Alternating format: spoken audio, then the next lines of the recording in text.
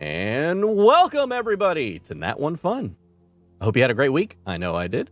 I'm happy to see a lot of familiar faces in chat. I know it's been a couple weeks since our last game, but we pick back up basically where we left off, as always. So thank you guys for joining us. We will be using Tailspire today as normal. As normal. Tailspire today. So once we get to that point, we'll be doing some camera work to make sure that everybody's camera's in the right place. Unfortunately, our beloved Brad won't be along with us today. He is enjoying the nice slopes of whatever mountain he's skiing down or snowboarding down right now. But yeah, anyways, we are going to get started with just a couple announcements. One, of course, Die Hard Dice. It is now December, so our die has shifted over from that dire D20 that we were promoting last month to Feywild dice. Pretty convenient. Not literally, these dice were set out like months and months and months ago, and it just so happened to roll up right when we're about to get started with the Running Feywild campaign. So anyways, go check them out on Die Hard Dice. Just type in the word Feywild. You'll see them. They're very beautiful. They're like a emerald green with a beautiful, really fine glitter inside of it. So gorgeous set. One of the cheaper sets. So it's not your $14 set. You can get it pretty cheap. Don't forget that the winter sale is still going on. So that means whatever the discount is on the dice, you can get an additional 15% off of that total if you use code NAT1 during checkout. So check it out. Much appreciated if you do end up buying the Feywild dice. That does go to support Nat1Fun. Don't forget that it only supports us if you use the code NAT1. So make sure you use that code NAT1. Let's see. This is going to be our only stream this month when it comes to Rime of the Frost Maiden. It seems that the one time that we might have been able to play a couple weeks from now, it just turns out there's a lot of scheduling issues. For instance, a lot of us, well, myself included, will be away. So it would have been like, I would have had to have figured out how to stream from a different area and stuff like that. So it's just a whole bunch of nonsense. But I will say this, coming up next week, I will be at PAX Unplugged. So you can expect for me to do some live streaming just a little bit. I will be using my phone to live stream, so it's probably going to be total shit because I don't have like a big, setup like all these other professional streamers that do live events and stuff like that commonly have. So what I'm going to be doing is I'm going to be doing a lot of recording during panels and recording during interviews and stuff like that with creators that you'll see, whoever might be at PAX Unplugged. So you can expect that there will be a bunch of content coming your way. If not immediately that night or the day after, you can expect to see that the following week. So check out all of the PAX Unplugged coverage on our YouTube channel, youtube.com/Nat1Fun. You can also check it out on Twitter, where I will probably be most of the time. It'll be Discord and Twitter, where you will basically be able to check out all the stuff that's happening live via pictures or tweets or whatever it may be. So catch us live there. Let's see. As you can see, we have some new artwork for our glorious new member down there, Arendal. And then on top of that, we have some new Kinrava artwork as well, thanks to the lovely and wonderful Loli. If you don't know Dark Loli, you should definitely check her out on Instagram, where she spends most of her time. Amazing artist, and just check her out. And you can find her at Dark Loli, I believe, if I'm not mistaken. Dice. Doom Loli. You're right. Doom sorry. I was like, so it's at Doom Loli. Okay, sorry. I was like, I know I'm saying something wrong. Anyways. Yes, at Doom Loli. Check her out. Awesome, awesome artist. So you can get some sneak peeks of her new art of Alanu too. Yeah, she's coming up with a new Alanu art. Anyways, let's just say she's our resident artist for this campaign. We have some amazing dice being shown off. You care to explain more about those dice? Whoever wants to. Yeah. For those that don't know, these are original Forbidden Fae creations. This is the Leodin dice set right here. It is, it's Guys, Allie put pictures up. It's prettier in person. So yeah, I got them in the mail today. Yay! And I'm she so wrapped them excited. all like little pieces of candy. Mm-hmm. That's awesome. I got my Kinrava dice from her as well, which are beautiful, although my blur effect on my camera is making it thing, but Maybe it censors it because it's so hot, it's so good, so Yeah. sexy. Mine come on Monday, and I'm excited. Little cheat if you want to like cheat the system. Whenever you have a friend making dice set for your character, kill your character, make a new character, and then you get 2 dice sets. I was so mad.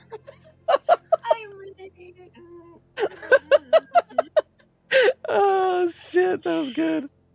Oh man, yeah. So as was kind of told just now, Allie has an awesome business coming up called Forbidden Fae. As you can see, my wife literally roll a natural 1 on her sneak behind me. Allie's got a great company called Forbidden Fae, and Allie, if you would like to talk about that just for a second, go for it. Because I know you got stuff coming up. I like them so much that I decided to make them. And I'm a perfectionist. So, I have a lot of dice now. Because I keep making more until I get it just to my specifications. So I've gotten a lot better at it. So yeah, I make dice. These are my Alana set. I am going to be getting everything ready so that hopefully in March I can actually start officially selling. But if you can follow me on at Forbidden Fae Creations on Instagram, and I also have Forbidden Fae Creations on Facebook and Twitter, you can kind of see the progress and all the sets that I'm selling. So yay! Yeah, and if you're not following her, you're vastly missing out on some amazing pictures because she's already put up a few that are showing off the new creations that you just saw on camera in a more crisp and beautiful manner. So check those out. Mm-hmm. Let's see. I will say that Running Fae Wild will be picking up in January. A date still to be determined, depending on when we get artwork and we finish all the preliminary work. But January is our tentative date. We want to start in January, so keep an eye out for that. You can check us out at runningfeywild.com. You can also check out our, what is it called? I totally forgot what it's called. Oh my gosh. Nope. Yep. Nope. It's Discord? Nope. It is Patreon. Jeez, I could not think of the word. The word started with a D in my mind for some reason, so I'm like, Datreon? No. Anyways, check out our Patreon. We have awesome stuff in our Patreon right now. You can check it out. It is, we have some preliminary artwork and soon to come some preliminary script writing and stuff like that for the intro, all kinds of stuff. So if you want to get in like on the landing page real quick, you could check us out at patreon.com/runningfeywild. Running Fae Wild also on Twitter. A lot of stuff coming down the line with that. You could also check out the upcoming content, like I said, that was coming next week. I will be meeting up with KP11, who is one of the players in the group, and also Junie. So Junie, KP, and I will be meeting up and having a talk, and maybe we can talk a little bit about Running Fae Wild before the whole thing starts and kicks off. Okay. On that note, like I said, we are missing Brad today, but other than that, I think we're good to go. Yes. Are we giving away dice today? We can, yes. So, like I said, we are not streaming we're not playing Rime of the Frost Maiden for the next 3 weeks. So, as per usual, we do have a giveaway every month. And because we will be off, we're going ahead and giving away a dice set today. If you would like to talk about that for a second. So, it is a metal dice set that is gunmetal with gold glitter. I'm trying to have it actually focus. Gorge. It's cool, camera. Don't do it. That is some fantastic. Those are fabulous. I don't remember what it's called, but I'm calling it like All That Glitters Is Gold. Oh, for but sure. That's not the name. The name was something else. That is a fabulous set, like for an awesome, like a bard or a paladin. DNDdice.com, and it is a full metal set. And so, of course, if y'all didn't hear that, that's all the set in the plastic bags. So yeah, win it. Yeah, for sure. Make sure you're subscribed to the channel first, and then at break time we will be doing a giveaway. Okay. Yeah, so we're gonna go ahead and kill Grimly off, and then let's get started. Oh wait. Yep. Oh, we got one more. Yeah, go for it. I have kind of an important announcement. Okay. My roommate bought me Brother from another mother. So bought you what? Kolaches. Okay. Very important announcement. Yeah, important to me. I love it. I love it. Yeah. Scarfing these down during the intro. I'll raise people's volumes. I think it was because I had them lowered down last time we were playing. I think they're good now, though. Oh, I have one more thing. Sorry, I forgot. No, let's go for it. You got I'm kolaches putting too? together that wisp set. No. That wisp set. So it should be a giveaway for January. Right. So we got another giveaway coming in January, but that giveaway is by the lovely Allie. That is going to be an Allie special, one of a kind. All right. I have something to announce as well. Yes, sir. Go for it. I just needed to pee earlier today. That's all. That's my announcement. Go on. Thank you. Thank you. Trey, I appreciate you starting this this trend. Hey, people got shit to say. All right. Let's get these idiots in the game. Here we go.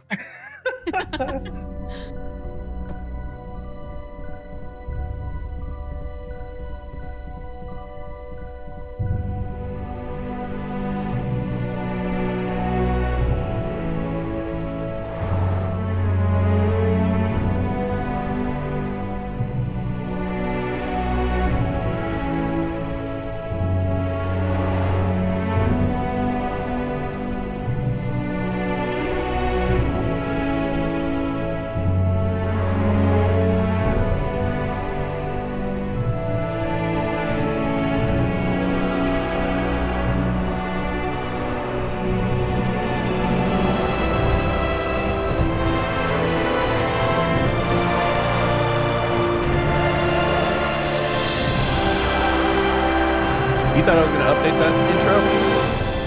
Hell no. What do you think this is? A good stream?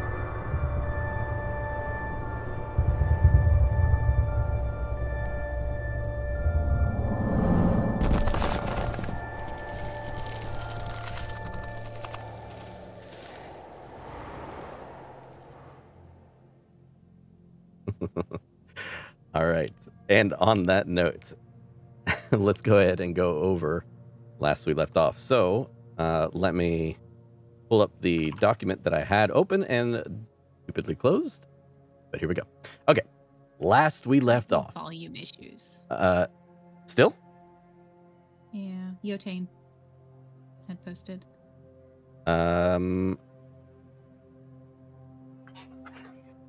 Okay. I readjusted some volume levels.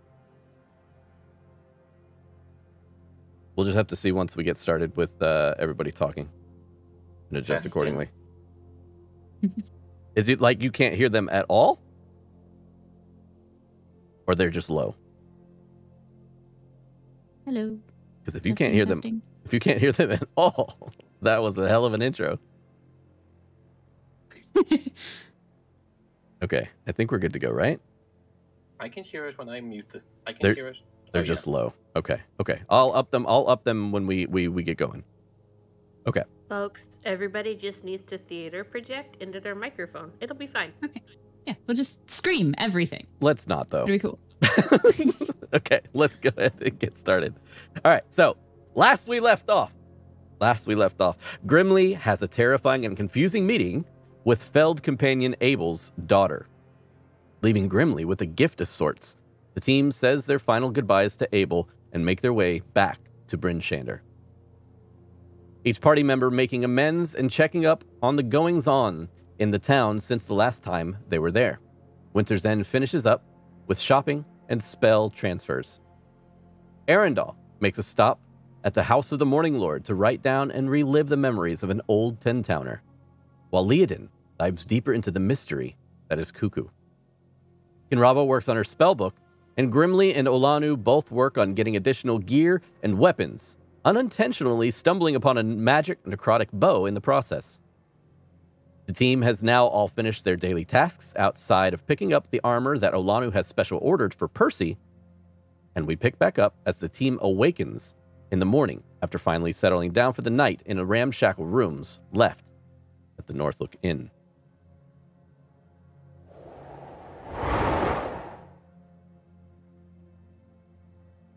Now, you awake in the morning to the sounds of hammer, and like crunching wood, as it seems whoever is working to repair the building has already started. You have a face change for Worm. Oh, shit. Okay, keep going. So you may continue now. Oh no, we lost Leotin. Oh no, we lost Ray. God dang it. Oh, there goes the cameras. Yep. It'll be adjusted here in a second, guys. Oh, God. Nice. Okay. Okay, we're There back. she is. Now, let us continue. All right. So we only just woke up from the long rest now. You are, yes, you have awoken in the morning to the sound of hammering, the sound of like clattering of wood and stuff like that, and you've all been kind of like placed in the care of the Northlook Inn, but the rooms are kind of shabby because of the damage that was done to the building. But you were able to still find rest. Alrighty.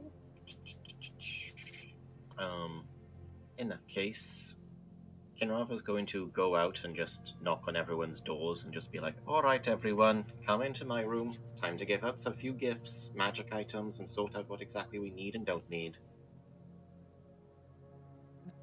Alana will come out with Percy, who is now wearing a chain shirt that's kind of been especially fitted for Griffin.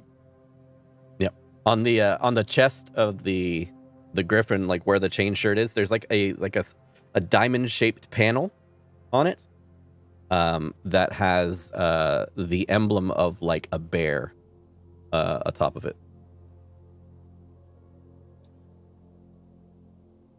All right, everyone, come into my room and we can get out a few gifts and sort out some magic items and all that jazz.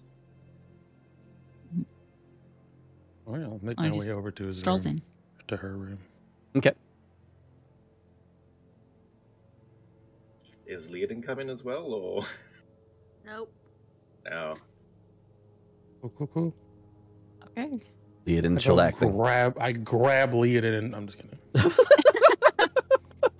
I mean, that's Kinrava's- the way to get her in there right now. Kinrava's going to, like, wait for a moment and then just sort of see Leodin's not there. And then just, like, go over towards Leodin's door. And I'm going to cast Knock. Oh my god. Christ.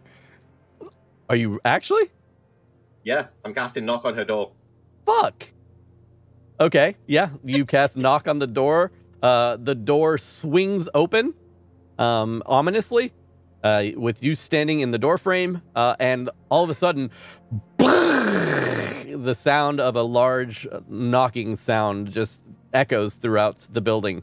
A few seconds later, people are running upstairs with like weapons drawn, like just like an ice pick, a shovel, and somebody's got like a freaking cup in their hand, like a wooden cup. And they're all like looking at you. Everybody, what happened? Are you okay? Waking up. I was waking up one of the party members. Go back about your business, boys. With a bomb? What happened? Go back to being useful. Go on. Leodin, come on. We got some stuff to give out in my room. Come on. And she's gonna like go over there and actually like grab Leodin. I wasn't asleep. Please let go of me. I'd rather sit here. But I've made you a new outfit. All right. You hear some grumbling in the hallway, and There's like some grumbling from Leodin. yeah, exactly. Yeah, they go downstairs. Leodin kind of follows behind Kin, but All right. not in a like meaningful manner. Obviously, being dragged into this. But yeah, carry on, Kin. What are you doing? yeah, Kinrava's going to lead her to her room, where Kinrava's like got set up what seems to be a few outfits just like set out on the bed. She's going to say, so thanks to the new magic I've learned, I've actually managed to make a few things for everyone. So I hope you actually like them. So she's going to like point towards sort of like, for Olanu, she's made sort of like a large sort of cape made out of feathers that has what seems to be like a bone sort of pauldron on one side of the arms, and it sort of like, best way to describe it is like the clip for it is also like a very small sort of like raven skull on it near the neck. Alana will put it on her shoulders and kind of like, I don't know, flex a little bit. Like, okay. Hell yeah, you're gonna flex. Fuck yeah. You got to test the tension. You know what I mean? What can it take? So you can I move my arms? You can hear restricting any movement. Yeah, you can hear like the cloth and the leather like scrunching under the tension of the flex. It's made so that when she's like running at someone or, you know, like jumping from a height or such, it actually like fans out a little bit like griffin wings. Hell yeah. Thank you, Ken. This is awesome. And for Leodon, there is a new outfit, which is a very nice purple colored sort of, I don't want to say almost tribalistic, but sort of like these cutoffs on the arms, but it's made of very nice warm sort of fur and cloth. There is a short sort of like tailcoat a little bit on one side, but the rest of it is a purple with a small faint trace of a golden color scheme on the outline of it. This is very nice. Thank you, Ken. Of course. I do apologize, Arenval. I wasn't entirely sure what to make for you, so I haven't really made anything. But that's all right. I'm sure in the future we can always figure something out. Perhaps. And for me, and she's going to actually like hold up her own outfit and just be like, I made this for me. I'm very happy. Is Grimly in here with us? Or did he die in his sleep? He died in his sleep. Okay. Yeah. He you see Grimly in there, but Grimly is looks to be groggy. He woke up today from a nightmare. And he looks up and he just says, sorry, I just I didn't get much sleep. You never do. But yeah. Just last time I was here, it was rough, and having to relive it and everything like that. It just made the nightmares a little worse. I understand. That, and it wasn't the you getting magically thrown away From us, and now you have tentacles. Yeah, she was there too.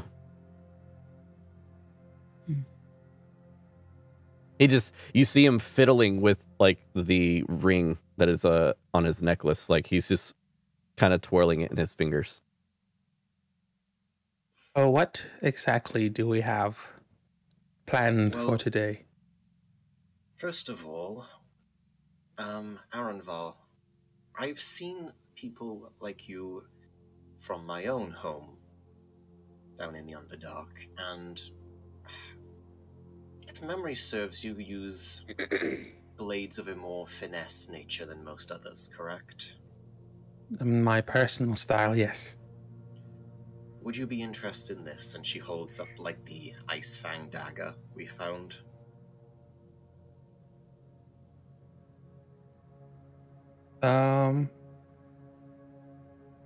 What exactly is that?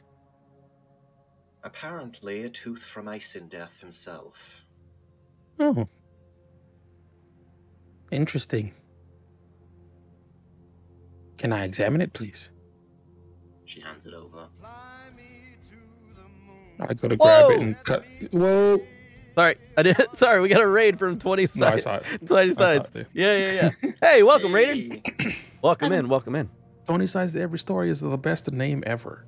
Right? Yeah. Isn't that so cool?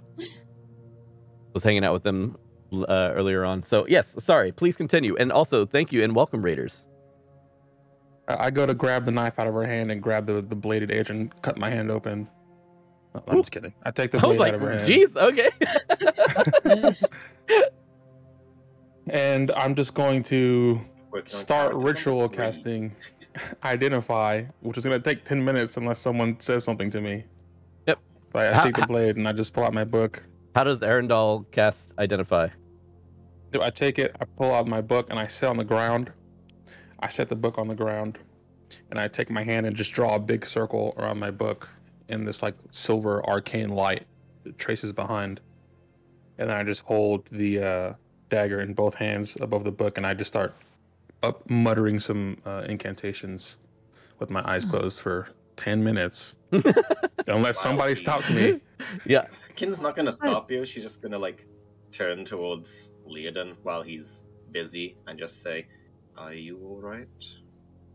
I'm fine. You tell the most beautiful lies." Grimly kind of looks over. Grimly just kind of looks over at Kin, and he's like, "Hey, leave her be." Fair enough then. I was only trying to help. She's clearly dealing with something.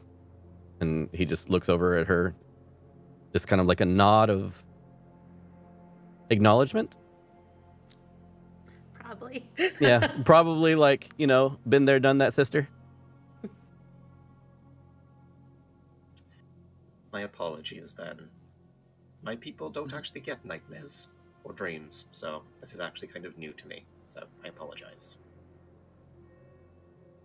What else do we also have in terms of magic items we need to sort out?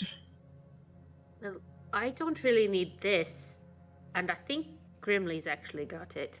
And I'm pointing out the cloak of the Winter Wolf. So I don't know. He's not able to really be stealthy ever, so maybe he should wear it. Just looks down at all his armor. Yeah, that could help. We also got some other bracers, didn't we?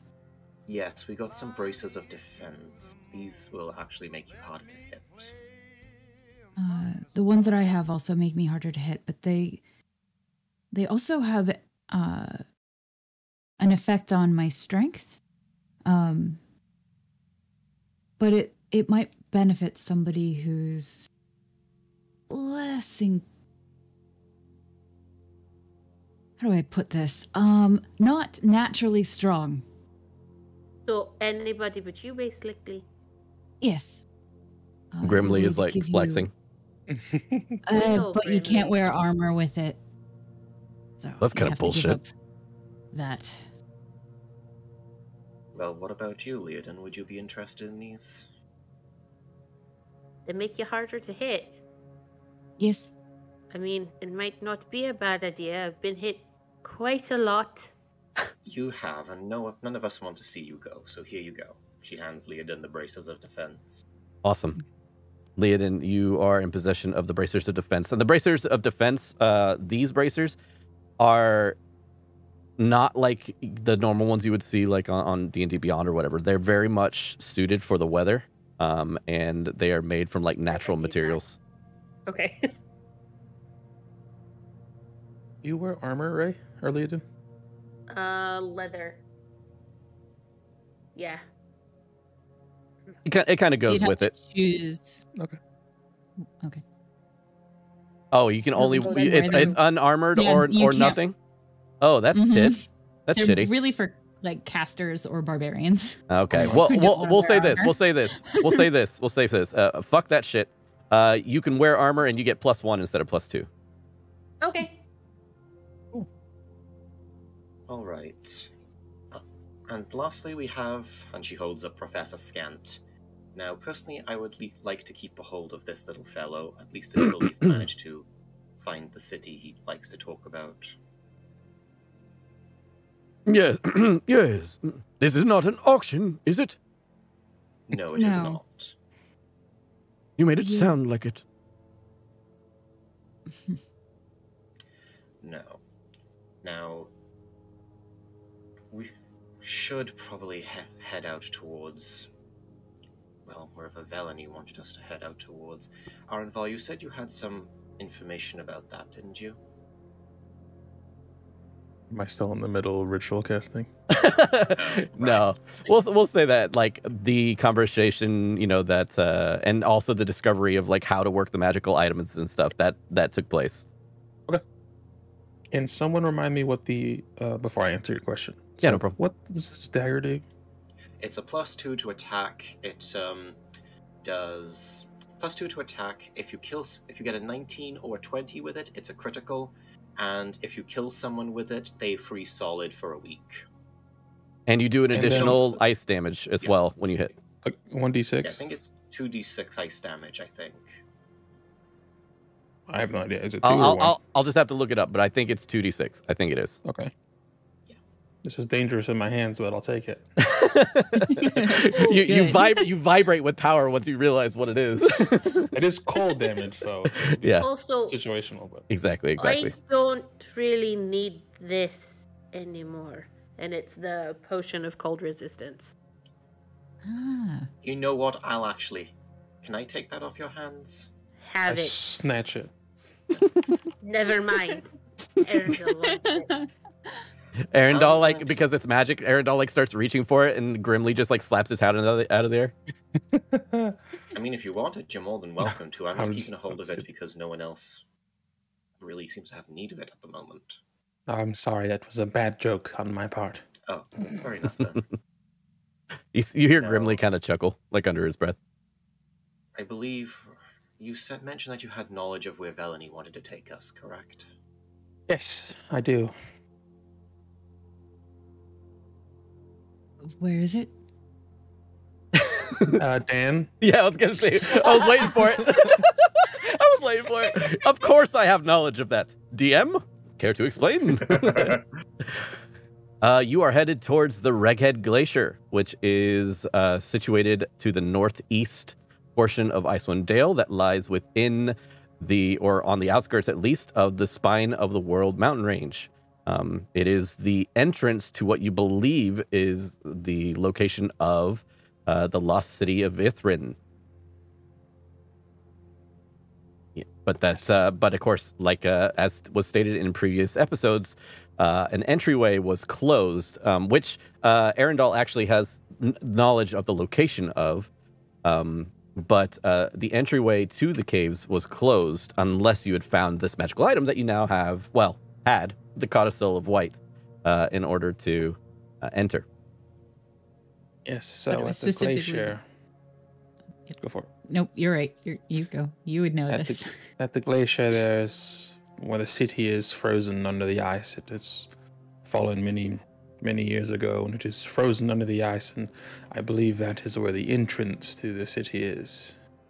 You hear Professor Skant kind of, that's interesting that you know about this.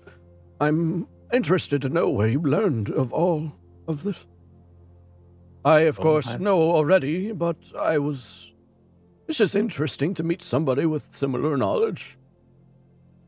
I spent a lot of my years in libraries all across the world, learning as much as possible about all kinds of subjects.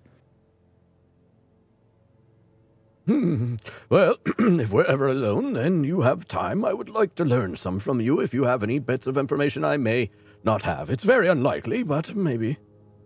I would love to learn from you, Professor. Well, I, of course, am an open book, as they say. And you know how to get us into this glacier?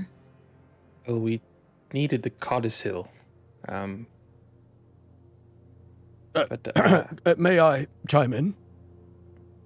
no. Oh. It's good. Please.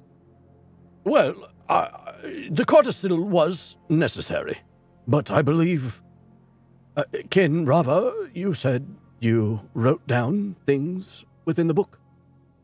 I did. Valony was particularly interested in a particular poem that she said would open up the glacier. Yes. I've written that down in my book.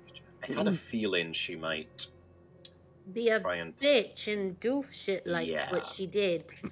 Yeah. Gee, I wonder what gave you that idea. Valony did have quite the personality.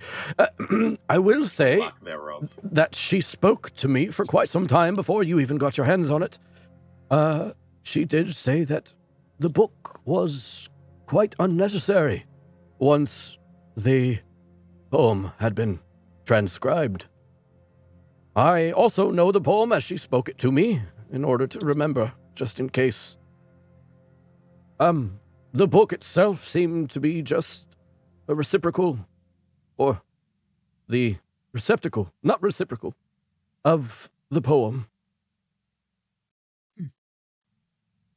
It's good that you wrote it down, Ken, and she told you, and... She didn't, well... I believe she was speaking to me. But there is one last thing I'd like to bring up before we head out. What's that? There's a small chance, since our name has gotten around a little bit around Icewind Dale, that we may encounter some uncomfortable family reunions. Oh, Okay. that is exciting. Wait. From your family? Yes. Why would they come up here? Because they want me dead. Ah. Do you care for them at all? Oh, no, not particularly. Okay. That's all I needed to know. It's something I think we should at least be aware of. While I was in Icewind Dale, they had no idea where I was, and I made a very big effort to ensure no one knew where I was. With our names having gotten around, I imagine that they're at the very least aware of where we are now. Grimly kind of pokes his head up and he says, "Are they like the drow from Tales?" They are. More than likely, we're probably going to meet my brother at some point. He goes, "You have a brother?" She casts minor illusion. Everybody to- freaks. Ah! She casts minor illusion, but what she casts and shows with it is not a drow. It is a very large, hunched back figure with 4 arms and a streak of white fur that goes down the back of its head. Hell yes. It looks like this on screen. I know what it looks like, Dan. Oh, okay, I'm sorry. Oh. What is your brother? He's a Dragloth. Really? And that is... In the Underdark, matron mothers sometimes bred with demons to create half-breeds. He was one of such creatures.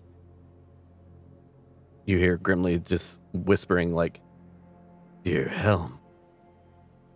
So you obviously got the looks in the family. Yeah. Right? I don't understand your family. To be fair, I didn't really understand yours, so... I'm so sorry you had that life. She actually seems a little bit, like, briefly taken aback by that, and she's like... Well, at the very least, I wanted to make sure that you were aware that we could possibly encounter him or some others on the road. Yeah. So if anything like that comes at us, I'll definitely Nice. dispatch it. I certainly hope we do. Hmm. It would make for a very interesting journey. Make for an interesting story. Absolutely, Leodin, and he just smiles so big. Awesome. Awesome. Right, well, did anyone find our axe beaks? I didn't see them. So yeah. as you guys are talking, Wait, didn't we say You- hold on. You didn't say cuckoo to yeah. So as you guys are talking, from outside, you hear What is that? Have you never heard an axe speak? doesn't sound like an axe beak. Oh, I don't know. Is You there look- a window? You look out the fucked up looking window. for it? Yeah, you look out the fucked up window. Like half of the window has been collapsed in, but like there's one little like spot that's still like visible to see through, and you kind of like have to wrap your head around like a piece of wood to see. But you look outside, and you look and you see that Cuckoo is now looking up from outside, and he's yelping, and he is currently he is kind of gathered what looks to be your your axe beaks, but He made it. they all seem to be like wandering around. Like one of them is like running away, and then you see Cuckoo run back next to him, and he's like, no. Yeah, we should go help Cuckoo. He rounded up the axe beaks. Cuckoo. And Leon will actually start, like, not running, but slightly more excitedly heading outside. Yep. You did such a great job! Cuckoo is like out of breath.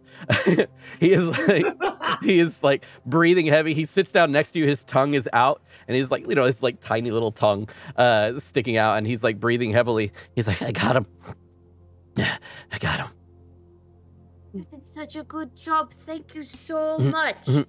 Rabbit. I'm Rabbit. gonna take 2 rations out of my bag, use some prestidigitation on them, and say, it's not rabbit, but it's the best I've got, and you can have all of it. You set him down on the ground next to you, and he literally he just kind of just runs over to it and just buries his face inside of it and just starts licking and chewing and doing everything a tiny little fox would to a small ration. The axe beaks, one of them recognizes you, Leodin, and begins to like kind of tromp over to you and just kind of Is it stands next to you. mine or just one of them? No, it's Okay. yours particularly. So, what did you get yourself into? And just Really? That's so intriguing. Do you really want to know, Leodin? No. If they want to tell me, they'll tell me. Can you speak to the axe beaks, Leodin? No, but I'm pretty Oh. good with animals sometimes. That's nice. General was going to change into a new outfit and then come downstairs too. Because, she hasn't actually changed into it yet. But yeah, she's going to come downstairs then and then just, grab her axe beak as well. Which I'm pretty sure is the little bugger who's trying to, like, walk away. Just and walk he's away. like, no. yeah, for sure. Yeah. Grimly throws the cape over his back and makes his way downstairs as well. Alana will get onto her X-Beak, and then go over to the one that was Abel's. Kind of grab the reins, hand him over towards Arundel. Yep. This was our friend's, but you'll be needing it. This was Abel's. Yes. Does it have a name? I actually have no idea. Didn't he call it Big Bird? Ah, I think Big he Bird. generally called it Big Bird. That's not very inventive. Look, we I liked think it Abel, was but an he wasn't so inside very... joke with him. All right. it must have been. I thought it was Such a hilarious. Ferocious. They're such strong predators. Why would you name it Big Bird? Yeah, it's kind of dumb, if I'm being honest. You see... Does this Oh, go ahead. does this axe beak just accept me as its new? I mean, you can roll animal handling. Go ahead and roll animal handling, and we'll just see how well it kind of accepts you. It is still a steed, essentially. So it's like a horse just walking up to a person. It's not like a griffin where they are, like, bonded to you. 12. What was it? I'm sorry. 12. 12? Okay, yeah. That's enough for it to just kind of like warily approach you, but not, you know, go and try to peck your eyes out. I'll sort of pat it on its side and be like, good bird. You see that a few of the axe beaks start to run over and now feed on whatever Cuckoo was eating. And Cuckoo's like, hey! No, no, Mine! no. And I give them all some rations. Yeah, it seems like they But I haven't don't eaten in a change few them. days. Did you guys want berries? Ooh. Sure. She kind of clasp her hands together, kind of closing her eyes. Kind of a bluish silvery light comes from them. And when she opens her hands, there's just little blueberries in her hands. So good. I fucking love that. Here. She'll eat one. Hand one to Percy. Kinrava will How take many them as well. were you able to make? I believe it I is. think it's 10. I will find it. I mean, it's enough for the party. I was just making sure, like, you could, if you were gonna have extra or whatever, how much you can pocket. They're Okay. only magical for one day. Right, I mean- So 10 10. berries. So you currently have another 5 in your pocket. I do the thing where you throw the food up to the air and try to catch it in your mouth. Are we rolling? Let's roll. Go for it. Oh, jeez. Dan, you know I'm going to fail if you make me roll. Acrobatics. If he fails, can I try and catch it? We'll see. Let's see. So 13 with a natural 13. 9. It hits the edge of like your mouth, like right here, like on your cheek, and you go to bite it, and it kind of like tosses it, but you catch it with your hand and like shove it in your mouth like really quick, and you're like, then you're looking around like nothing happened. And then I get on Big Bird. Yep. To the glacier then. Yes. I would just say it is quite a ways from 10 towns. Make sure you have all the proper necessities. It might be a while before we return.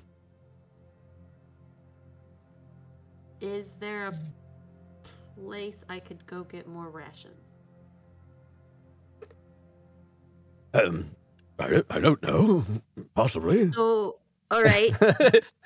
Yes, there probably is. We think there's probably a place I can go Yes. get more rations. A matter of fact, you guys are at the inn. So if you wanted to, if you wanted to set up something with like the soup that he makes or whatever, you might be able to turn them into rations if you would like. If you would like to buy rations from him, basically. I'll do that. I'll do that with scram sacks. Okay.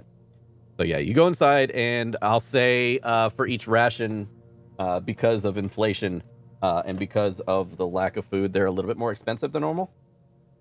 And Scram Sacks, of course, he's gonna look at you and he's gonna be like, 10 gold, and then he's like, just take it. No, I'm not gonna just take it, and I'll give him 5. Oh, okay. How many was? I'm trying to figure out how much rations are to begin with.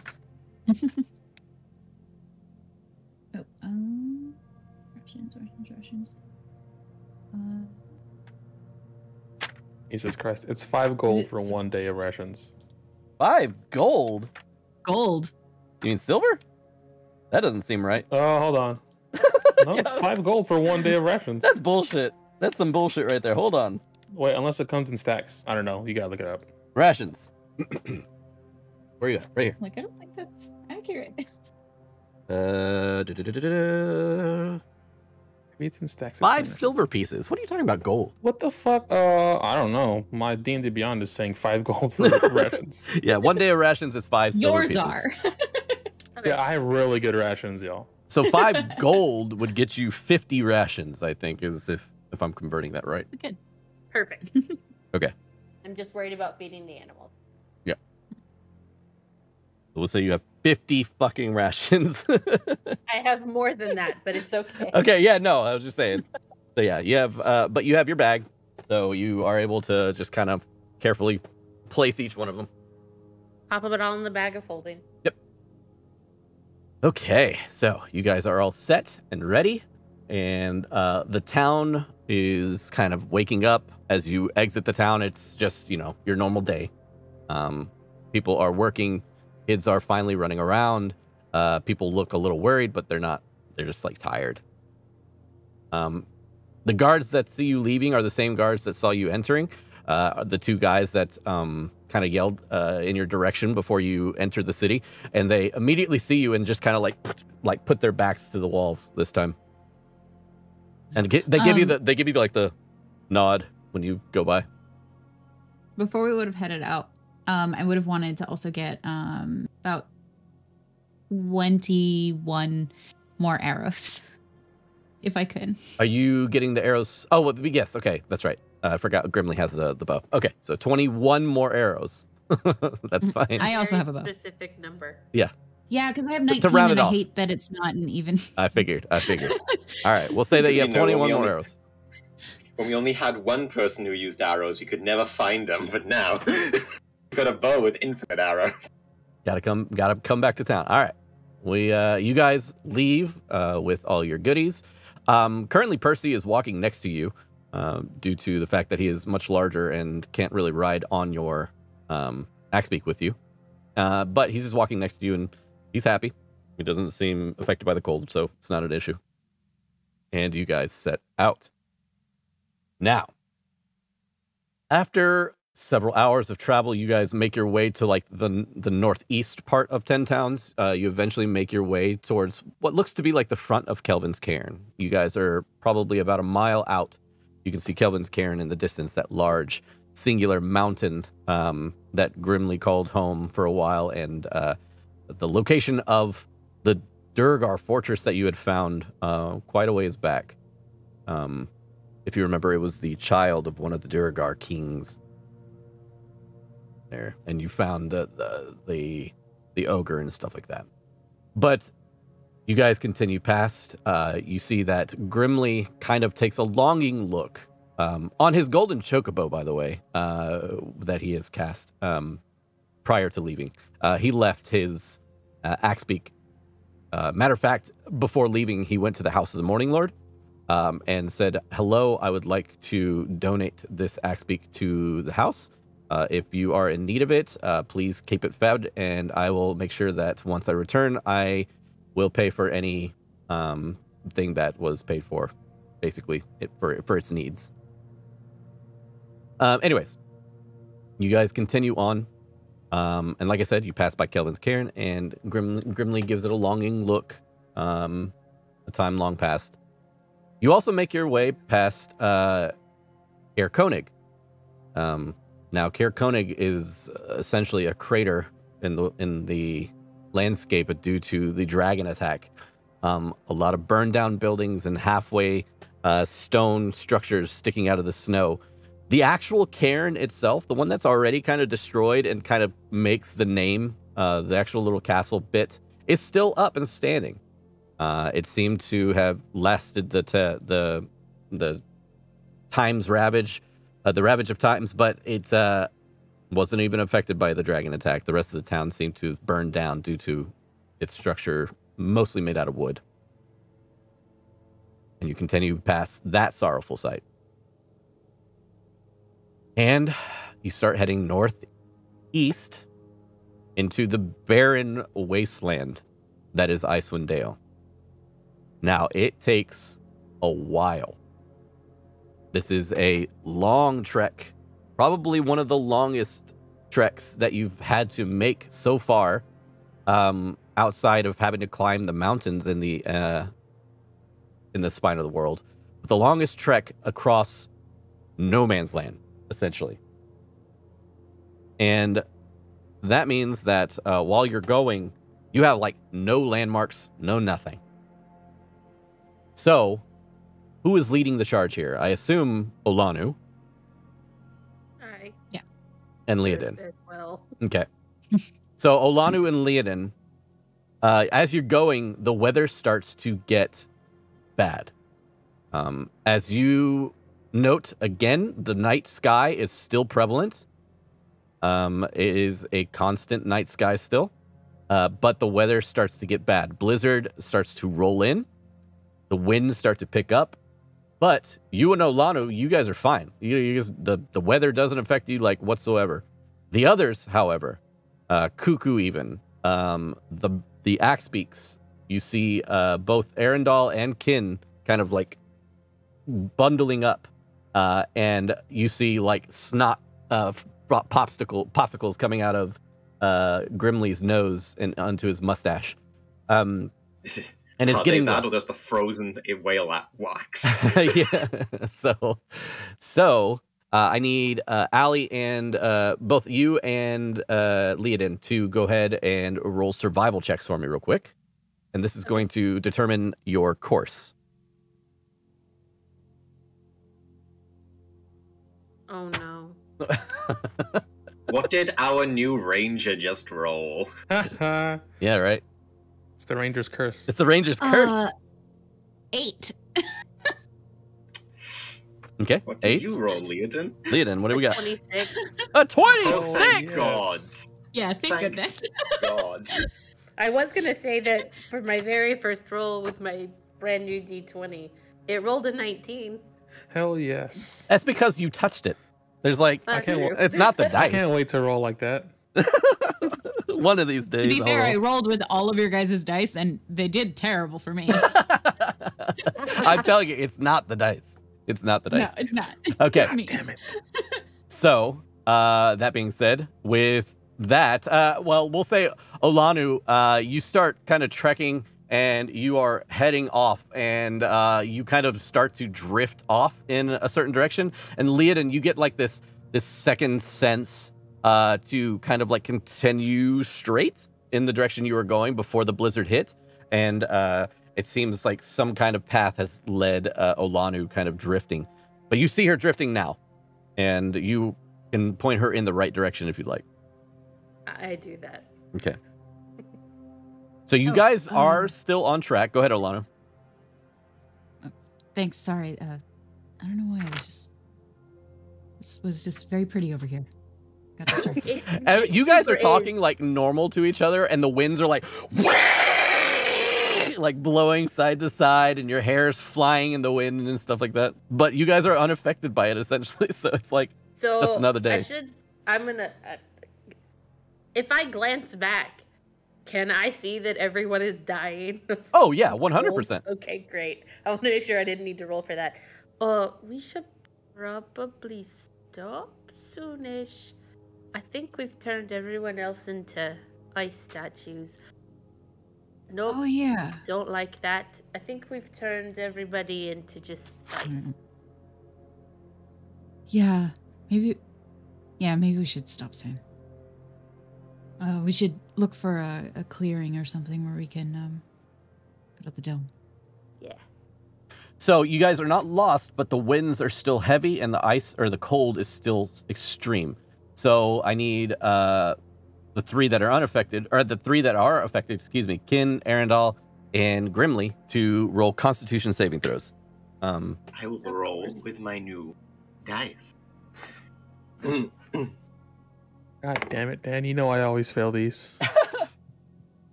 Hey. Now, I'll say you can add your plus 3. Oh, you're close to Grimly, yeah.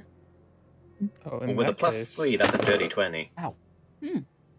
So 21 with a plus 3. Oh, give me a break. Crying about how you're going to fail. You already rolled an 18. I forgot I'm not able anymore. Yeah. All right. It says a lot that the elf blade singer rolls better than the ranger in survival checks. Well, The ranger who like I said, lives it's the here. ranger curse. It's the ranger curse. But anyways, you guys are unaffected. Let me roll for Grim. Ooh, just barely. But he plus 3, so it's never mind. He's fine. So you do not get a point of exhaustion, but the cold is rough. And you see Leonin kind of give the whole like circle up motion to kind of gather real quick. Can I look to see if there is any like, can I try and see anything where it would be a better spot to have the dome? Yeah. You're going to have to roll me another survival check for that. That's fine. Okay, she Can I help rolls to give her advantage? so well. Yeah, if you want to help, yeah. I could say that because you are also unaffected by the cold. Honestly, Dan, why even make Ray roll? It's part of the got game. It's part of the 20. game. Even if she breaks it, it's part of the game. 27. All right. So, yeah. Sorry. No, you don't be sorry. It's fine. It's part of the game. Part of the game. Part of the game. It's okay. great. So, anyways, yeah, Leodin, you with the 27, you look over and there's just like an igloo. There is a giant igloo. Literally But is it a made giant out of candy? It is literally, you of course are traveling for a little bit trying to look for a place to stop. But you find an igloo. Now, this is not your normal Inuit igloo who can probably, or what can probably fit, probably 8, 9, 10 people. You find this giant igloo, which each block is essentially like 6 to 8 feet in length, and about 4 or 5 feet thick. And it builds this giant igloo you see off in the distance. So Wonder if anyone's that home. seems like a good place to aim for. Yeah. Do you want me to check it out first to make sure no one's there? Sure. Oh, whatever. Okay. And Alana will tell Percy to kind of stay back. Okay. And she'll kind of try and stealthily go up to it just to make sure that no one's in it. Sure. I'll say that without even a stealth check. You make it up to the edge of the entrance, and it looks to be some sort of old abandoned frost giants abode. She'll just wave to everybody, bring them forward, and head on in. Okay. Yeah, you get there, and it's just a ton of oversized furniture. You see like a chair that's made out of like mammoth tusks that have been broken and then tied together. And then you see like a table that is essentially just a giant slab of ice. And other accoutrement that is basically there for just, random stuff. You see like the corpse of a giant walrus in the back. But other than Does it that, stink? no, it's frozen solid, so it doesn't smell that bad. Okay, perfect. Lana will kind of stop, looking at the walrus and kind of internally like thinking of Abel, and then she'll kind of just settle herself down. Yeah. Is the igloo big enough that the gnome can be inside the igloo? Oh, way bigger. Way bigger. You look up and the ceiling to this dome is literally like 25 feet above you. Okay. That means we have something for the animals as well. Oh, you can get everybody in here, no issue whatsoever. So, yeah, after getting in, can I find like a nice spot to set the dome up that hopefully isn't just covered in nothing but ice? But if they're not, then, well, she's just going to set it up. Yeah. Probably. It's easy to set up, no problem. And you find that the temperature as you get in here is actually not that bad. The temperature is a little bit warmer, protects you from the winds that are happening outside. So I'm not going to have you roll any kind of checks during the night, even without Kin Rava's, of course, thingy. But other than that, yeah, this is like the safest place you could have found, obviously, with a 20 billion roll. So, Shout out to Arth, by the way. yes, I saw that. Gift sub. Arthur with the 5 gift subs to Nice Gray Slacks. Josie is okay. 20 sides to every story. Got it. Nice. Tux even got it. Nice. And Red Eels. Anyways, congratulations everybody that got a sub, and thank you very much, Arth, for the support. You absolute champion. Okay. you guys find rest for the night. Is there anything that you would like to do during the night? Or before the night? Of course. What do you got, Kin? So, during the night, Kinra was going to, like, motion Arenval over. Yes. Now, considering the fact that we actually share some of the very same skill set, I was quite curious if you would be interested in a little bit of an olive branch, I suppose. An olive branch? Is there some sort of conflict that you feel you have with me? No. However, I've started to learn on the surface that it's important to, at the very least, make sure. Especially with my... Well, and she, like, points at the fact that she's a drow. Yes, I see. Just to ensure that you can understand that I have no interest in betraying here. And she, like, opens up her spell book and says, would you be interested in learning one of my spells? Well, that would take some time, I believe, and resources that I do not have. She, like, tilts her head a little bit.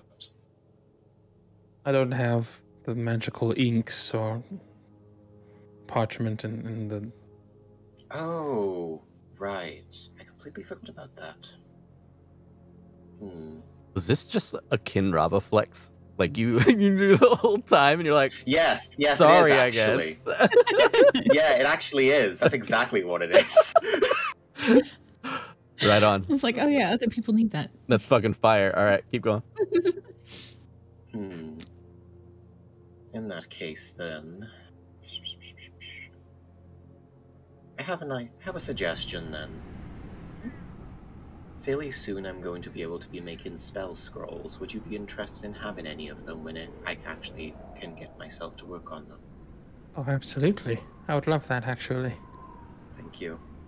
I actually have, and she, like, pulls out Velany's book, Zazan's book, the other Ghost Girl's book, and is like, I can actually turn all of the paper into spell scrolls, so, you know. I actually have a good supply. Quite impressive, Kin. Nas is the name you're looking for. That's the one, Nas. Well, in that case, then I'll just keep a hold of it. Sorry, I was hoping to at least try and help, but... Perhaps when all this is over and I have more time. Perhaps. We'll see. Logan could be more ominous. She has like her fingers going like this while she talks. It's more along the lines of like she just gets a very strange sort of look on her face, like when he mentions like after this, and she's like, perfect. You know, Kin, at some point I would like to ask you about your history, just because I'm curious, especially since you seem so different from your kin. You're more than welcome to ask me now if you want. I mean, everyone else here actually needs sleep. Me and you are the only ones who stay quite conscious while we do it. I'll ask you sometime later. I don't mean to pry, you've only just met me. I mean, frankly, none of them have actually asked me, so I'm perfectly fine. Well, except Leodin. Leodin was quite nice. Although right now she seems to be a bit moody.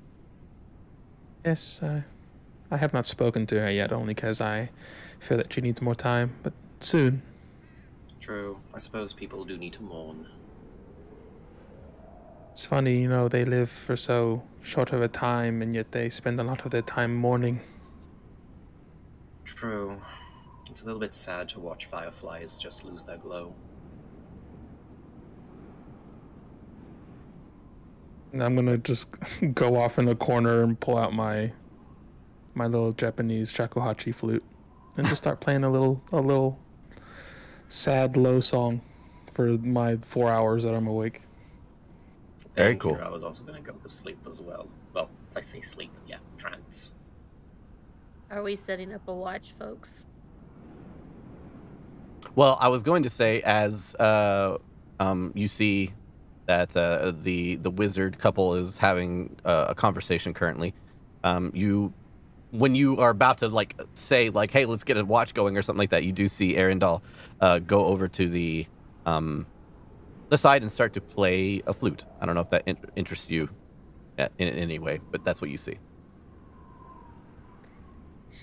I'll still. So we should probably have some sort of watch happening. Yeah, I can take first watch. I'll take last watch then. I'll take middle watch.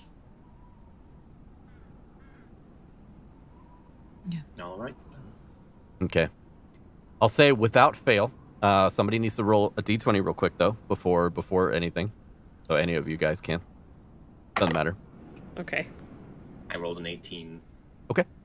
So with an 18, we'll say that puts you in a pretty good position. So Bless these alley dice. I know, right? Holy crap, they actually have been. With an 18, we'll say that you simply see a group of people that have been walking for quite some time. Just regular human people walking out here. And it seems like they have some, oh gosh, I know there's a word for it, but it's like hunting traps and furs and stuff like that across their back. I know what you mean. I can't think of the word either. Yeah. There's essentially like a bunch of hunting equipment that they currently have across them, and they look to be just like normal people from Icewind or from 10 Towns that have come out this far and are on their way back, and they stay as far away from this giant fucking igloo as they possibly can, not wanting to disturb whatever may or may not be inside. But you see them off in the distance carrying the stuff and walking along nonchalantly. They're of course making their way through the winter like blizzard. The winter blizzard turns into wizard, by the way, which is fun. But yeah, you see that they are walking through it but not paying any attention to this gigantic fucking igloo. Anything else during the night you guys want to do? Before I would have gone to sleep, I would have taken out my violin instead, because I think it'll sound better with the flute, and I would have just randomly played along for a few minutes. Lovely.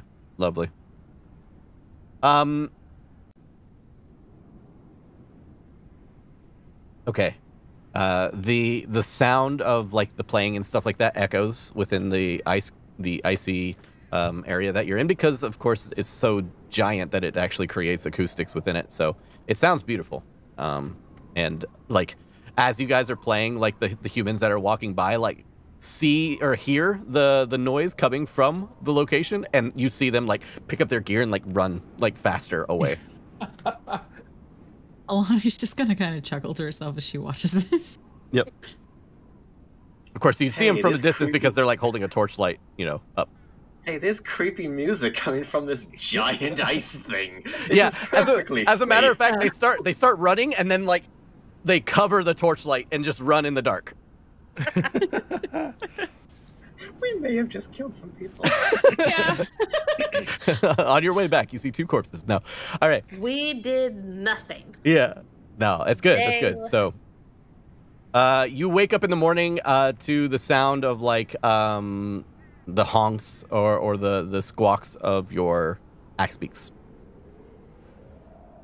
I know you're hungry, and I'll get up and It's like taking its axe beak and like it turns its head sideways and shovels you to the side and keeps shoveling you. I know.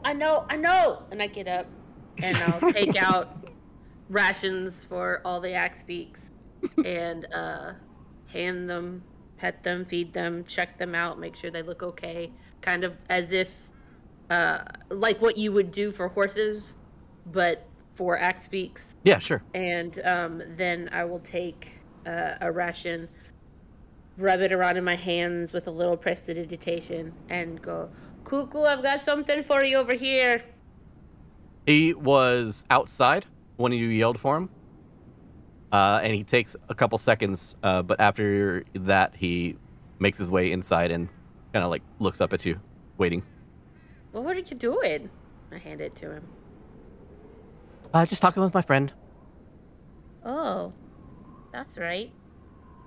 Are they still there? Can I meet your friend? I don't know if she is. And he just kind of looks at the door and she goes, "You want to see?"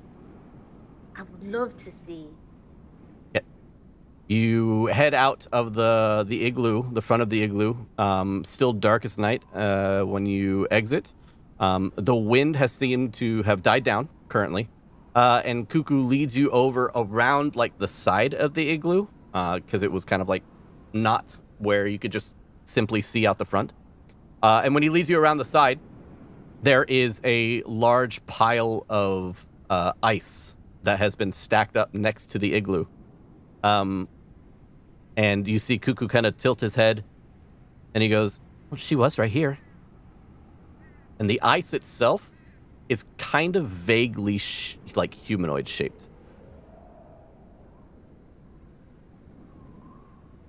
Next time you talk to her, do you think I could meet her? Will you ask? Okay. Yeah. She seems really interested in you. Oh, that would be great. Just come wake me up if I'm sleeping, okay? Okay. Hey, can you come tell me when I can meet Satan? Just let me know. Yeah. Just a heads up, that'd be cool. You hear the sound. You hear the sound of Cuckoo's tummy rumbling, and he just takes off towards the inside. I'll walk back. As you're walking back, in your head, Oh God, yeah. you can hear whispers that sound vaguely familiar. A very, like, distant female voice. Just whispers, like unintelligible whispers in your head. And it sounds like they're coming, like, from 1 foot behind you. I turn around. You quickly, like, turn your head, and as soon as you turn your head, the whispers stop. When you say distant, do you mean far away, or do you mean somewhere back in the back of my Somewhere in the back of your memory? head. Okay, More along the lines of they're just hard to distinguish. gotcha. Okay. Well, that's new. And I keep, like, I will. Can I make a perceptions check to see if I see anything? Sure. Go for it. That is a dirty 20. Yeah. You do not see anything in your near vicinity at all. You're even, like, alerted by a bit of snow that kind of drops off the igloo and, like, slaps the ground next to you. It kind of jump scares you for a second. But other than that, there's nothing. I figured, oh well, and I'll walk back. You make your way One back little in. Go ahead. Turn to everyone and just be like, did you guys want berries again, or are you just gonna eat your rations? Kinrama will take a berry. one. Okay, just do the same thing. I'll take a berry. I'll fed all the animals. Yeah. So I'll Thank say you. that Look, you for only need Percy. to use. Yeah, I was gonna say you only need to use 5 rations. Okay. That's You give 4. one to That's Percy 4. too? Oh, okay. So that's 6 rations. Oh no, except No, I Percy. didn't give one to Percy, No Percy. but I'm also feeding Grimly's Axbeak. That's what I was gonna say. Well, no, there's Grimly's 5 of Axbeak us, doesn't and need one. Grimly's Axbeak doesn't eat. That's right. He's not a real thing. So Okay. 4 Axbeaks, Cuckoo, and one. and then cuckoo. not whatever, I saw Percy. Alanu give Percy a berry yesterday, so I figured that's what he prefers. rock on.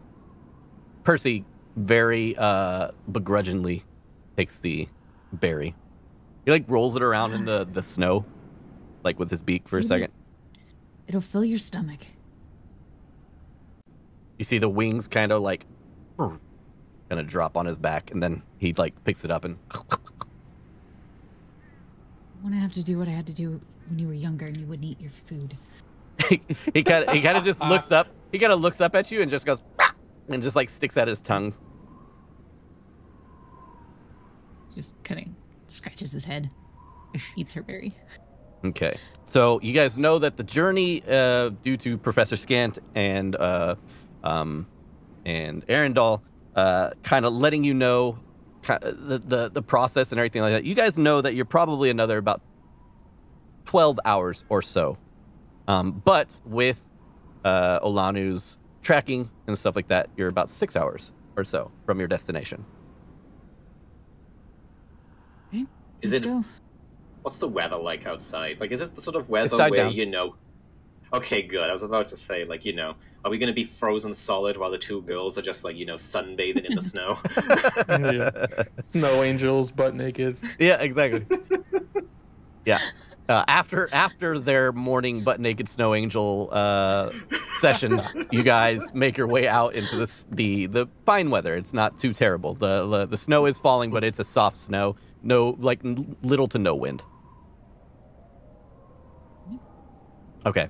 And before I get on my after I would like everyone to start moving, and then I would like to just kind of like look around the side of the igloo and see if that ice is still there.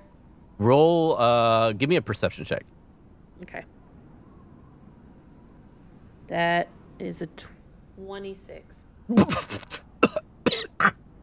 Why do you even ask her to do this anymore? Well, she rolled a dirty 20 last time, which wasn't terrible. So, okay.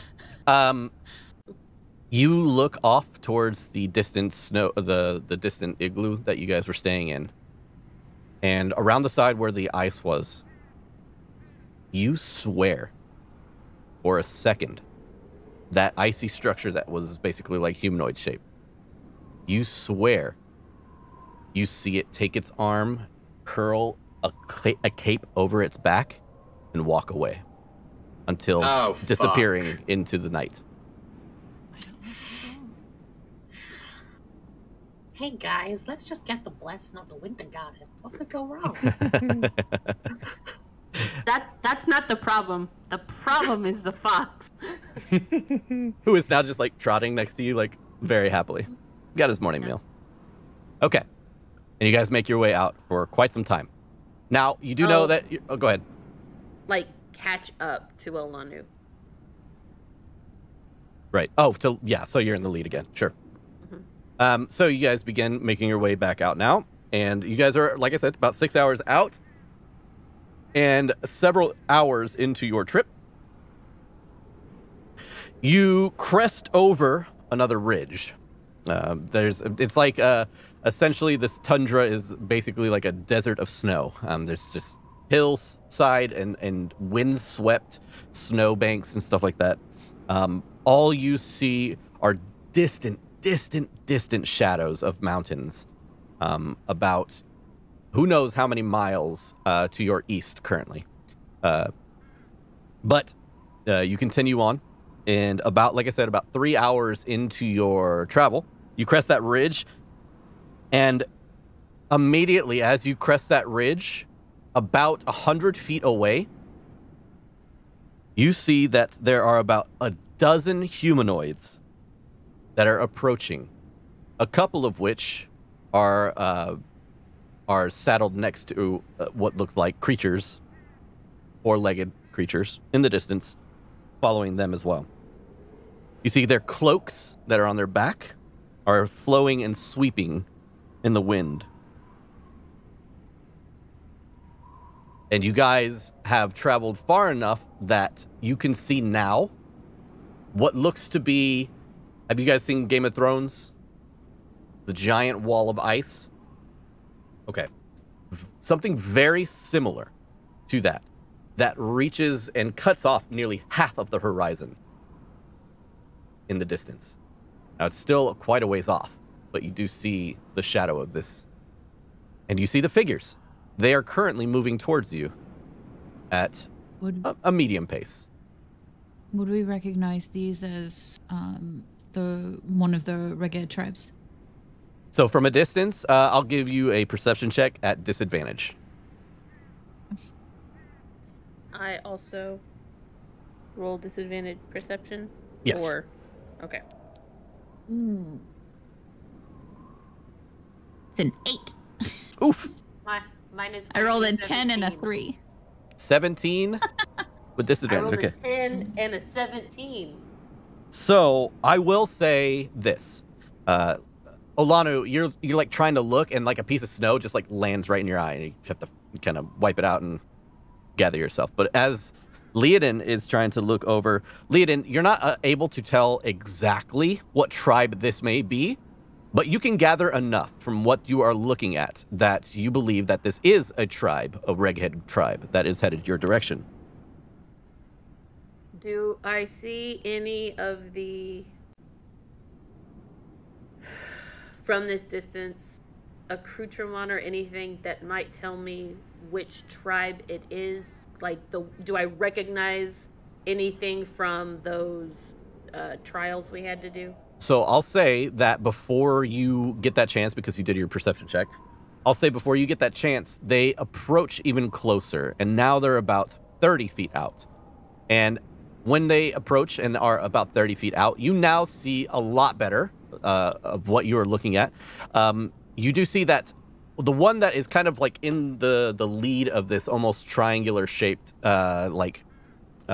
flank that they're coming at you in, you see an individual that stands about a foot taller than most of them, and he is wearing a large crown atop his head, and the crown itself does look to be shaped in the way of an elk, like an elk's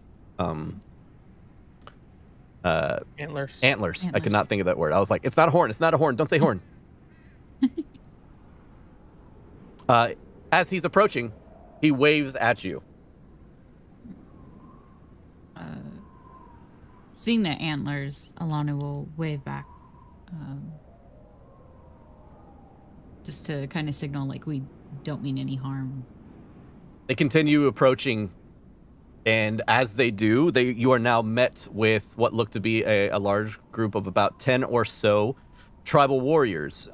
They look to be gathered side by side next to small,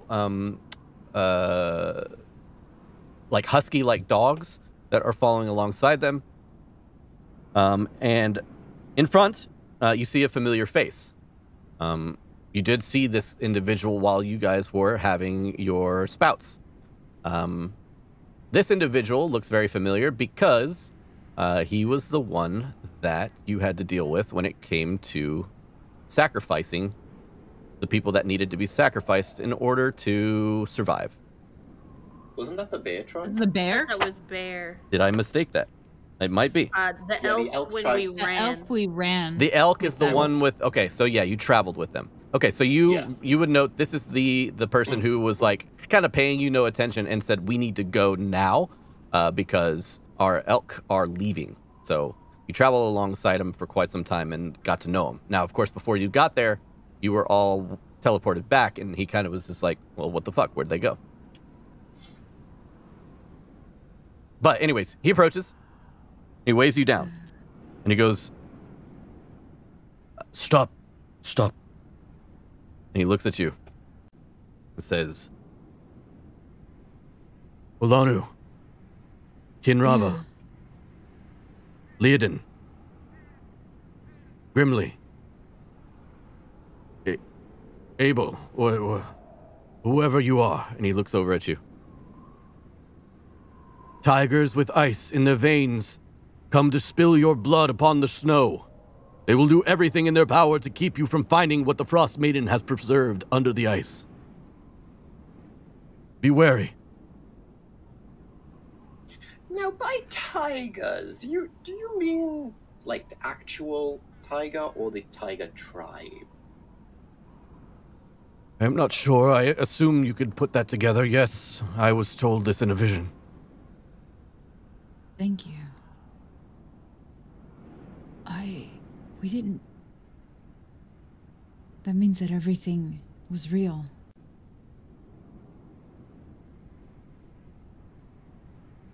Oh.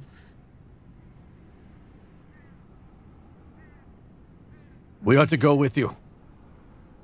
You're joining us. For now. to ensure you complete your task. We appreciate That the help. sounds fine with me. And he kind of looks behind him, and he points off into the distance towards the giant wall. To the glacier, then. Yes. And he like gives a really sharp whistle as everybody was kind of like gathered around him in like a semicircle, keeping watch while they talked. And they turn around, and you can start following them if you'd like. Yeah.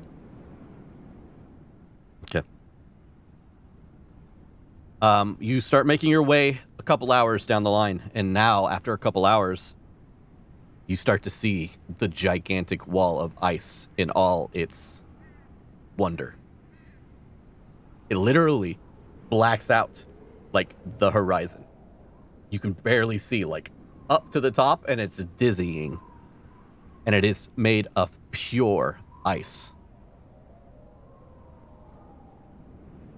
Now, when you approach, you can see a large entryway that is got to be 50, 60, 70 feet tall. Just a huge, huge entryway.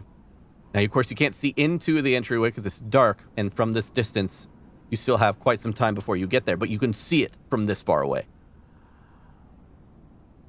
And as you make your way, the Reghed Glacier rises nearly about like several hundreds of feet tall. And at the foot of the glacier, nearly 24 figures burst out of the snow about 60 feet away from you.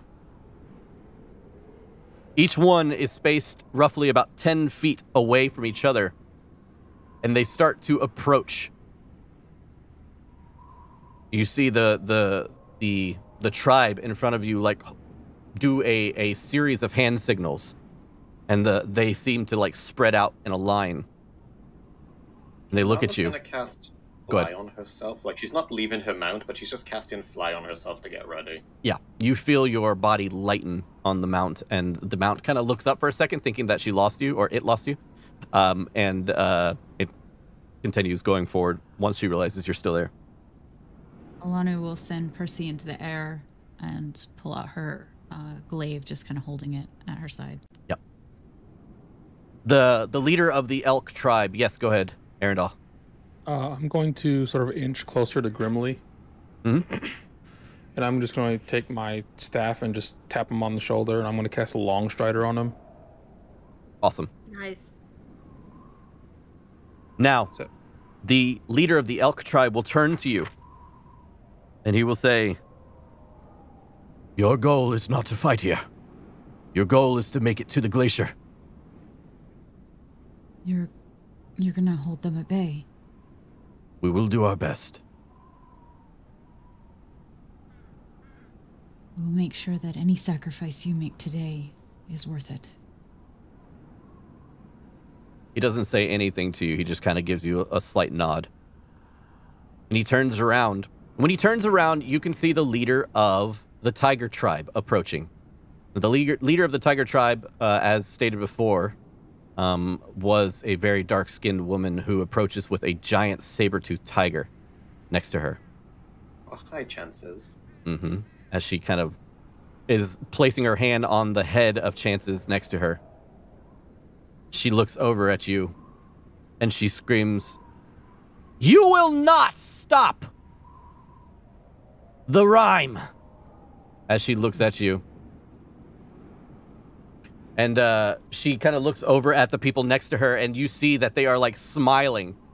And it looks like they have filed down their teeth to be sharpened points, some of them. And as they do, she raises up her arm in the air, and attached to her hand looks to be some contraption that is, like, has teeth that kind of hang out the ends of it. 2 large fisticuff-like weapons. And she raises it in the air, and she goes, "La!" And the tribe in front of you, "La!" And they all begin to charge at each other. So you're not mad about the dagger? That's That's why we're here! She charges in. It's a good thing we took that dagger. It would suck if that was being used against us. And so, anyways, they charge in and they clash. And you just hear the sounds of wood and the sounds of metal clanging together. And you guys are about 30 feet behind it. What are you guys doing? We need to break through. Rush to the wall.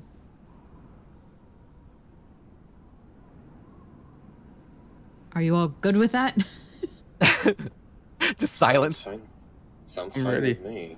Absolutely. All right. Okay. So, If you see a shot, take it. yeah, I was about to say, you guys are going to burst through the lines, basically, of the people fighting. Now, approaching, you guys had 10 people on you, but approaching you guys was about 20 to 25 people that kind of like busted out of the snow. It said 2 dozen, so about 24 people.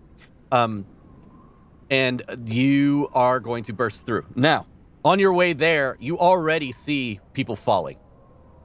So I need each one of you guys to roll a d20, high or low, okay? I'll roll for Grimly first. So Grimly will be the first roll here.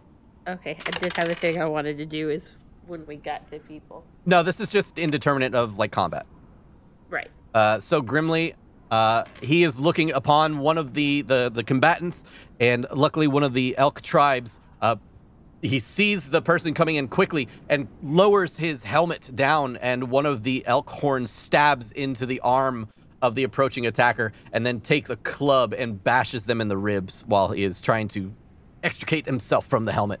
All right, so Kin, what do you got? I got myself a 13. 13. So again, one of the barbarians from the elk tribe. You see that they are currently surrounded by like 2 individuals, one female and one male, and they literally are being approached from both sides as he holds his own and literally is fighting off these 2. You see one get cut low, and they kind of like drop to one knee, and he turns immediately to the other one, catching the blade quickly right on top of his head, and then like tumbling and kicking the feet out from the female, and then stabbing down with his makeshift short sword. And then finishing off the one that was cut low. Arendelle, sorry. Natty 1. Natty 1. Okay, you see that there is one individual from the elk tribe that is trying to fight off a pair of the tiger tribe. He is holding his own, though. He is holding his own, literally blocking and parrying as much as he can. He's got a few cuts on him from the fight. But as soon as he is about to strike one down, all you hear is the sound of a saber-toothed tiger jump out from around where he is and up over and leaps into the air and tackles him to the ground, and saber-toothed tiger just buries the 2 teeth directly into the individual's eyes. Leodin. It's a good-ass saber-tooth sound, Dan. Hey, thanks. 6. Okay, so you see another Reghed elk individual that is currently fighting off the leader of the tiger tribe, and just as he raises his weapon to slice, she drops down to one knee and slices him across the stomach, and he grabs onto his stomach and falls down into the snow. And you see now that the leader of the elk tribe and the leader of the tiger tribe are currently face to face and just kind of slowly walking in a circle, kind of sizing each other up. And let's see, we have Olanu. Roll the 2. A 2. Excellent. So you see several of the elk tribe fall. 2 of the elk tribe take direct hits from what looked to be like slings that were crafted, and they basically sling large rocks at the individuals and smack them in the side of the head, causing them to be stunned, allowing anybody that was around them to easily slice them down. But currently, right now, with everything that's been going on, you do see about 5 elk tribesmen and 12 of the tiger tribe left. and they are fighting currently. Now, Leodin, you said you had something you wanted to do. So I have two things, and I'm not 100% sure which is the better idea, so I'm just going to do the crazy one, because that's what she would do. Yep. When we are enough into the enemy side of things, I want to turn around and take my hand that has the snowflakes around it and cast Cone of Cold towards the tiger tribe.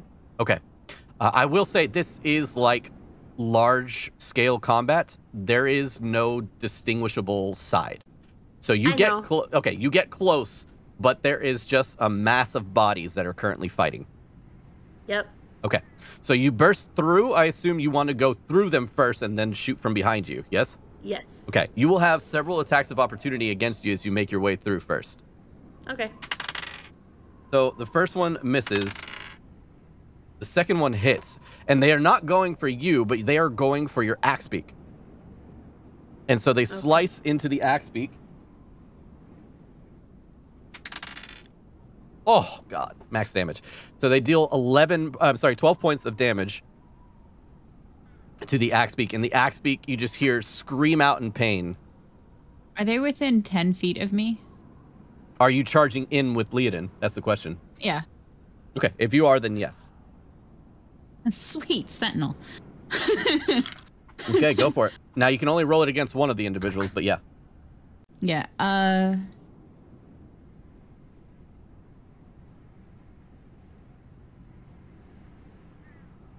Okay, it's not down. Nope, you 20. are still, he's still up. 20! Yeah, that fucking hits. Yeah. This unarmored fool.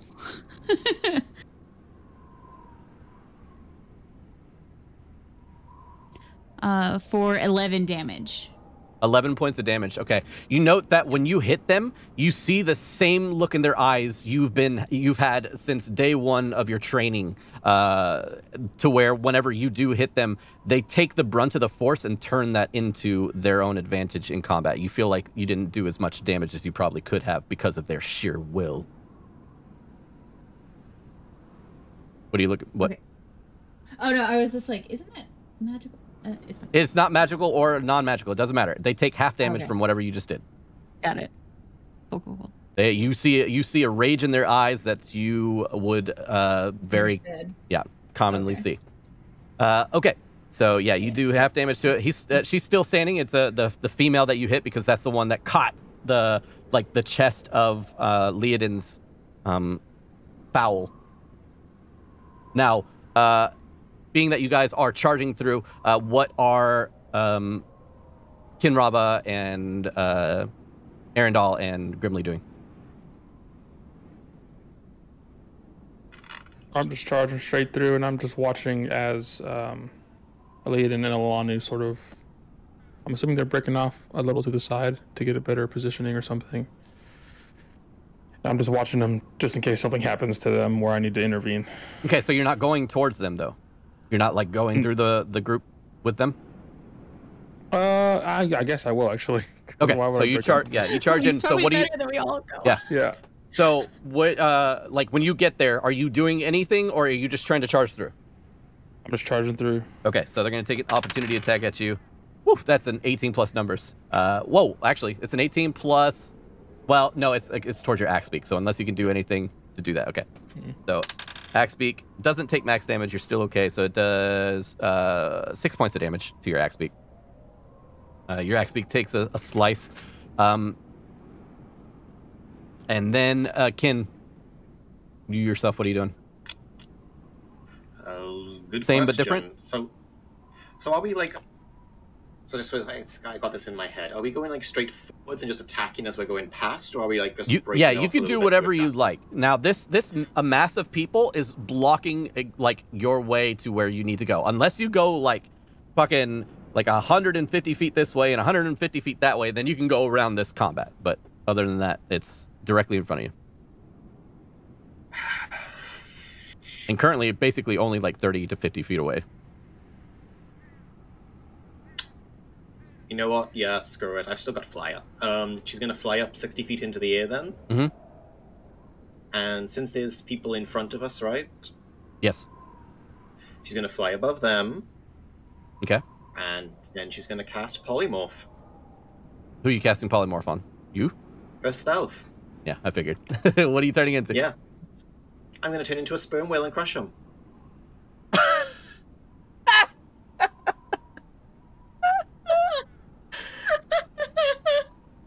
Oh god. Fuck.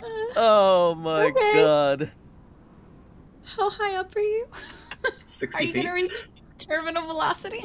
No, only 60 not feet. nearly, not nearly. First off, thank you to Angry Spexican. Appreciate it. Welcome in. Yeah. Okay. Let's go. All right, you fly above them. Now, Leodin and Olanu have just run through, as well as Arendelle have just run through. So, just to avoid any type of damage, they're all going to need to make a dexterity saving throw. So go ahead and make. Oh, never mind. And I thought I was going. Never mind. Scotch that. I thought they were like, like behind me or something. Never mind. No, they had all just like charged into the battle. Yeah, fair enough. Fair enough. No, I mean, we're talking about fall damage plus the weight of a whale plus all that stuff. Like, this is D&D. It's not like, dude. That's 12d6. But it's still a survivable aspect. That's what I'm trying to say. So if you want to do this, you can, but it's up to you. Yeah, I thought they were like, ahead of me or like somewhere else, but no. They all charge. God damn it. In that case, then she's just going to like. Yeah, she'll still use fly, and she's gonna like fly off of her axe peak. Okay. And what can I actually do? You don't have to do anything. That's true. You can simply just fly over the mess. That's what I did. You know what? I will do something. She will cast, as they're going forwards, Rhymes Bind in Ice on some of the nearby people as they're like going past them. Okay. But she's going to change the damage to fire damage. So instead of like a blast of ice, it's a blast of molten rock that'll harden around them if they fail their strength save. Okay. You want to go ahead and read the description out for everybody, including the audience and myself? No. Okay. Yeah, sure, I will. Rhymes Bind in Ice. I was like, damn. A burst of cold energy emanates from you in a 30-foot cone. Each creature in that area must make a Constitution save. On a failed save, the target takes 3d8 cold damage and is hindered by ice formations for 1 minute, or until another creature within reach uses an action to break them free. Okay, so it is AoE in the form of a cone, yes? Yes, I'm aiming it away from our people, just, You can. I'll say you can aim it away from your people, but you still cannot aim it away from a mass of people that are currently just face-to-face fighting. Well, she has no care about them, so yeah, sure. No worries. That's just kind of what's the sitch. Okay, so I need to make a Constitution saving throw. Yes? Yes. Okay, for a mass of people. So I'm just going to roll them in a group. One for the good guys. Well, one for the guys trying to protect you, and then the other guys, so. All right, so this is your side. They save. So the good guys save. And the bad guys fail. So that's a 6. What happens? So a burst of molten rock is going to erupt out of a magic circle that appears on her hand, sprays over them like some sort of like foul acid, and as it like hits them over, it burns them, but then it rapidly cools into rock formations that then restrain them. Awesome. So at this point, you all charge through. Leodin, you do see this happen, so you can choose to continue along the course that you had set off to do. As Grimly approaches, he sees this, and like he was about to like make a slash at somebody as he was running by, or riding by, but sees that they're restrained, and kind of like squints his eyes and like, and grabs his weapon and just rides past them.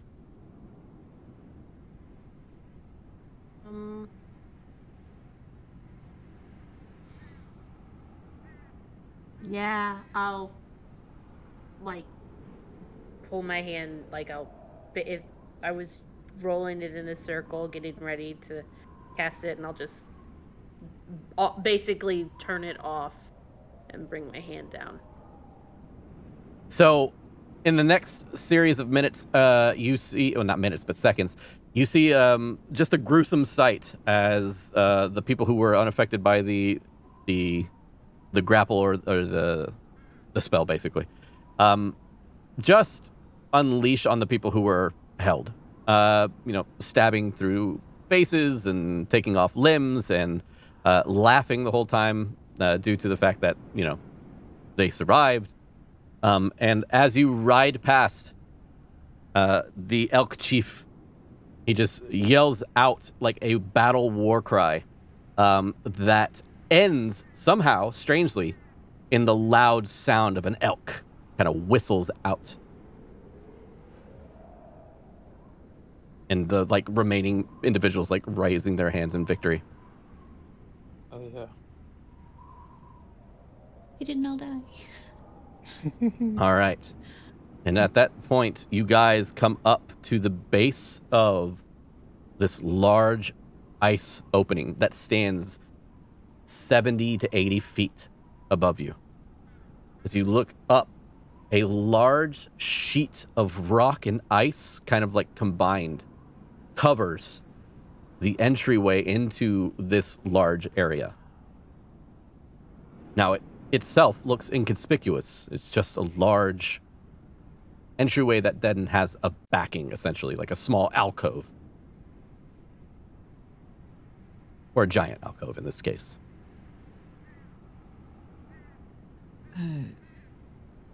All we need to do is use the poem?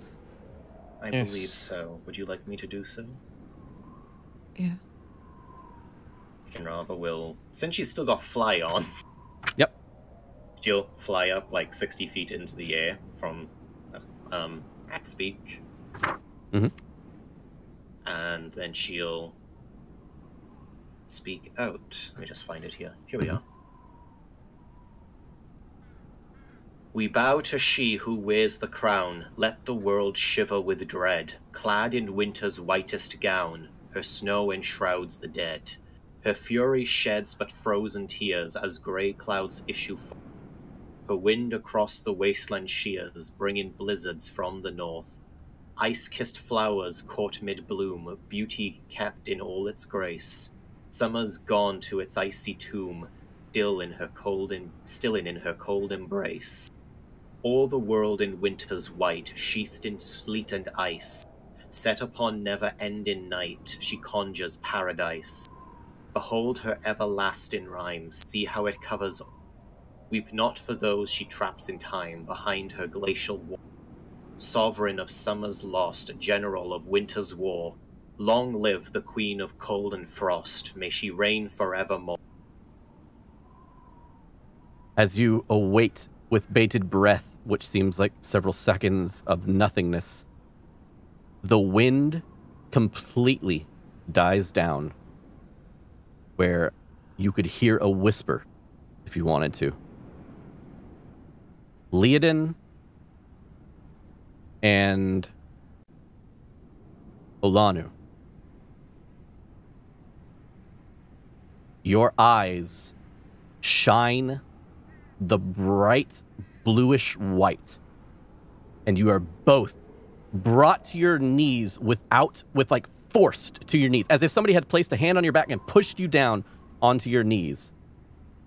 And you open your eyes and your mouth wide without being able to turn your head. And your eyes and mouths both shine bright towards the doorway. And as the light shines upon the doorway, a shudder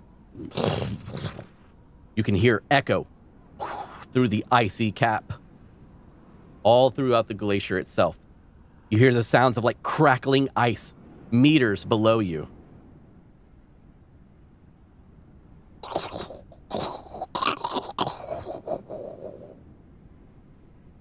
And then suddenly, pieces of stone and ice start to crumble and break away as the door doesn't open. it just simply crushes in on itself and falls to the ground and melts below the snow. And we'll go ahead and take our first break. Hell yes. Oh, All right. fun. So. Hey, good thing we did steal that dagger, huh? Yeah. that was a hell of a lot of fun. Okay. That was awesome. Let's see. Let's go ahead and get that giveaway going. Let's go. As per usual, I was not prepared for this, so give me a second. I'm gonna go to break now, if that's all right. Yeah, do your thing. Okay, I got a little bit of things I have to take care of. I just need to get to the fucking website that I go to literally 100 times a day and always forget how to get there. All right, so it's on Streamlabs.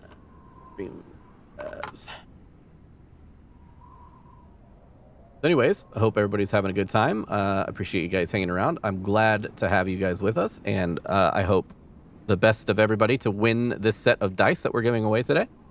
Don't forget, we are doing a giveaway, so don't go just yet if you can stand it. And you want to win a set of dice. All right, let's see. Dice. Metal dice at that. Yeah, metal dice. All right, let's see.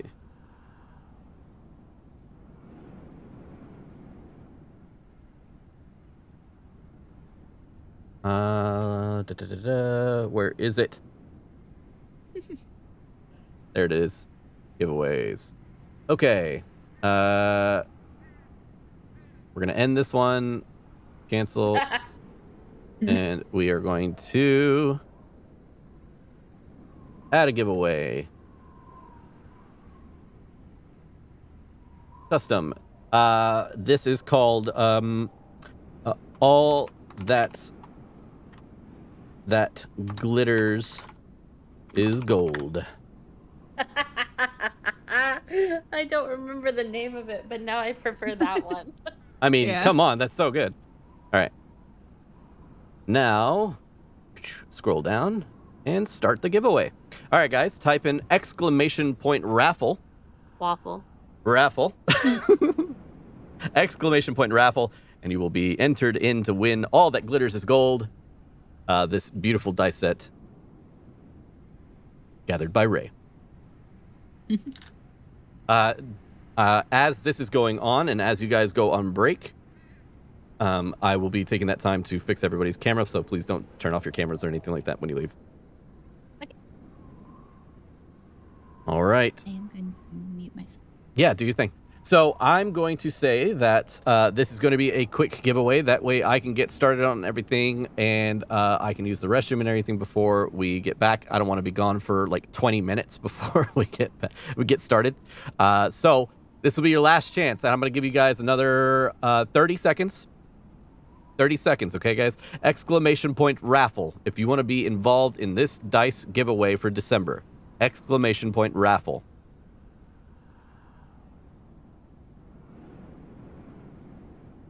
Damn it. Yotane.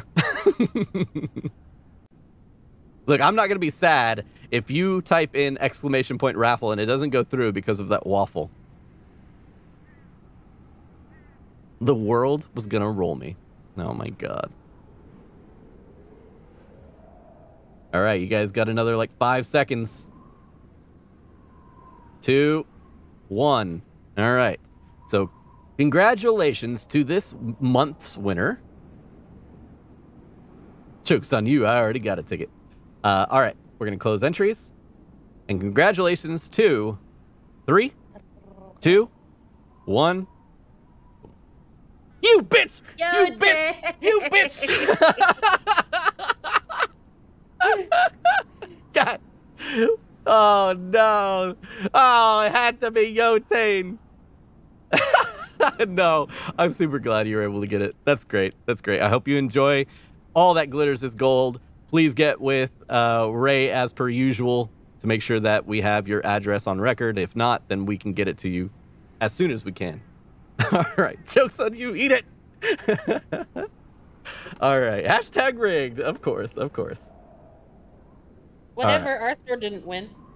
Right. That's well, Arth said it. That's why he thinks it's rigged. Okay. So we'll be back here in just a second, guys. I'm gonna get some camera work done. I'm gonna use the restroom, and we'll try to get back as soon as possible. All right. So we'll see you here in a little bit. Thank you guys for hanging out, and congratulations again to Yotane, who is clearly being very humble about his winning. All right, here we go.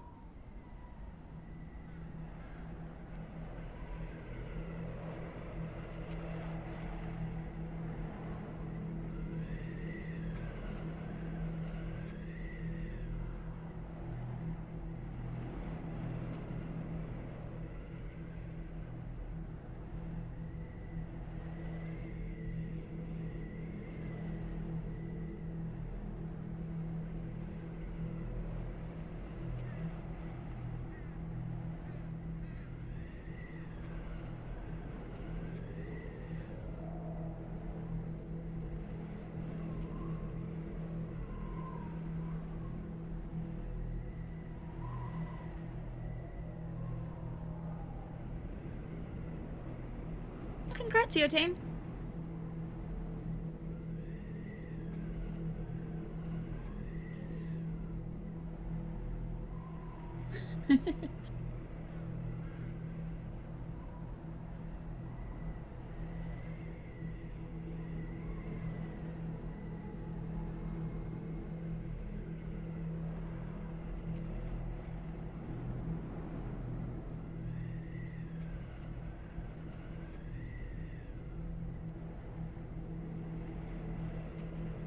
I got my booster yesterday, and I was fine. Oh, you're muted, right? Mine knocked me flat.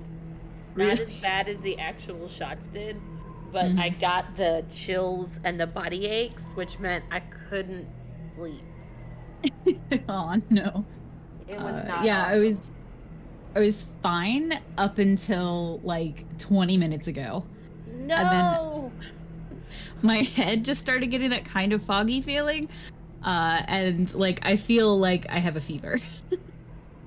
No. Thanks, Arthur. I don't feel that great right now, but I know it's better for me in the long run. What's happened? I got my booster yesterday. Oh, right. Yeah. They were doing mass vaccinations at the clinic I work at. So I was just like, you know what? Once a line dies down, I'll just get in line because they always have extra, and I can just get mine. So, yay! I got it.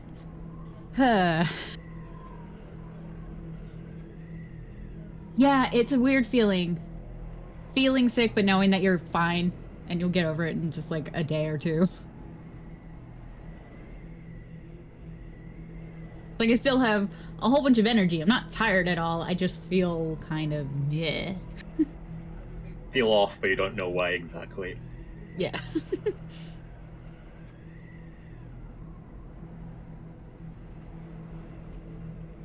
Sorry, Dan, if you didn't hear that, I got my booster yesterday. Oh, did you? Yeah. I got my booster and flu shot at the same exact time, and by the grace of God, literally didn't feel bad in the slightest since then. Huh, nice. Yeah, so I dodged a bullet. I don't know how. Mm-hmm.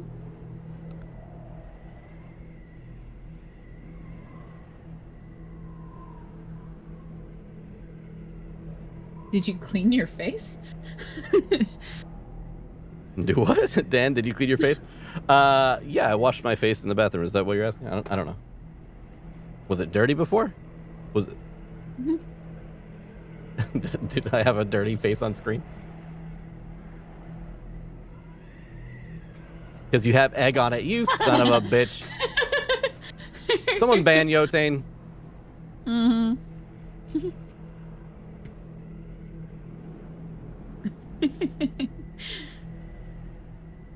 Oh, if you guys haven't, or if any of you were interested in the little light that Die Hard has for glowy dice, like, it's awesome. I got one in the mail recently, and I posted it on my Instagram.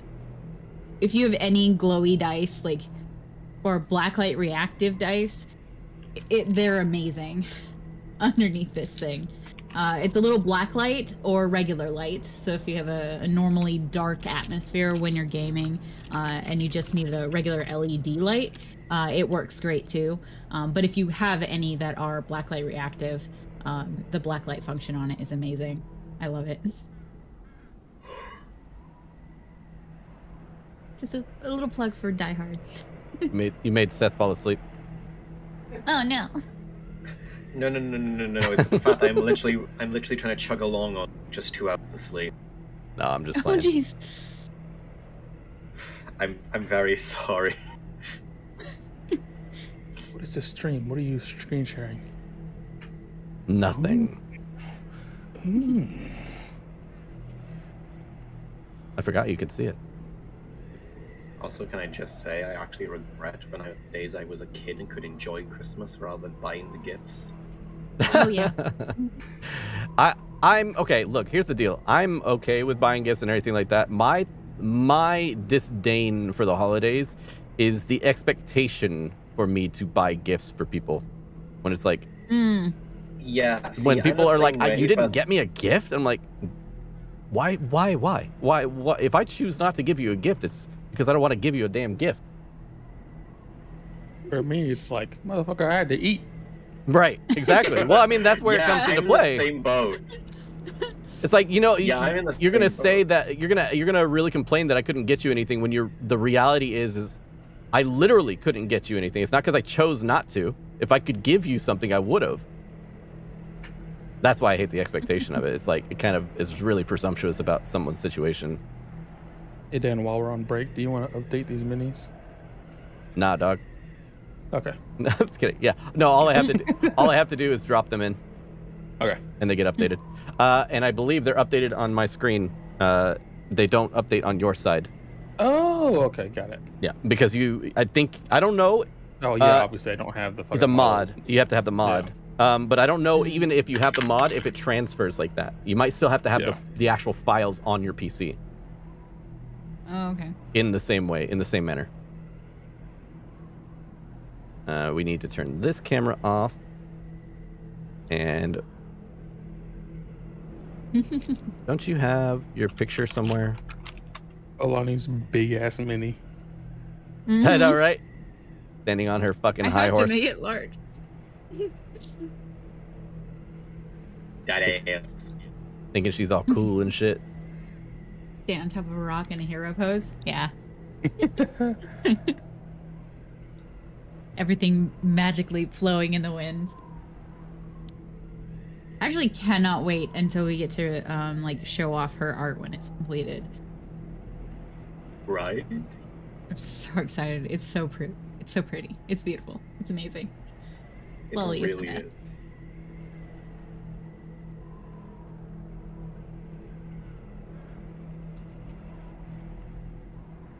Almost done, folks. Sorry. We'll be there in just a second.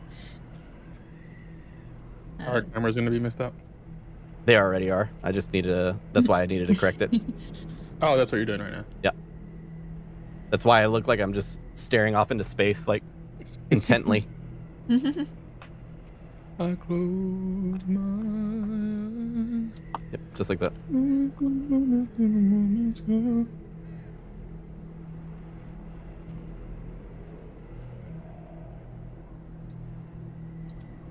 Luckily,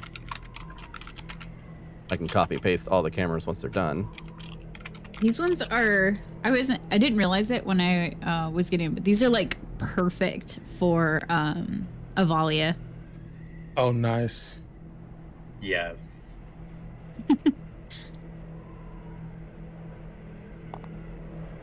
Just came out a little too late, but that's fine. I have them now. That's all that matters. We'll have her in a one shot one day. Yeah. You hug her. I mean, you guys And still gotta Sophie? track down Captain Zarum. Yeah. That asshole. Yeah, Sophie's way too overpowered for me never to play her ever again. Yeah. Draconic sorcerers are amazing. And the fact that this is the first time I've gotten one to the level where they can like pop out their wings. It's my favorite. Have you played the Draconic Sorcerer in Baldur's Gate? They just added it. Like last month. They did? Yeah. Yep. Have they expanded the story yet? A little bit, not much though, to be honest with you. I'm kind of just waiting for the whole game to come out. Yep. That's me too. Me too. You can still only go to level 4. Mm-hmm. In the early access. That sucks. Yeah, I want 20 bust.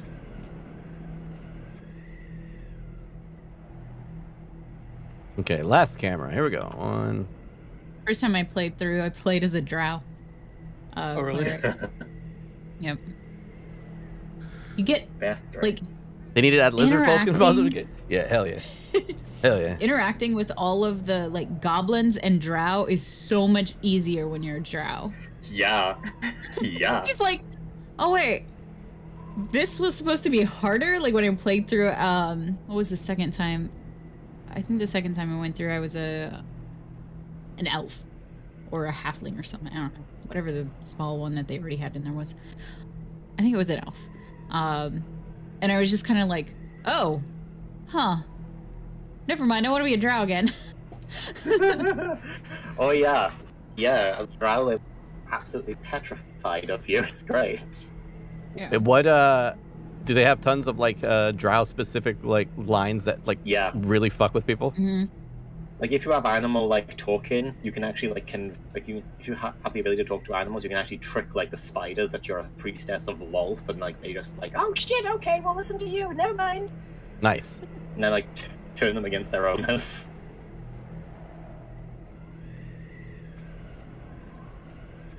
One second, almost there, Did guys. you guys talk to the guy that worships the goddess of pain, or god of pain, or something? I regret that I did, but I did. It was worth every second. Absolutely amazing. I was dying laughing. I don't know. Like I said, I haven't played it at all, but that sounds very intently enjoyable. Yeah, if you see him, talk to him. It's awesome. You'll love it. Pretty great.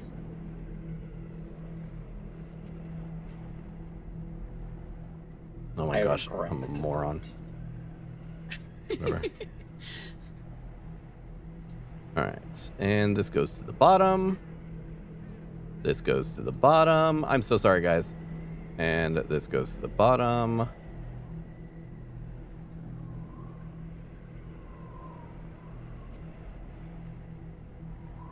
And bottom. Okay. We're all set. Hey. Okay, and we need to go to, we'll be back soon. All right, here we go. And we pick back up in Tailspire. Okay. Oh, let me get to my Tailspire game. You guys are standing in front of a large opening in the, hey! A large, there's just like a random dice out there in the snow too. It looks like, oh no, it's a rock.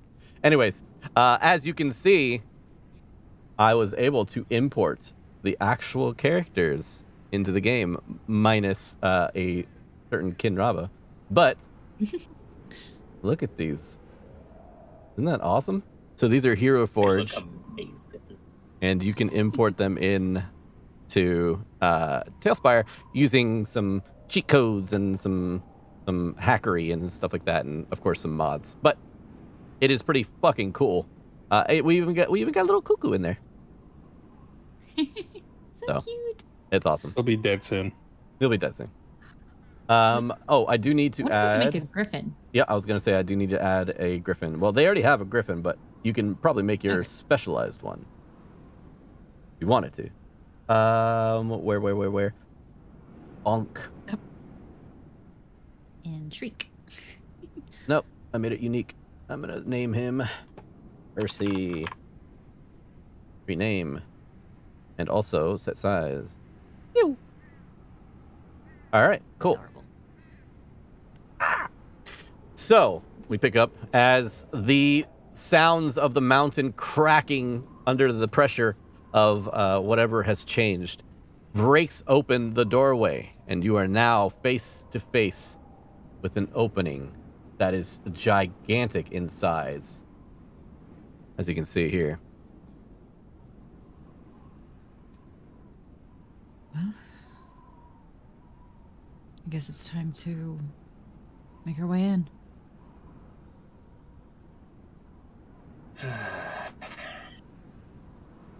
Wait, Shall we then? are we still on our knees with light shining out of our faces? So, Oh, yeah, I guess we should address to that explain first. that, yeah, she just kind of calmly gets up. So,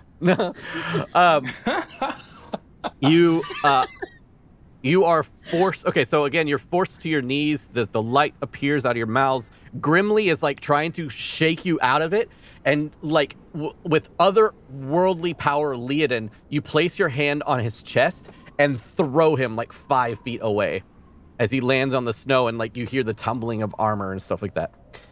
And this is all while still staring up at the door, and your eyes are alight. And suddenly, when the door finally melts into the ground and the scene essentially ends, the light from your eyes and mouth diminish. And do we remember what just happened? You see it in a strange way. So you land like as if like somebody like basically like pushes you again, and you land on your hands, and you are breathing heavily, just kind of in front of this open doorway, and everybody else, what you saw, of course, is the light, and you saw all this. But Leoden and Olanu slowly approaching you in a white room that is covered in illuminates just completely around you. You see a shadowy figure slowly walking towards you. And you are on your knees, just staring up in her direction. And she slowly starts to walk towards you, but this very effeminate figure, like curvy and almost in a nude form, crystallized in different areas. You see large spikes hanging out in different areas. Transforms as it slowly walks to you into an owl-like face. Large owl-like face, but humanoid-like features with long, spindly fingers that end in claws. It approaches you and then slowly points out towards you. And with that moment, like at that moment she points at you, you are released from whatever thing was holding you down, and you're currently like looking face down into the snow. I would quickly look up. Is she still there? She is no longer there. You see the mountainside in front of you. You hear grimly like, oh, to the side, but other than that, no, she's not there. Do I remember shoving Grimly? No. Okay, cool. What the hell was that? Did we see each other? No.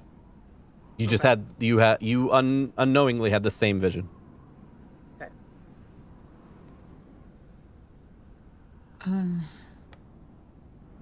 That might be a problem. Leoden, did you see the thing? I saw something.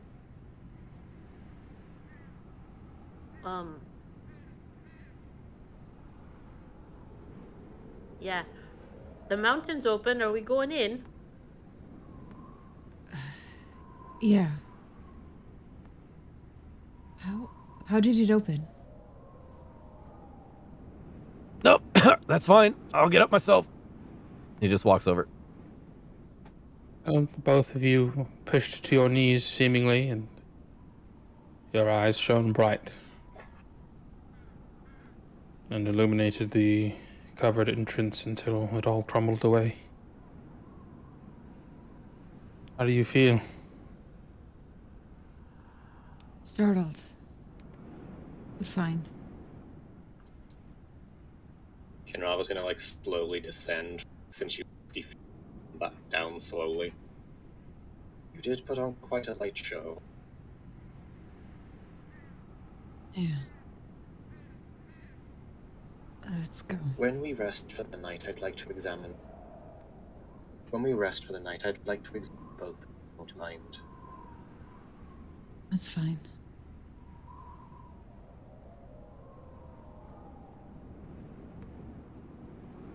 So then, ready to take the plunge? That's what we're here for. I think you and I have the same hairstyle on our minis. Who? Oh, do you? I think so too. I mean, it honestly, it looks super different either way. You're going, man, that braid looks so familiar. Oh, that's the one that's on my mini. You know what? It's because you braided her hair in the morning, you know, when you got up, so you both have the same braid. It's also on my mini. We all just the same hairstyle. Leadin Nice. just goes person to person. Headcanon, Leodin does braid everybody's hair. Perfect. I love it. I love it. Except mine. Yeah. Poor this bald head. All right. What are you guys doing? Grimly. I'll take lead. Yep. Grimly walks up to like the rock that's like right in front of the entrance. Or I'm sorry, not the rock, but the ice that's like right in front of the entrance. And he like closes his eyes and places his hand against the ice. He looks back at you. And he goes, I think this is where my visions have come from. Your visions. Hold on. I have a vision. Or I have a feeling in my gut. The ones that come from the book? Yeah. Or the ones that throw you places? No, that's Leodin. That's you. No. What? Yeah, you just put your hand on my chest and threw me halfway across the world. Leodin. I did? I mean, I'm sorry. He just like the look of surprise, like, am I the only one that saw me in the snow? Hello? Sorry. No. I don't remember that at all. Let's just, whatever. It's the past. All I'm saying is, this place seems very dangerous. That's it. Yeah. Have you been here before? No.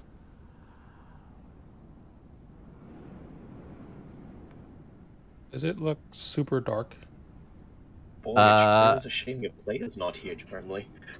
In particularly, yes. There are bits of shining from like the ice because it is not stone. It is pure ice.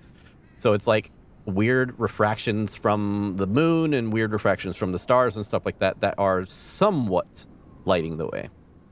But it is not pure darkness. Okay. Dan, Yes. I can't remember. When I did the silly thing and got the ice goddess blessing, Mhm. do I have dark vision or am I still standard human that way? That's a good question. I think I might have skimmed over that because I don't really take dark vision into account too much. I will get back to you. For right now, we'll say that you do have it because of what just happened. I was just gonna cast light, but that's fine too. No, we'll just say you have it for right now because of what just happened and you're being on your knees and stuff like that with that light that shined through. But I will figure it out. But please continue if you'd like.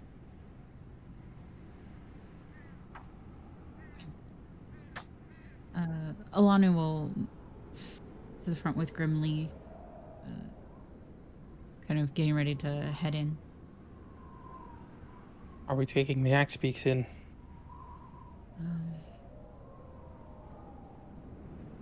We may have a way to travel, or a bit of travel, until we can no longer use them. So, probably be best.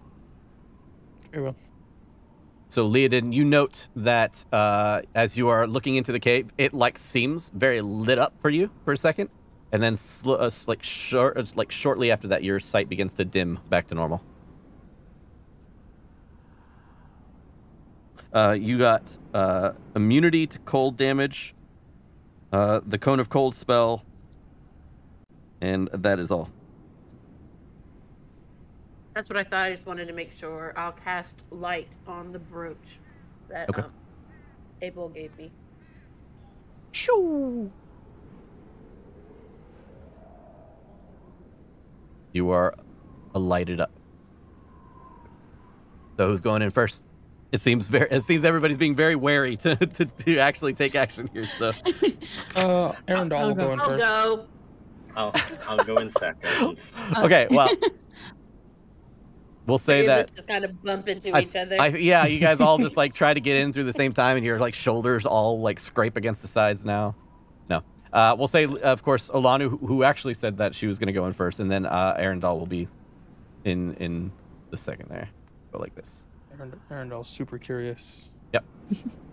He actually, as we're writing, he's going to pull out a small, like, the same book that he writes all his stories in.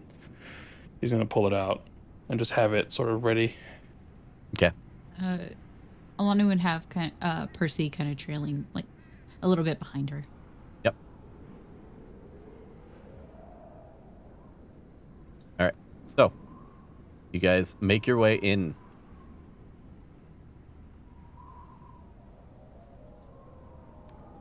Can I check for traps? Yes, absolutely. Roll perception.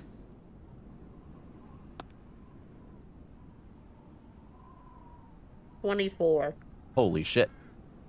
You note that this area seems to have been untouched by mortal hands for a number of years. So you assume that while you're looking around and don't see anything, that there is nothing trap-like in the vicinity. Cool. And he said it's like totally made of ice. Yes. And then are the walls like smooth or are they like jagged? They are jagged, most of them. Okay. Yeah. You do see, of course, like the occasional like smooth bit of ice, but not like where you're basically just in a glass jar. Right. You see a small... There's no like... Oh, go ahead. There's no like distinctive markings or anything on the walls. It's not just, yet. Ice. It's just ice. Yeah. The entryway, essentially, of this place. You make your way through a short, like, you kind of have to climb under a small opening until finally you do reach, after stepping down, you do reach a room. I don't kind of stop. Sorry, Dan. The X-Peaks probably aren't going to fit through that, right? Through that small little opening? Canonically, there is no giant, like, or tiny space, so we can say if you would like to lead the Axe-Beaks even further in, you can. Totally up to you guys. Let's double check in. Did you guys want to lead the Axe-Beaks in or no? I think we're taking them as deep as they can go. Mm-hmm. Yeah, so that if we need, like, to get away fast, essentially, we have them. Okay. Yeah, I can toss them in there. Also, so they don't get stolen. Now, what I'll say though is I'm not gonna move them along with you the whole time. That way, I don't have to move like 30 different things. So I'll just say for right now. Well, I was gonna say we can also just say that we know we're on them. Yeah. I would say that it would be very difficult to ride them while in here because there's so many stalactites and like areas that you have to like shimmy through and move through and stuff like that, that it would be very difficult to ride anything because of the headspace. You know what? I'm gonna get out. Yeah, I'm gonna leave my X-Peak before that little squeezing hole. Okay, that's totally up to you. I'm just letting you know you can if you want. Wow, that's huge. I'm faster than my X-Peak, so. So you just want to leave them all here? I'm leaving mine. Yeah. With my traveling thing, we don't really have to have that. Like, we can move at a fast pace. Up to you. What do you want to do? Yeah, I'll leave mine and I'll throw 3 rations on the ground in front of it. Okay. It immediately eats all 3 rations. Hell yeah. You know, I was gonna like just turn to a Axe-Beak, pat it on the head, and say, "You're on your," and then just walk in. Yep. Were there only 2 Axe-Beaks that took damage? 2 Axe-Beaks that took damage. Yes. Okay. I'm going to cast Healing Word on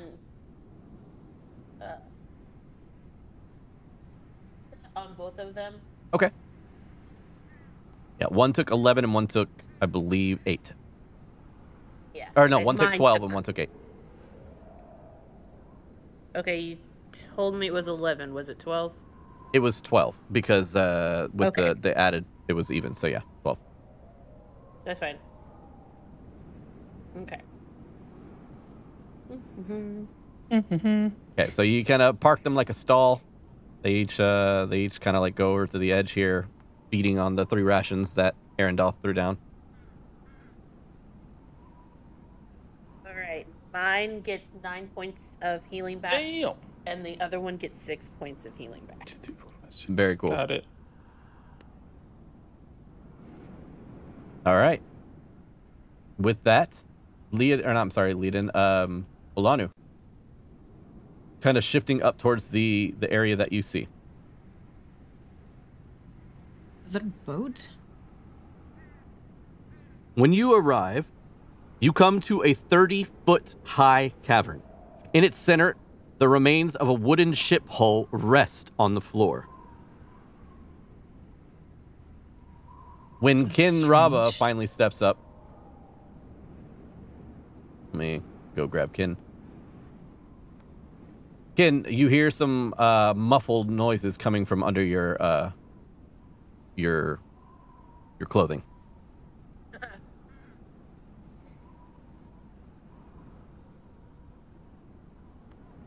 You are. She'll take. There you go. I'm going to assume it's that goddamn Professor Orb. I mean, yeah, it's probably right where you put it. Yeah, she'll take it out of her, not clothing. She'll take it out of her bag. Okay. So yeah, you take it out of your bag, and you just hear. I've waited a long time to see this place. God forbid I'm in a bag the whole time.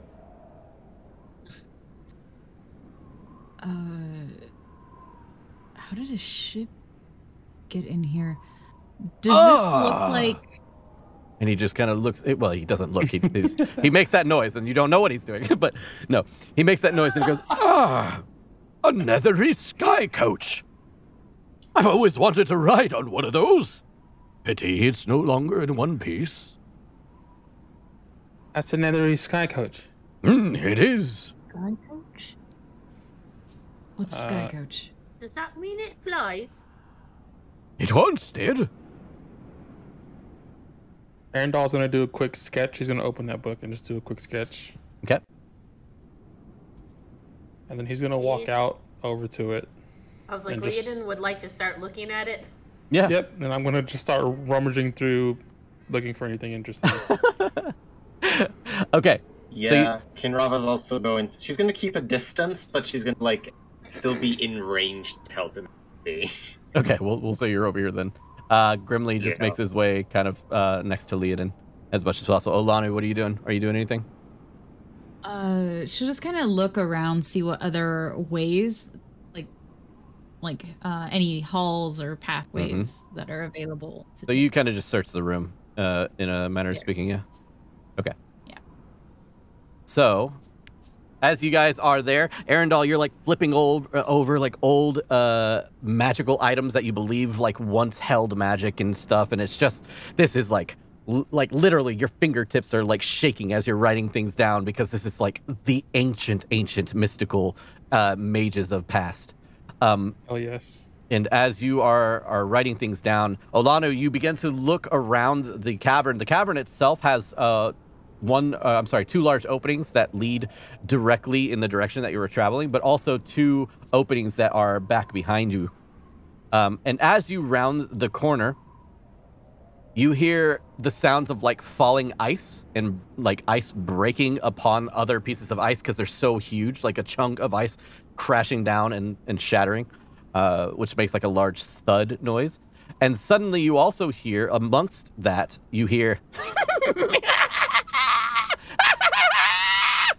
We're not alone. And suddenly you turn the corner and like look around the corner, and coming at you at a quickened pace, floating your way, are 2 skulls that are alight from the inside, and they rush to your position. I need everybody to roll for initiative. Oh yes. Oh.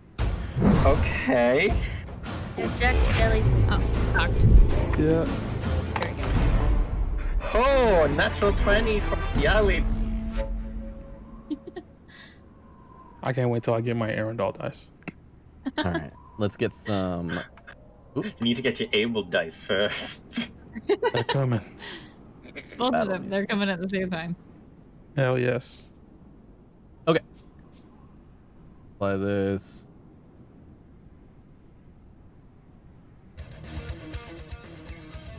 Rock on. All right, so now at this point, the first around the corner was Olanu, and then we need to gather everybody's initiative. So let's go down the line. I was about to say Trey, but can I get Arendelle's? I got a 13 initiative. 13 on initiative. Okay. Let me do this.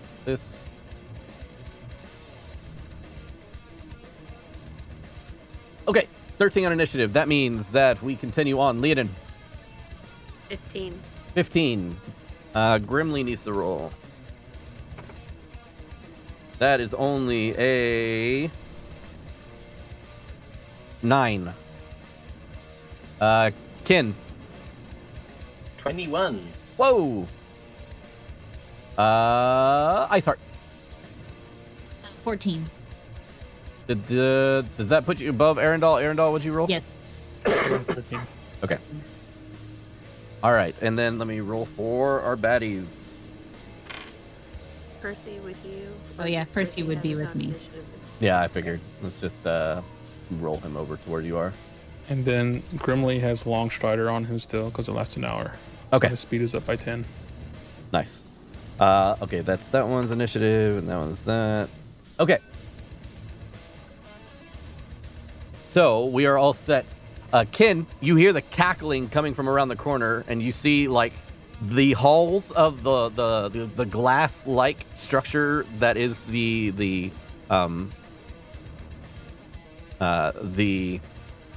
fucking glacier that is all around you start to light up as if somebody had like shot like a firebolt down the hallway. Oh, goody.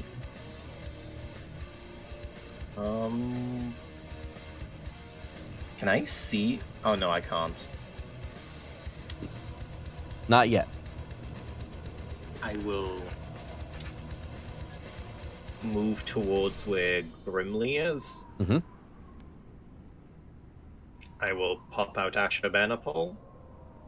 Okay.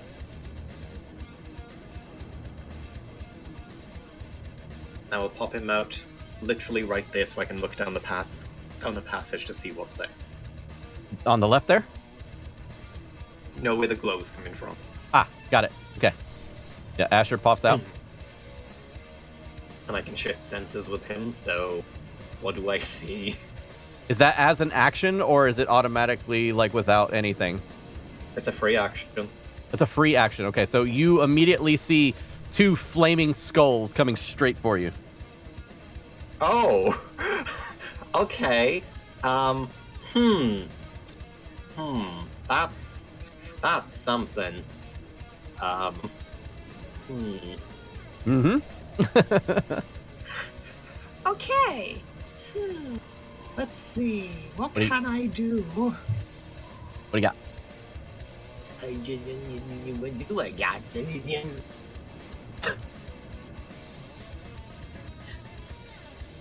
You know what? I will cast Rhymes Binding Ice through Asher. Okay. Go for it. And I will change it to... I have no idea what these things are actually like things do, but I'll go force damage, yeah. Force damage for safety. Yeah, I'll fire force damage at them. Okay, I need them to make a Constitution saving throw. Oops, shit.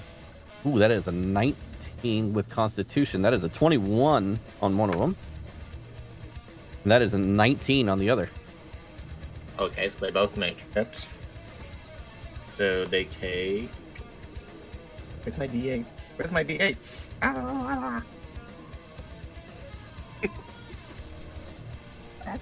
Sorry, not again. Particularly 20. Okay, so... That would have been 17 points of damage, but it's halved because they made the save. Okay, so we are down 17 to points of force damage, yeah. 8 points. Yep. And did I stab me?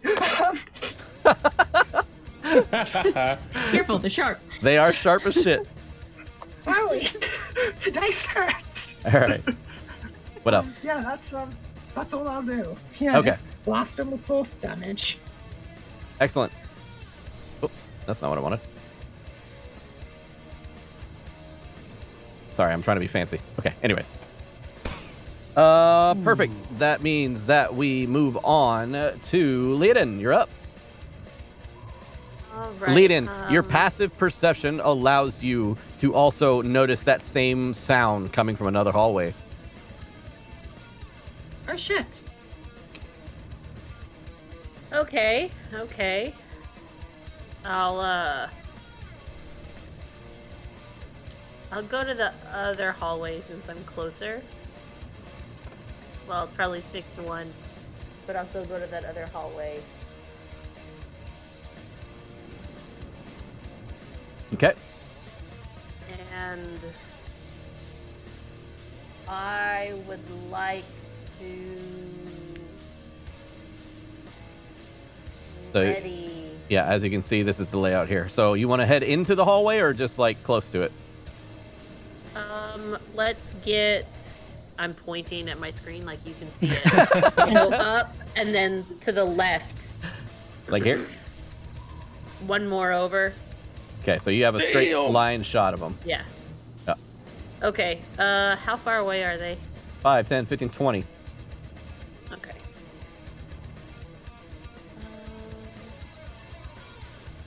Do I have any more movement? don't think I do. 5, 10, 15, 20, 25, 30. Oh shit, I wasn't even using fucking... I wasn't even using the map. I just let you do it. I'll allow you to get there, but no, you do not have any movement. Okay, cool. I'm just like so psyched this is all happening, so yeah, whatever. Go for it. Okay, let's... Can I see both of them? You can see one, the other one is behind a wall. So no, unfortunately not. You can see the light that it's emanating, but you cannot see it. Let's pass... Thing that I just thought. Oh, that would work. Let's do Tasha's Hideous Laughter on that one I can see. Okay, so it needs to make what save? Wisdom. Wisdom save. Jesus, I am on fucking fire. No. That is a 19. Okay, it definitely saves. So nothing what happens. do you do to cause this already laughing skull to try and laugh? Or is it just magic? Figure out. I would because everything I do is musically based. Mhm. I would start singing a naughty song, like one of those songs that is just the right amount of dirty. I love it. I love it. Yeah. The skull looks in your direction and says, "That's disgusting," and then continues. Okay. All right. Then this is not the time. Iceheart, you are directly in front of all the business. You're about 5, 10, 15 feet away from the one directly in front of you. All right. She is going to rush up and do what she does best, which is Give it a smack. bonus action rage. Bonus action rage. Got it. And then she's going to smack it twice. Yeah, do the thing. Look at that epic pose she's into. Yeah, it's funny, Dan, because on the screen share, we can see the enemies, but since I'm only Arendelle and my instance of Tailspire, I can't see any of the enemies. That's true, because it is based off of vision and stuff like that. So it tells you what you can see, what you can't see. I am also going to make these reckless. Ooh, okay. So 26. That fucking hits. And then 24. Jesus. Yeah, they both hit. Okay. Where's the other D10? And this is with my clave. Now, these guys have taken a little bit of damage.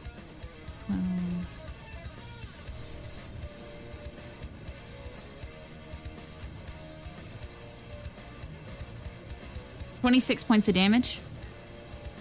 26. God damn. Okay. It is still alive.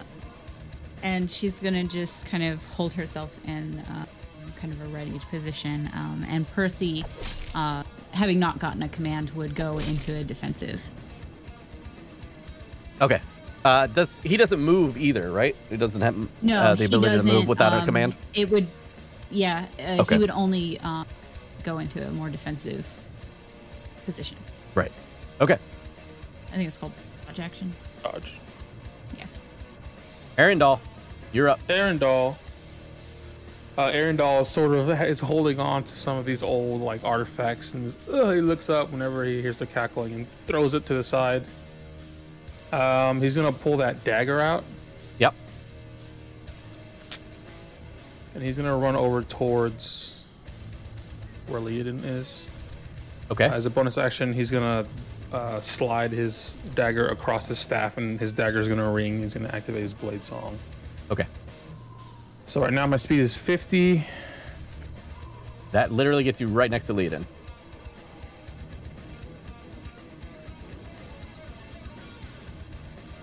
Okay, I'm there.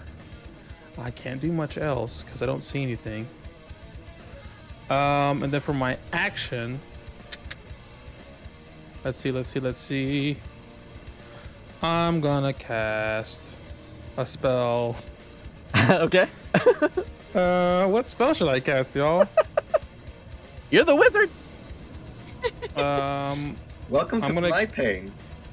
So as I'm running, I'm gonna slam the dagger on the staff, and it's gonna ring, and these vibrations are gonna resonate outwards. And then as they resonate outwards, these illusions of myself come out of me as I cast mirror image. Yeah. Nice. And that is my turn.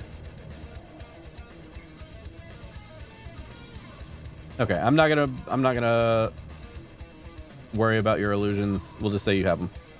Yep. I feel like it'll clutter up the board too much. Okay. Oh no, yeah.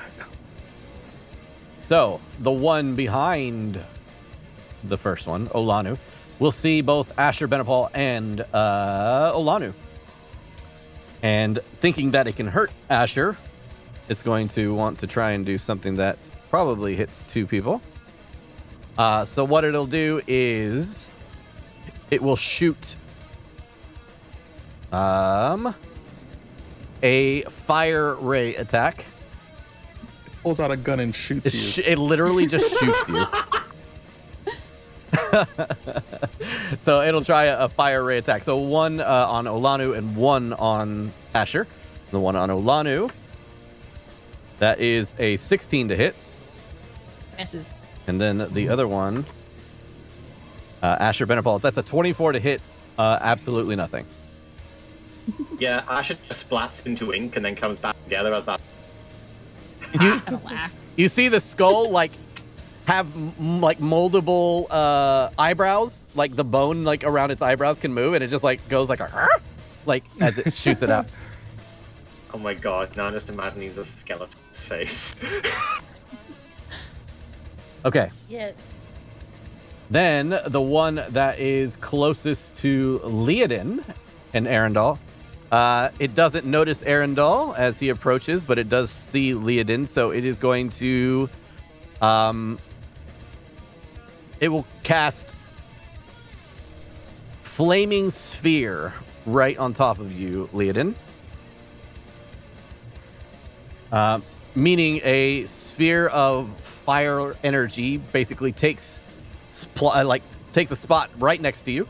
That's going to be like right in front of you. I'll plant it. Let's see. And then I need you... Oh, wait. No, the creature that ends its turn within 5 feet. Okay, so yeah. The flaming sphere just sits right next to you. He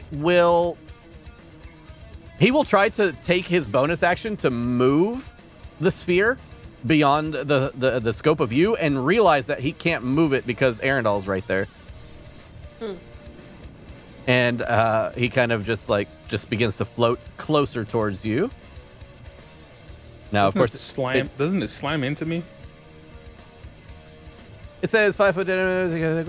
When you move the sphere, you can direct it over barriers. The sphere ignites flammable objects, and it sheds light. It doesn't say anything about hitting people. Oh, it's just not the spell? I don't think so. This is just basically just like a campfire that if you're close to it, you take damage. Okay. Because if it's a spell, you can move it as a bonus action towards a creature, and if it hits the creature, they have to make the save. As a bonus action, you move up to 30 feet. If you ram the spear into a creature, that creature must take the saving. Okay, yeah, sorry. Then it would immediately just try and ram it to Leodin. My fault. So, okay, so Leodin, go ahead and make a dexterity saving throw.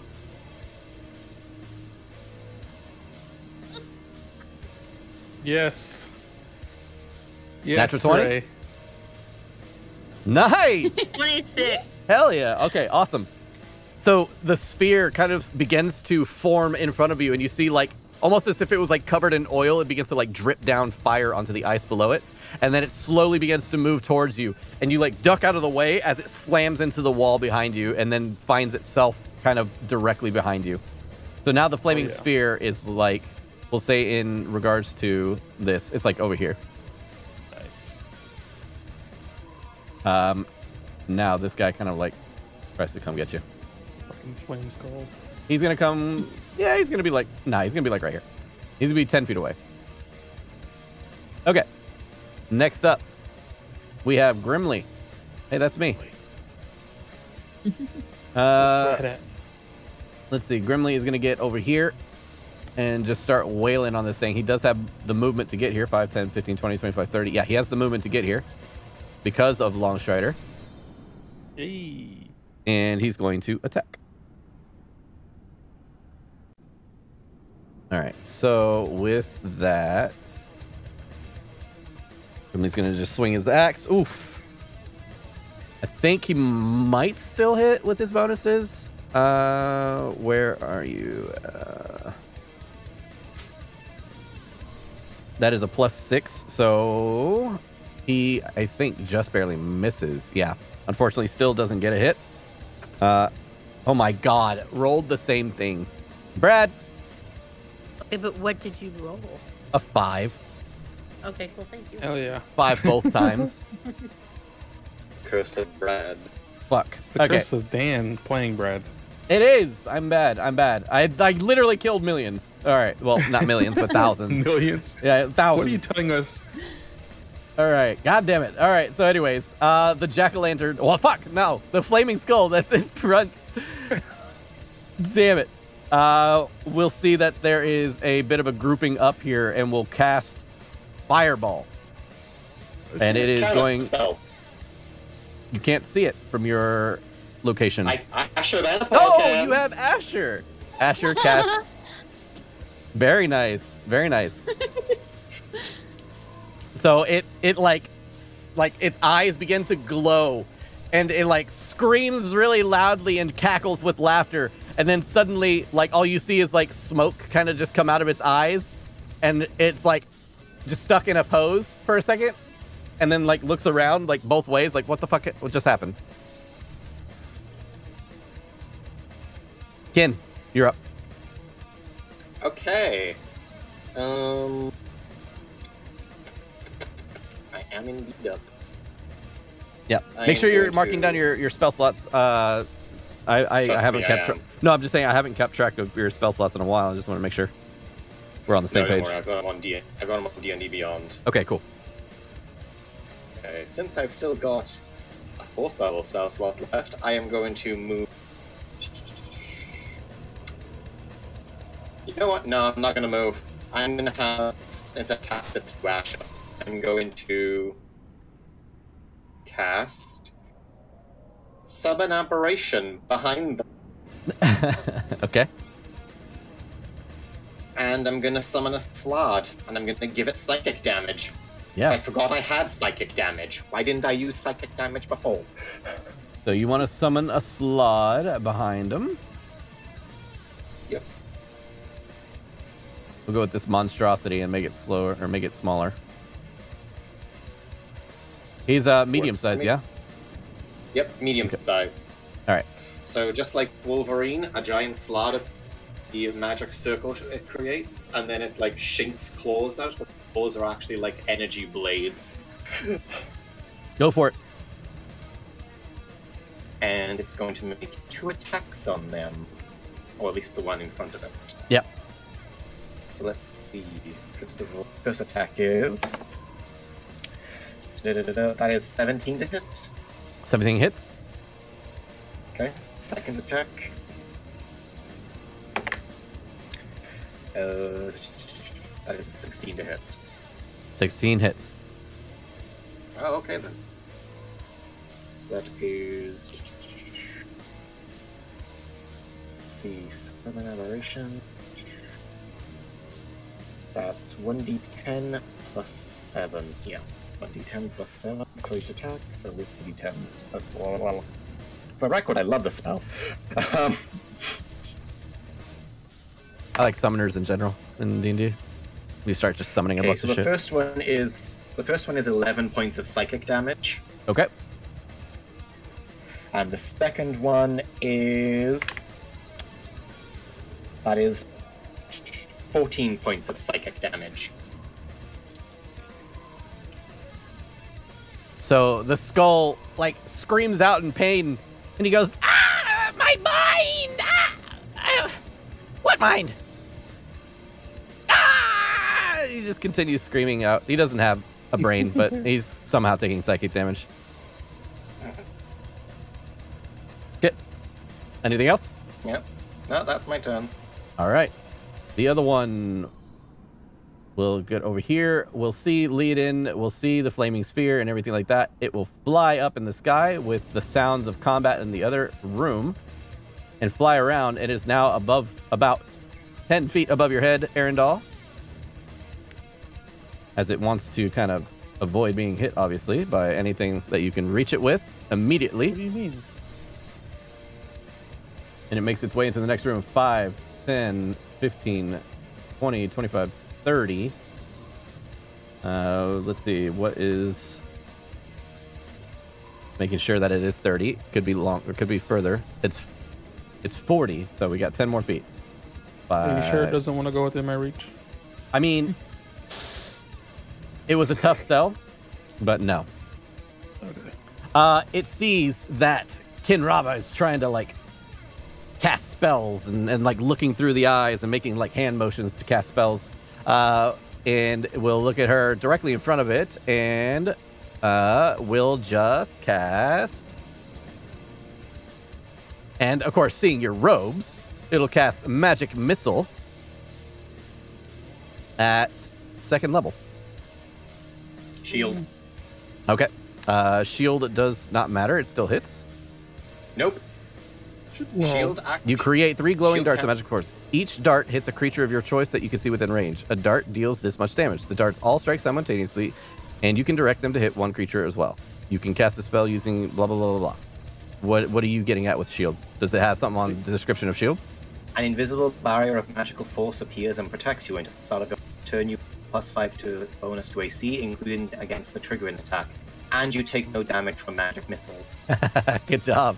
Very nice. All right, so the magic missiles, they literally strike upon you, but they kind of like just kind of a magical force or a barrier on top of you just disseminates the energy across your whole body. Your whole body like lights up in that greenish blue magic missile that it shoots over you, like a ripple effect across your body. Yeah, when it shoots at me, Kinrava's going to like just wait, then cast shield, and then just sort of. You gotta be closer to the microphone when you talk like that. It cuts you off a lot. Yeah, she's just going to wait until the magic missiles get close, and then for a hand like this to sort of like just smack them away with the barrier and just be like, amateur. You just see the skull shaking furiously in the air. All right. Leodin, you're up. Okay, there is still fire in front of me. There's fire behind you. I will mark it with like a little this fire right there. Gotcha. Okay. Then why not? Let's do that. Let's cast Shatter on the one in front of me. Okay, rock on. It is a Constitution saving throw. Con save. I swear to you. Natural 20. Hell yes. These wild beyond the witchlight dice. I picked them because they're orange and we were fighting jack-o'-lanterns, but they have been doing very well this fight. Hey, Allie, when you made my dice, you weighted my dice, right, Allie? Like I asked. Like I asked. I mean, Trey, to be fair, no, I like, did you not. need with dice with some of your balls. So that is 20 points on a fail, so 10 points on a save. Got it. Ooh. And oh shoot, if I end my turn, If you end your turn, yeah, you feel like the flames from this sphere just burning your back. I'll move one step closer to the jack-o'-lantern. Damn it, it's a flaming skull. Just kidding, to the skull. No, it's funny. Okay. Yeah, perfect. Ice Heart. You're up, friend. Yep, she's gonna reckless smack it. Right on. Twice. Go for it. 19 hits for the first one. And go ahead and deal the damage for the first one. It's already kind of falling apart. Like you broke its jaw and it's kind of like hanging off right now and just floating there with like a dangling jaw.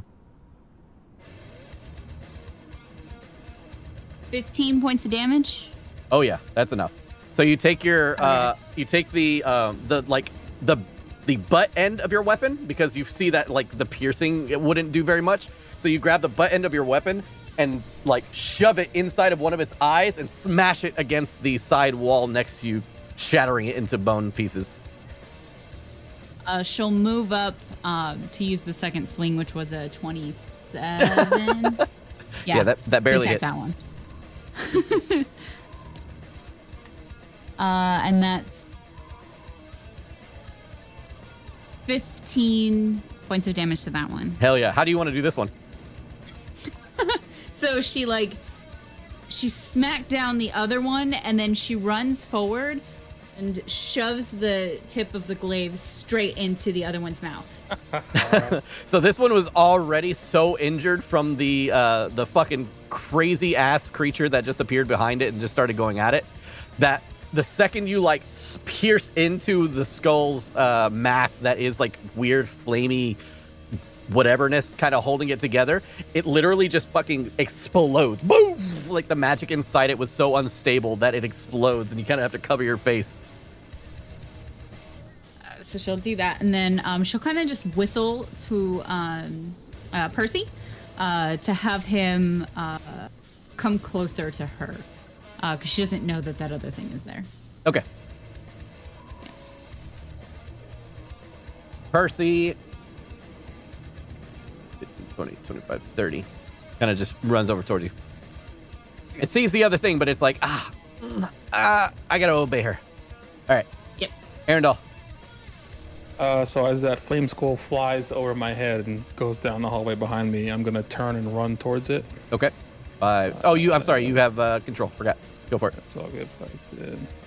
Can I stand there? Yeah. Okay.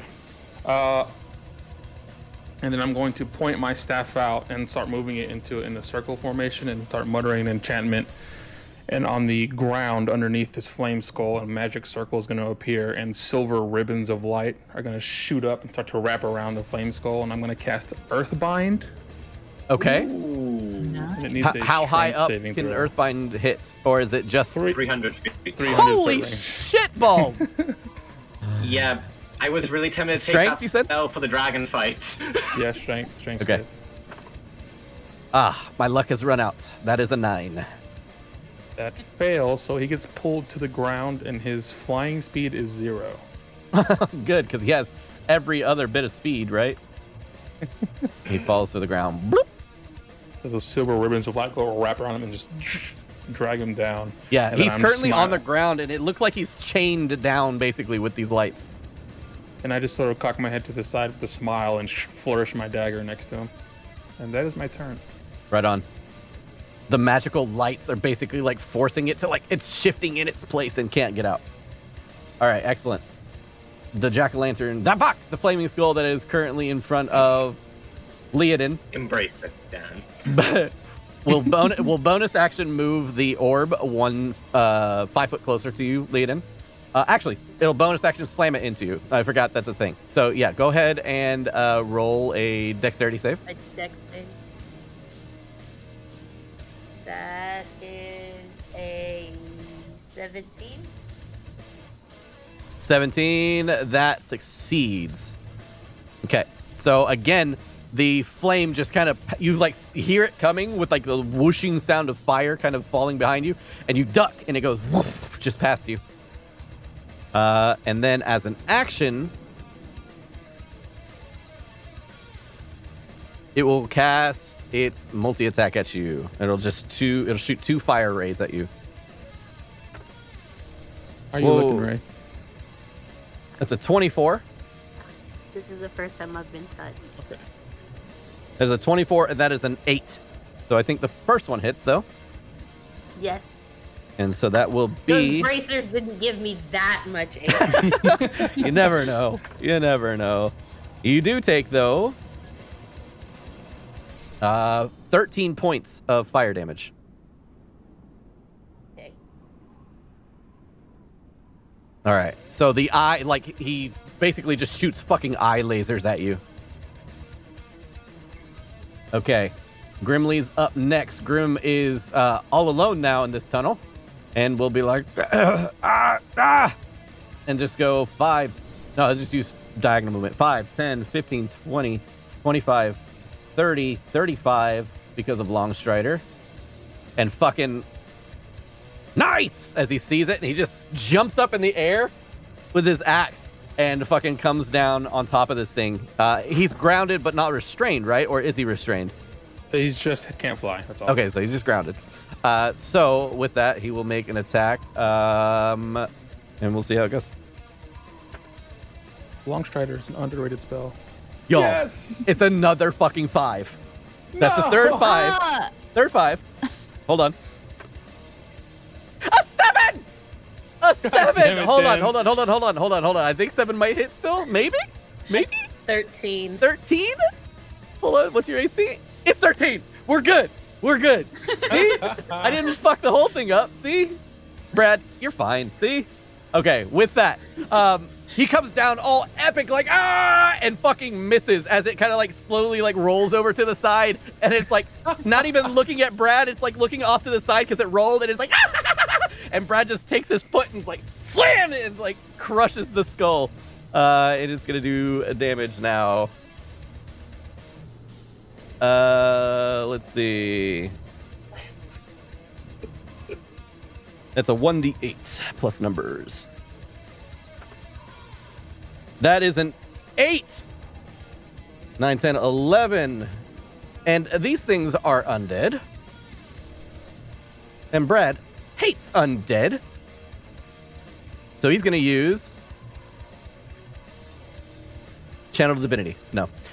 He is going to use his spells, which are right there. There we go. Bane. No, he'll use... Where is it? Hello? Divine Smite? But yeah, are smites not... They're not... Well, his Divine Smite isn't a spell, but he's Oh, spell shit. slots. It's under actions then, isn't it? Yeah. It might not even be under actions. 'cause It's not. not? An action. Oh, it is. I found it. Okay, it is under actions. Anyways, when you hit, it is... let's see, 2d8 extra radiant damage, and so it's 3d8. Fuck. So it's 8, 9, 10, 11 damage plus 1. That's 12. That's 18. Nice. Okay, that's 18. That's 25. Hey.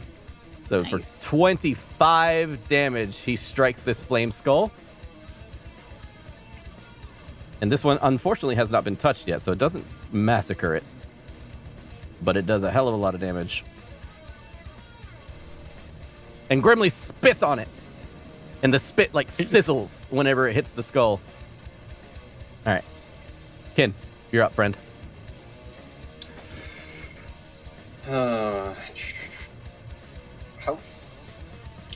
That's me checking the speed of this thing. Let me put Asher in view as well.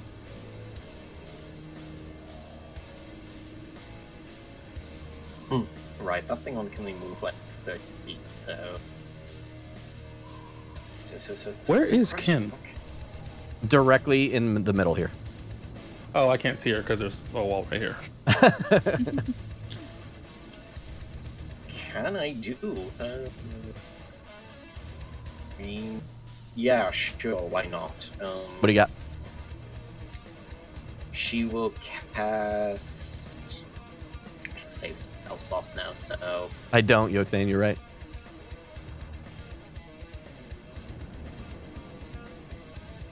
Let's see. Yeah, she's just gonna cast Shocking Grasp on it, I guess, yeah. You're gonna walk up to it? Nah, she's gonna summon Omen, the flying snake, and just shoot that thing at it. God damn it. She's like, no. Alright. God forbid, now that she has the ability, she ever lay a hand on anything herself again. She's got other people to do the dirty work for her. Look, I've got like 8 strength, okay? If I had it my way, she'd only have 6, so, you know. Okay, Asher is next to her. Or not Asher, but, yeah. The fucking, snake's gonna, like, just what's it called? jump out and bite it with electrical fangs. Okay. It is an attack, I think, right?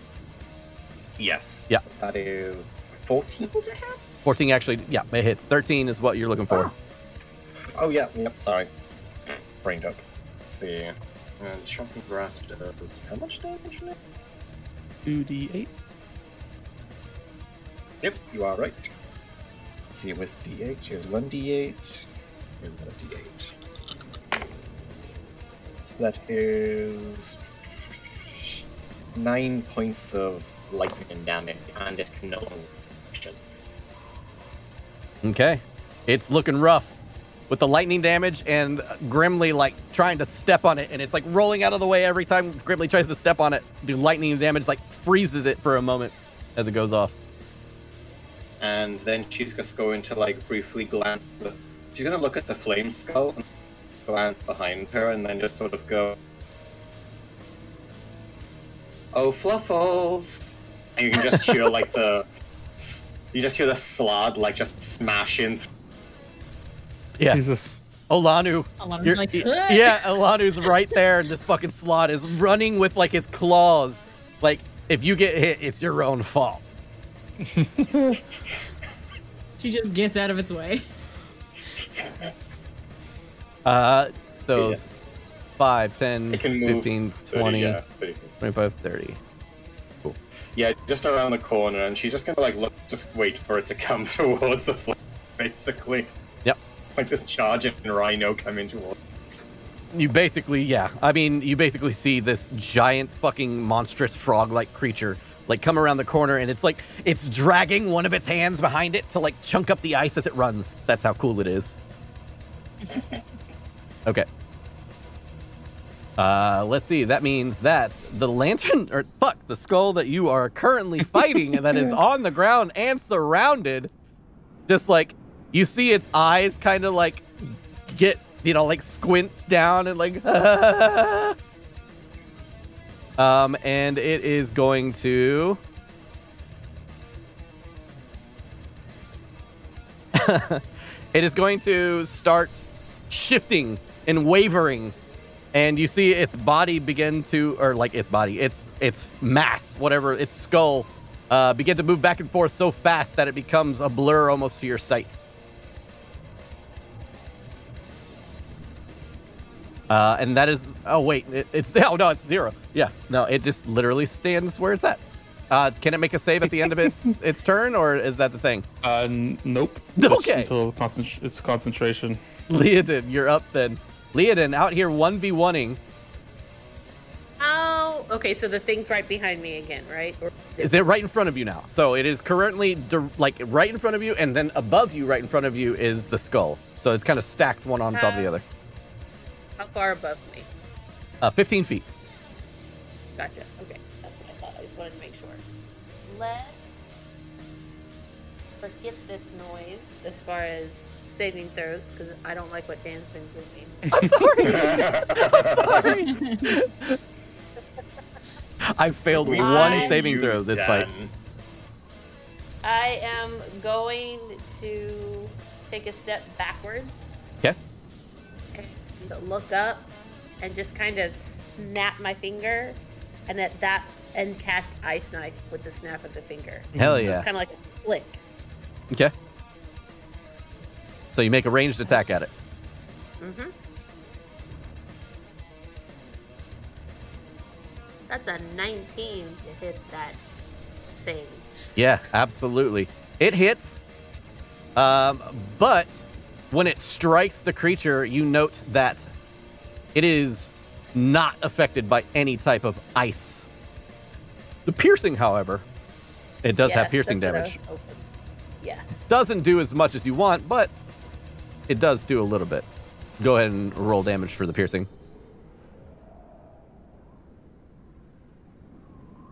So that is... Yeah, it's 9 points of piercing damage. Down to 4. The creature just like shakes it off and just laughs maniacally at you. And that's my turn. And you are 10 feet away from the orb, so you are not affected by the burn. All right. Iceheart, you're up. Yay. She's going to come around the corner. She has 40 feet of movement. Okay.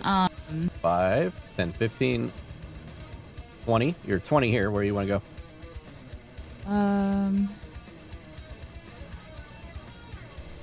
You have a bow and arrow. You can just shoot it. Too. Yeah, I'll probably just do that. She'll switch for her bow and arrow, and she'll use that to shoot the flying skull. Okay. So it is currently not flying, but you shoot at the flying skull. The flaming skull. There Yeah. we go. This will be reckless. That's a lantern. And it's a Nat1, so it misses. Woohoo! But Oh no. second shot, probably also misses. Yeah, 12. It misses. Oh no! No, So Ellie. Yeah. you like haven't picked up a bow and arrow in a long time, and so like I want to say it's like that GIF where you like place the arrow on the thing and you pull back and let go, and the arrow just falls down onto the ground right in front of you, and you're like fumble for a second. You grab another arrow and you shoot it, and when you shoot it, this time it does shoot, but it literally pings off of fucking what's his name, Grimly's fucking shield that is currently attached to his arm, and he just like looks and turns around. All right. He looks back at you. The slot is just going to look at her and just be. She'll just kind of like, and then have Percy go over and do multi-attack, or his attacks. Yeah, they can get within range. Okay. And this would... Okay. Just want to make sure it wasn't right. This one. Bookmarks, Percy. Let's see. Actions. So he gets... So he'll do a beak and a claw. Mm-hmm. So for the beak, it's 16 to hit. Hits. And for the claw, nat 1, so nothing. Okay. Come on, Allie, that's 2 nat 1s. I know. Ray, you need to send your dice back to her now that you've touched them. Yeah. And that's 4 points of damage. Oh, it's still up. Yeah. And then he'll just kind of angrily squawk at it because how dare it dodge one of its. It's just rolling on the ground and crying.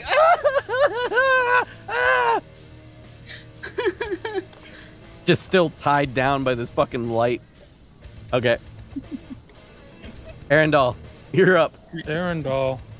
Does this flame skull look like it's like super fucked up? Yeah. Okay. Another question.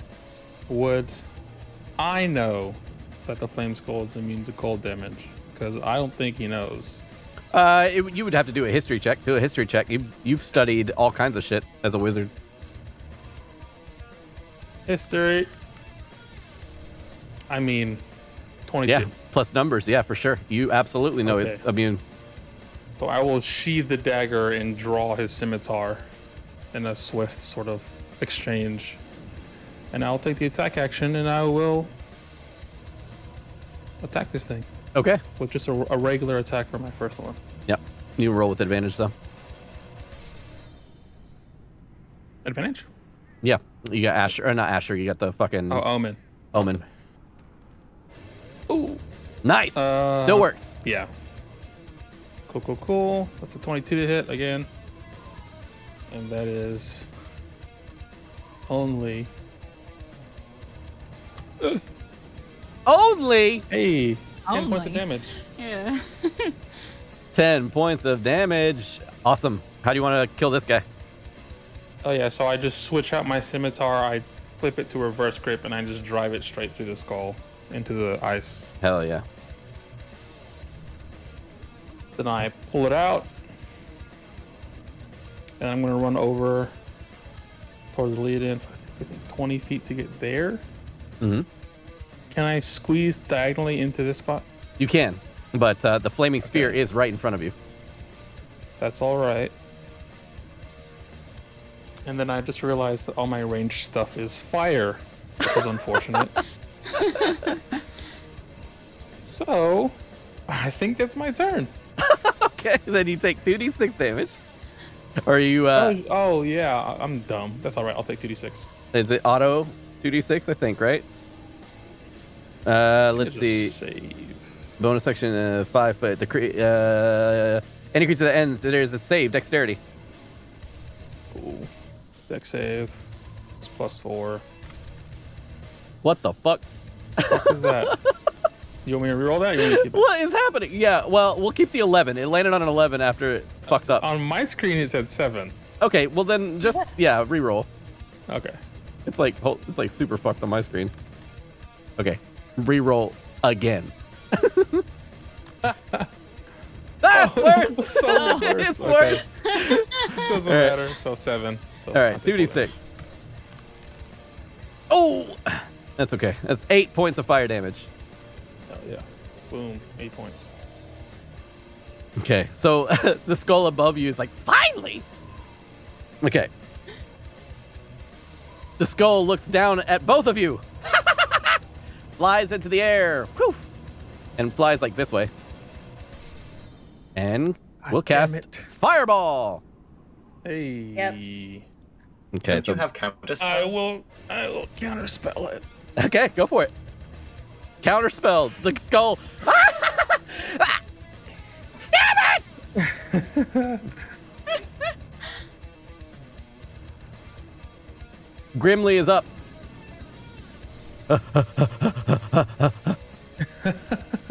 Actually, you know what? He's gonna move that burning sphere right into you, Arendelle. Do it. Dex Dex save, yeah. Oh god, here we go again. I'm gonna roll over here. Ooh, that was the key. Hey! That was the key. All right.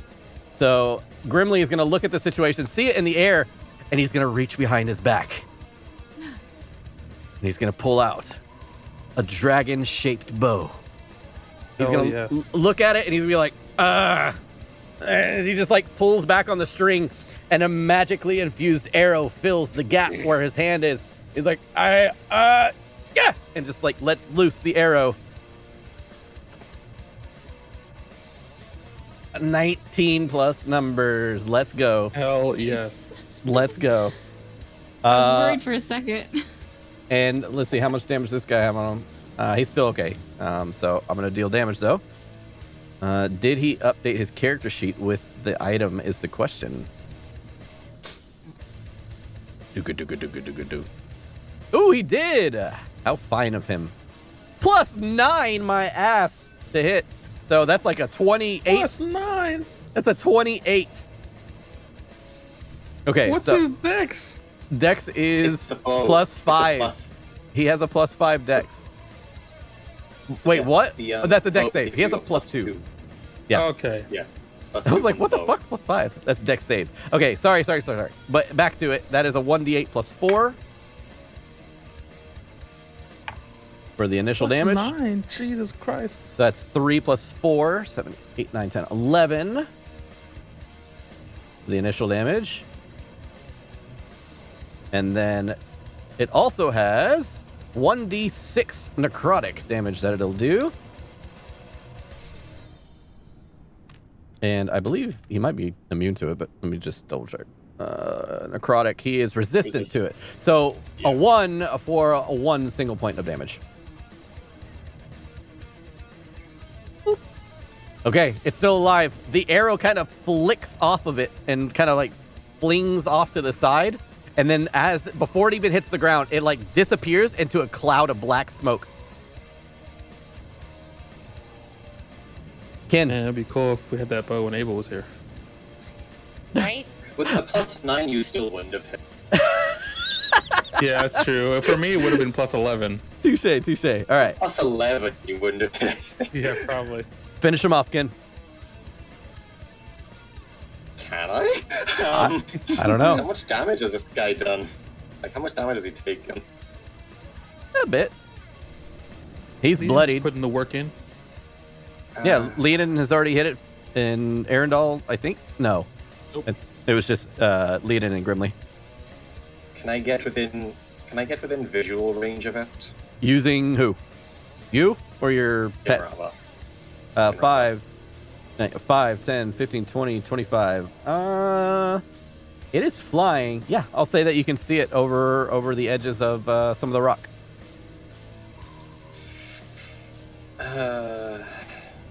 How messed up is Leonin looking? Not bad. Not bad. How about you, Arendelle? That was very good, Trey. That hurt my throat. I'm fine.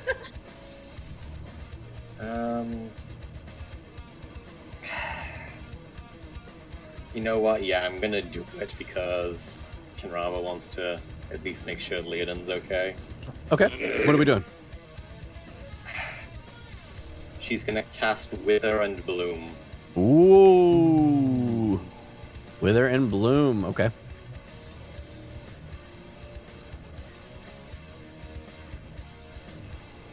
So what happens, Ken? So from the point she sees, there's like a little small dot of black energy that forms that then bursts outwards in a shockwave similar to Fireball. And then all of a sudden, almost like the reverse, everything just suddenly gets sucked right back in, and it gets sucked into Eden. All right. As it takes 2d6 necrotic damage. Is that a save, or is it just a I do damage? It's a Constitution save. I'm a god among men. 19 plus numbers. Well, I got 2 6s, that's 12, so... Nice. 6 down again. So 6 damage. He's still up. Barely, though. And Leonin gets to reroll one of her unused hit dice to regain health. So this is a strange spell. It is a heal, but the heal comes from your own pool of hit dice. So essentially, you basically are taking a short rest right now. You get to use one of your hit dice if you choose as a heal. Yeah, why the hell not? So you can use whatever your hit dice, one of your hit dice, to heal yourself.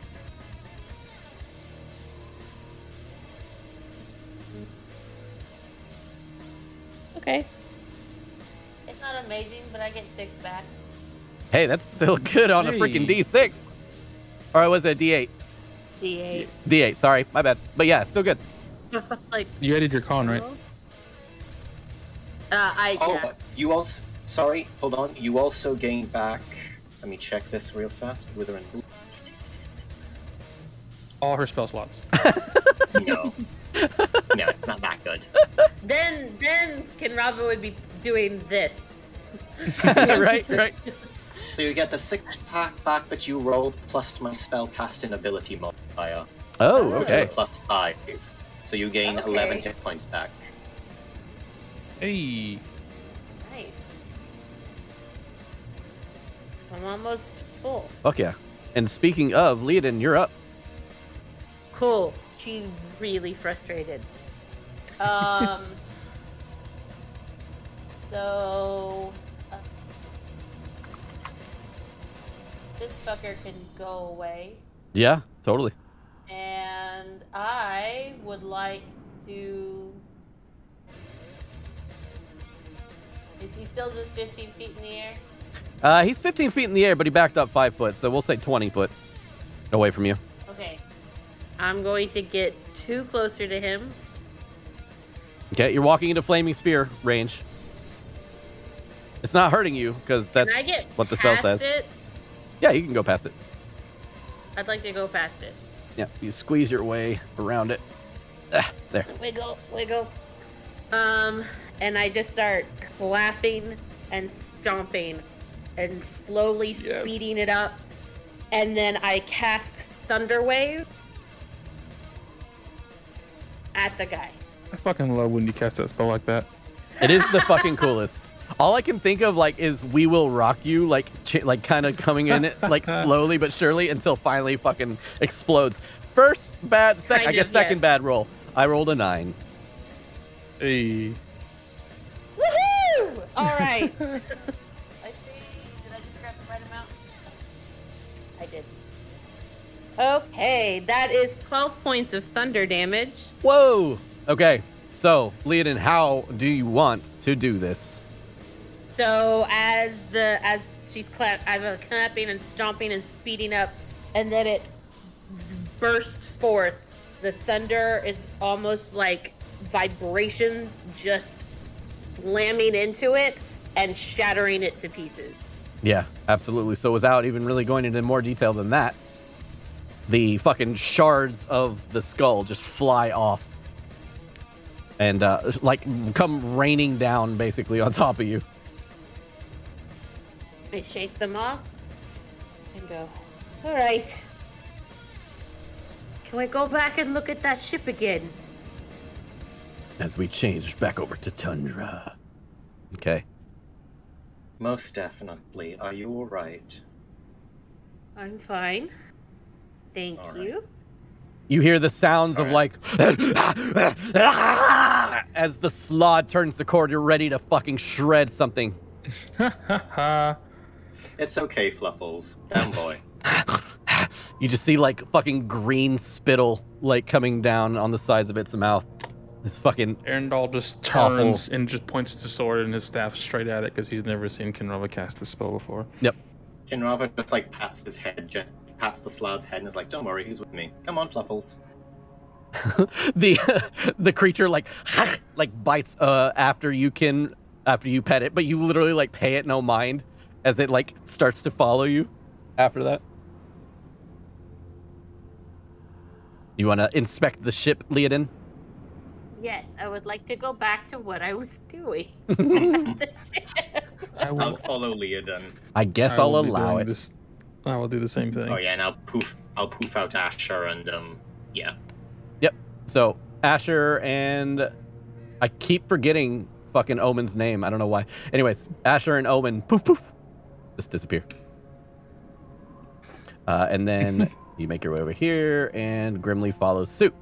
Now you begin to inspect the wreckage As you inspect the wreckage, you find the headless skeletons of 4 dead Netherese wizards that are currently just placed and scattered around. Obviously, the owners of the flame skulls that just attacked you. Are there any robes on them? There are not. They are just tattered, like, remnants of cloth, if anything. Damn it. Now,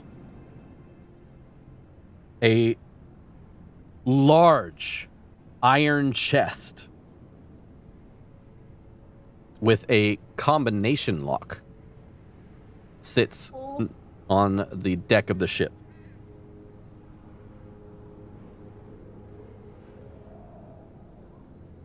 What do you do? I will sit down in front of it. Leodin's mouth begins to froth. Really, it's Rachel. I'm trying to be the right character. Yeah. I'm very intrigued because we've not run across a combination. Mm-hmm. I sit down in front of it and immediately look around to see if I see anything where, oh yes, that could be the right combination. That could be the right combination. And start trying to unlock it. Can I also try and help her out with my knowledge of wizarding tools and such to give her advantage? To just inspect the area? Is that what you're saying? And trying to get advantage to inspect the area? Well, no, she said she's also going to try and open it. Oh, I missed that part. Sorry, I thought you were just trying to look for a clue or something like that. So, first off, Leodin, you look around and there's nothing. There's nothing, literally. It's just ice walls, tattered bones and cloth, and that's it. Shards of the skulls you killed. Now, okay. Now yes. the combination lock has script written into the the actual key, the combination, whatever it is. Do you know Draconic? Nope. But Okay. I do. and Rava standing over me does. Yep, I do. Kin, just looking over your shoulders, you see that it is a combination lock numbered 0 to 50. Mm-hmm. Jesus. But so many possibilities. Fuck. We're gonna spend the next couple of days here, Dan, just brute forcing. Well, I mean, one of the only times that a rogue might have been helpful. Yeah. I mean, she has thieves' tools. We just haven't been, in a situation where she could learn them. Because I purposefully bought them. Mm-hmm. Can I, Now, that doesn't mean you give her- can't use them. You just won't be proficient with them. I'll go ahead and start to use them. Okay. So you just Can kind I of give her advantage by sit helping? down. You kind of sit down next to the lock and kind of look at it and lift the lock up, and it's frozen solid at first. You have to kind of break it to kind of look into where it's at. And you see a small opening in the back of the padlock, or in the back of the combination lock. I take out. Oh wait, are they here? I don't have these tools here. Are my lock picks? They're not these tools. She takes out what she thinks are the right ones and starts to slowly. And she's like, "Everybody, I'm going to need you to be very quiet, please." And then just starts listening. Kin, unless you have lock picking skills, I wouldn't say you could really give her advantage on anything. Yeah, I was gonna say, could I help her with reading the Draconic script and such? But okay. No, the Draconic script would be more along the lines of just transcribing anything she finds or sees or whatever. Leodin, go ahead and roll a d20 for me and give me a, well, it would be what, a straight sleight, or not straight sleight of hand, but well, it'd be a dexterity check, right? With my rogue, it's the thieves' tools are based off of the sleight of hand. So, but hers is a plus 12 to Yep. her sleight of hand. Let me just double check. This is the first time that we've used thieves' tools in this entire campaign. I know, I'm so excited. So, proficiency with these tools lets you add your proficiency bonus to any ability checks to make to disarm traps, and or open things. And Yeah, I don't know if it's explicitly stated what it is in anywhere, but not as far as I know. okay, so we'll just leave it for. I love her. Yeah, is that Sam? It's okay. We'll just leave it to just a straight dexterity, and we'll give you the sleight of hand for a freebie. Go for it. Hi, guys. That is a 19. Oh. So, as a 19, you hear a click in the actual lock. You hear a click. Nothing happens. You try to pull on it, and it's still locked. Don't know if it worked. Should I keep trying? Give it another go, yeah. Yeah. Right. Anything with this sort of protection on it is worth something. So that is a dirty 20. I know. You're a stinker. You're a stinker. I know. So you try one more time, and this time you're like, okay, that was where I was using the wrong tool the whole fucking time. You grab another one, and then boom, all of a sudden you hear a click, and the lock springs open. I would like to open the trunk, please. You open the trunk, and when you do, Poisoned. No, it explodes. You open the trunk, and you can't take your hands off it. No.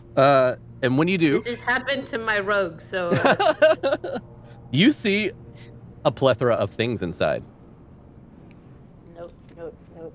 notes. Dan, go. Yes, I'm ready. Okay. You see a strange-looking bag made of leather or other things that have been dyed different colors and made to have like a pattern on it. Does it remind me of the bag of holding we have? That I have holding? I mean, if I were a betting man, I would say it doesn't look exactly like that bag, but quite similar. Okay.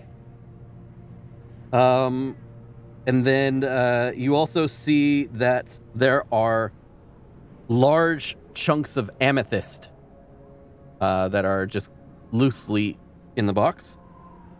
4 of them. Man, if only we had a jeweler. I know. Hey, it'd be perfect. Each one of them Yes, about Matt. 100 gold pieces each. You see a ring. Have an owl bear on. That So I'm gonna throw it so far. no. away. Do you want to inspect the ring or to see what it I'll looks like? inspect the ring. Okay, so you inspect the ring and you look at it, and it has like filigree on the side of it and stuff like that, and it has the imagery of a ram. Oh, Rachel knows this ring. Okay. Rachel. Now, Well, Leodin wouldn't, but I know Right. what it is. right, but the inset that is on top of it has a black crystal. Oh. This is Shadowland. I was gonna say, does it remind me of all the other black crystals we have run across? I mean, you look at campaign? you look over at Kinrava and you see her book, and it looks almost identical. Yeah. It's not quite slate, but very similar. Or not Okay. slate. What's the O word? Obsidian. Obsidian. Onyx? Thank you. Oh, onyx, yeah. Or whatever. You know, Either way, both shiny black. It's not really shiny black. Jet. Jet black. Is that all that's in there? Excuse me. That is all that's in there. So those 3 items, yeah, that you see currently. would you like me to get to work on seeing what these are? Sure. Also, I'll, because this bag of holding is prettier than the other bag of holding, I'm going to take the new one. I'm gonna open it. Does it look like a bag of holding on the inside? Like yeah, if I were to take... you open it, and when you open it, you could see the space of the cosmos within it. Yep, that's what I was hoping to see. So I take everything important to me out of the other bag of holding, and I go, "Do you want to hold on to this too?" And toss it to Kinrava, and then I put the pretty one on. The one with all the backboard. Yeah. Well, first I'll take it, and second of all, that goes perfectly with your new outfit. I know, thank you. I'll go ahead and put the chunks of amethyst in my bag of holding. Yep. And give the ring, I almost said the name, to Kinrava. Yep. All right, she will work on identifying the ring. Okay. I assume you're using your abilities to just cast it quickly, or... Not yet, no. Okay. So I'll spend 10 minutes casting it. Cool. Is anybody else doing anything during that time? I'll pull out my flute, and I'm just doing a little... Brad can fucking heal us. He's over in the corner picking his nose right now. What's Grimly doing? Just kind of make sure that there's nothing else down the halls that the skulls came from. Yeah, you look down the halls and you find that they are just empty spaces where the skulls were just dormant until they might have discovered or heard something. Okay. Remember, that's like mostly just ice around you, so it's very easy to spot anything that is not ice. Okay. All right. Let's see. So, does anybody need healing? Who needs healing? Really? Did not take damage. I don't need it. I'm down 7. Okay. So I'm Grim only down will look 2. around and be like, "Nah, you're fine." Okay. Identify does go off. Oh, jeez. Don't say that. Let's see. You identify a ring of the ram. This ring has 3 charges, and it regains 1d3 expended charges daily at dawn. While wearing this ring, you can use an action to expend 1 of the 3 of its charges to attack 1 creature you see within 60 feet of you. The ring produces a spectral ram's head and makes an attack roll with +7 to hit. On a hit, for each charge you spend, the target takes 2d10 force damage and is pushed 5 feet away from you. Alternatively, you can expend 1 to 3 of the ring's charges as an action to try and break an object you can see within 60 feet that isn't being worn or carried. The ring makes a strength check with +5 to its bonus for each charge you spend as well. Pretty cool. What if there's no dawn, Dan? And we're up a creek. You have 1 charge left on it. Okay, so this is a very, very nice ring this is one of the first magic items we've actually come up that would actually work very well for me, because it works on keeping things away from you. Yep, that's fine. I don't need Would you be alright with me taking this ring? Ace. I mean, it matches your book. I kind of thought you were going to do it anyway. If someone else wanted it, I'm more than happy to share it. You sure it's not cursed?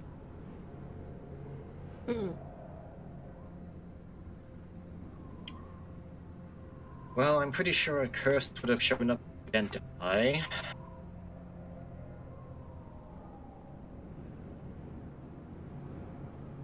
Plus, I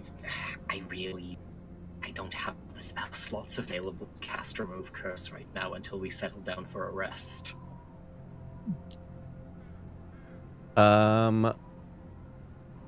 Let's see. Hold on real quick. It's not 5 points only gets rid of poison, right? Not curse. Correct. Okay. Never mind. All right. And he goes, just be careful. Will do. She'll put the ring on her person. You immediately start to... No, just kidding. How's that little baby that's growing in you, Grimly? He kind of just shoots you a glare. And he goes, I don't know what you're talking about every time you say baby. I'm fine.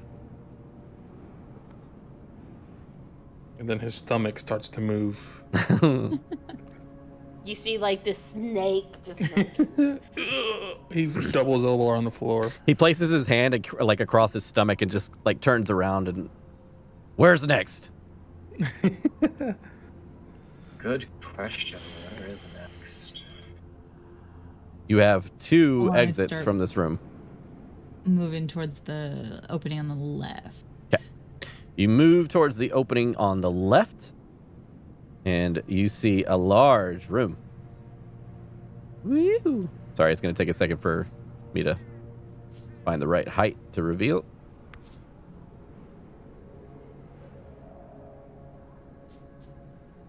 There it is. Okay, so make your way over here. And this room, let's turn on the lights a little bit. It's a little dark, huh? It would still have light on. So Mm-hmm. Let's go boop. And maybe like this. There we go. Just imagine it's still kind of dark in here, but not ridiculously like pitch black.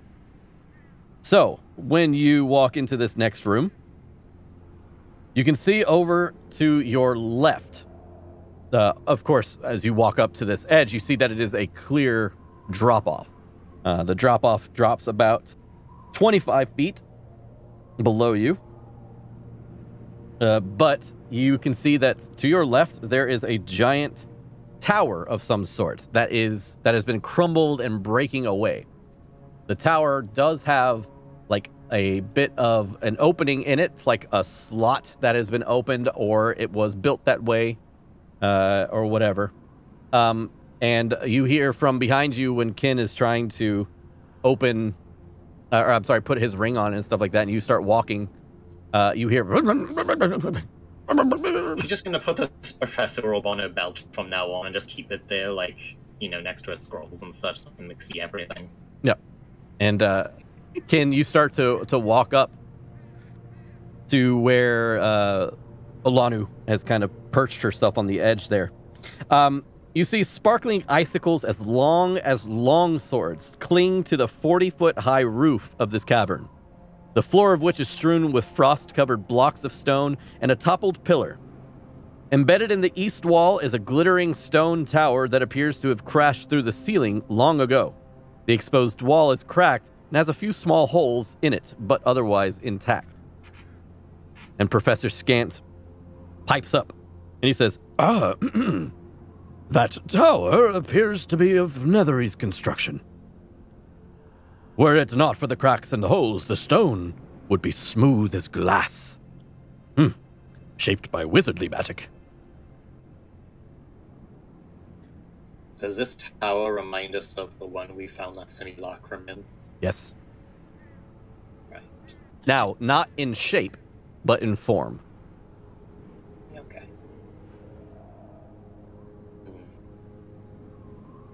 Well, unless you want to use rope and climb down, we should probably go around. You also see a like exit on the other side of the room, just like another way down, deeper. If we all drop down, I can gently take us. I Fine mean, too. I was just gonna jump, but alright. Yeah, let's not jump. I could There's land another- there and then land there and then land on the... It'd be fine. There's another hall. Other side. We should probably just check that out. Very well. Sounds alright to me. You walk over to the other side and you see a long natural staircase of ice that leads downwards. You want to continue down it or? Yeah, I'll go forward. Okay. Just watch your step. I am, she says, as she slips and falls. goes 2 or 3 steps down and then stands up quickly. No. You make your way down the staircase. Now, the room itself is filled with what looks to be like cold mist that is slowly rising and moving from the ice itself. has created some sort of like cold mist, almost like walking into a freezer in like a meat locker. And as you're walking in, Olanu, give me a perception check real quick. Great at these.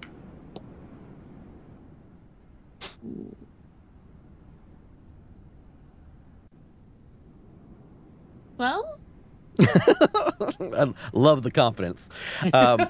You walk down the stairs, or, you know, the stairs or whatever.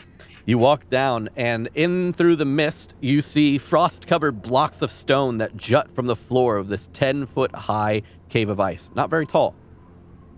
Perched atop the largest of the stones, though, through the mist that is coming off of all the ice and everything like that, you see two glowing red eyes that look over in your direction, make a noise, and disappear. Like, jump down off the block it was on and disappear. She's going to take out her weapon and let everyone know, like, something with glowing eyes that can disappear is down here.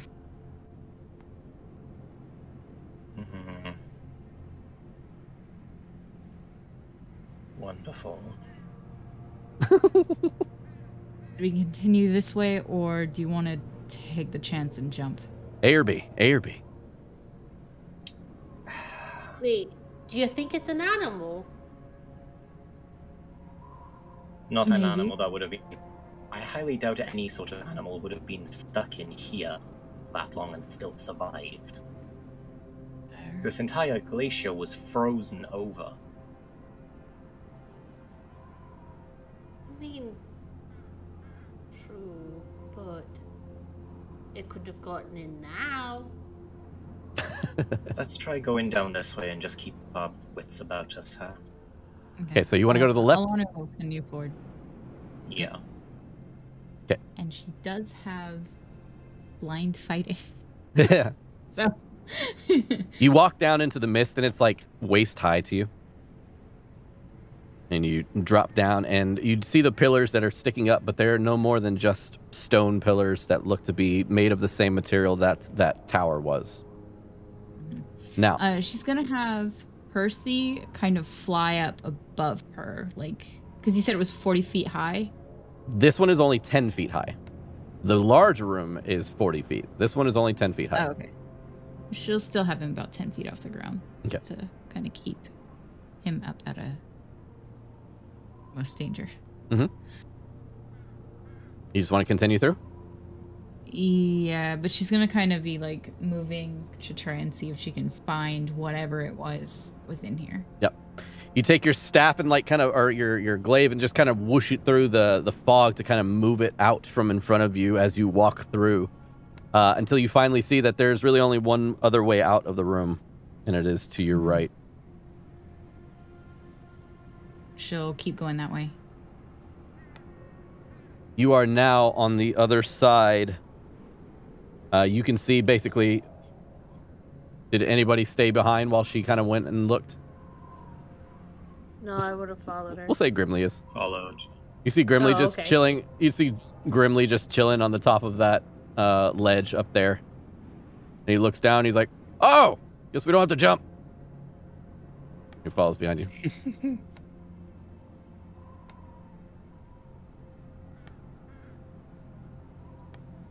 You are now on the base portion of this. Now, as you enter this area from below, you see a small little area now to your right, according to this map, that looks to be able to be crawled through in order to reach another portion, if you would like.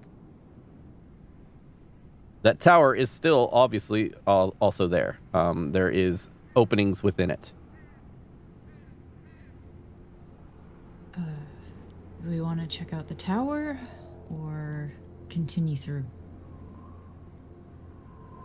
Let's we check the invest- tower. Yeah. Okay. Yeah, let's check the tower. Arendelle is back to just writing and sketching in his book the whole time he's moving through this place. Awesome. Don't fall. So you approach the tower and note that there is like an opening on the side that you can shimmy yourself into. It is quite small, so a medium creature would kind of struggle to do so. It can still do it, but it's going to be tough. Okay. She'll put her weapon on her back and try to climb through. Okay. So you climb through and you pop out the other side. And when you pop out the other side, you're basically inside the tower, this fallen tower. I would have followed her. Okay. Whoops. You disappear.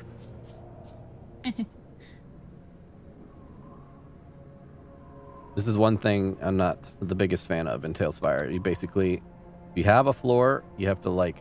Yeah, I know. There we go. Okay, we'll say the floor's still there. You still have a roof above your head, but you crawl in through the bottom there. And you are met with what looks to be a corpse. Several, as a matter of fact. When you walk in, the corpse, little remains of this tower besides its outer shell. The interior walls, though, as you look forward, let me get out of build mode so it's not weird. The interior walls are decorated with shifting geometric patterns. A human skeleton in a white robe lies on the uneven floor. Some sort of magic-y stuff wall. She'll kind of reach down and kind of look over the corpse, see if there's anything interesting on it. You do note that when you reach down into the corpse, that there is a silver holy symbol that looks to be just lying on the ground where his neck would be. I should pick it up to see if she recognizes the symbol at all. Probably not. I need a history check. Yeah, probably not. 9. 9. It looks like a shiny piece of metal that you don't necessarily know the shape of. But I mean, you know the shape of it, but you don't know what it represents. As you look, you can tell with a 9, you can at least see it. You look and you see that it is in the shape of a 4-pointed star.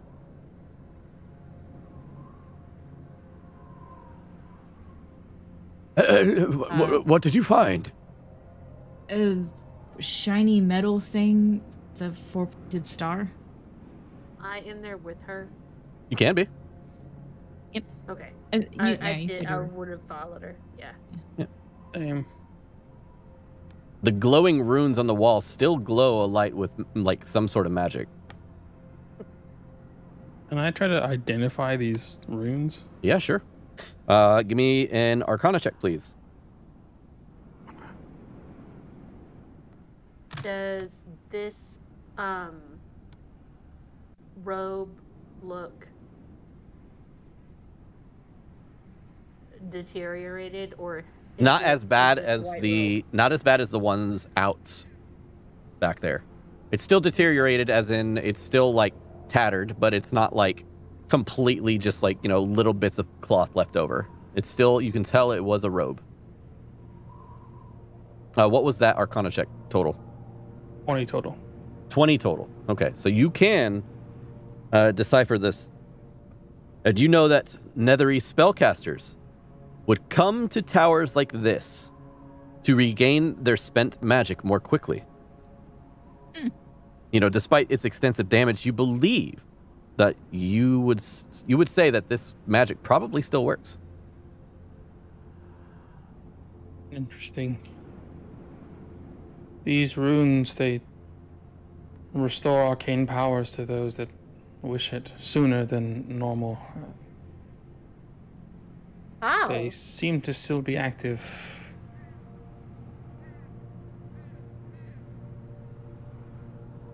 Interesting.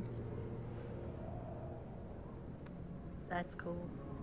I'm gonna strip that robe off this corpse. You just rip it off.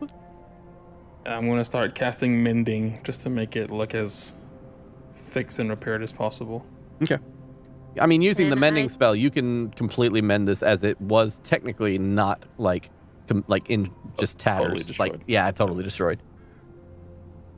I want to walk up to the wall and just like trace some of the glowing runes because they're very pretty. You take your finger and like trace your finger across it, and it leaves like a glowing light where your finger was traced across the wall. I And it's started just like- doing it all. And like a techno show now at this point, like all the lights kind of light up, and like where you move your finger is like a bit of like glitter, kind of floats in the air for a moment. After saying that, Arendelle will walk up and sort of do the same thing with his hand. Yeah. On the wall. You kind of leave like instead of just with your fingers, you like take your hand and leave like a large smudge of this glowing color. Professor Skant. Oh. Go Alanu. I was just gonna move into the other room to see what's Fuck going on, this 'cause- business. You guys are weird. Yeah, it's She leaves. magic. Yeah. You can see that there is a ledge that leads into another area just through this location. Okay. She'll just kind of stay there for while they're figuring out what this magic stuff is. Okay. This fucking magic stuff. Yes, yes. These runes, do you know how the Netherese activated them? Of course I do. Do I know? Yes, yes. You see these runes, they were used once to regather their magical abilities, as you had stated previously. But to be more specific, if you were to take a rest here, you could regain a spell of up to 3rd level or lower at the end of your rest for free.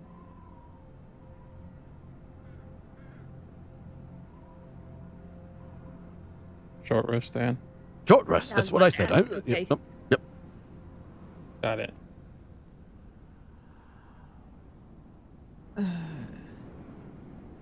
Den, if you want to rest here, I know you guys used spells. Battle. I did use more spells in that first battle than I was anticipating, but I'm not necessarily in need of a rest. If we do need to rest, though, I'm not opposed to it. I'm not opposed to it either. I used a fair number of spells myself. We could always come back. We could. Yeah. True. That is true. If nothing else, let's at least check out where that small crawl space was back there. There's also a ledge up as well. Yes, but you've mentioned that small glowing-eyed creature. I want to see if they are able to actually use those small little crawl spaces as ways for them to get around. Okay. She'll crawl back out. Okay. You make your way back into the other room then? Yeah, trying to this time actually actively seeking that thing out if it's still even here. Yeah. Currently, you don't see anything around you, but you see that small hole, and you get down on all fours, and you have to crawl through, and you're like avoiding ice that has kind of made its way from the ceiling to the floor on this small area, but you make your way through.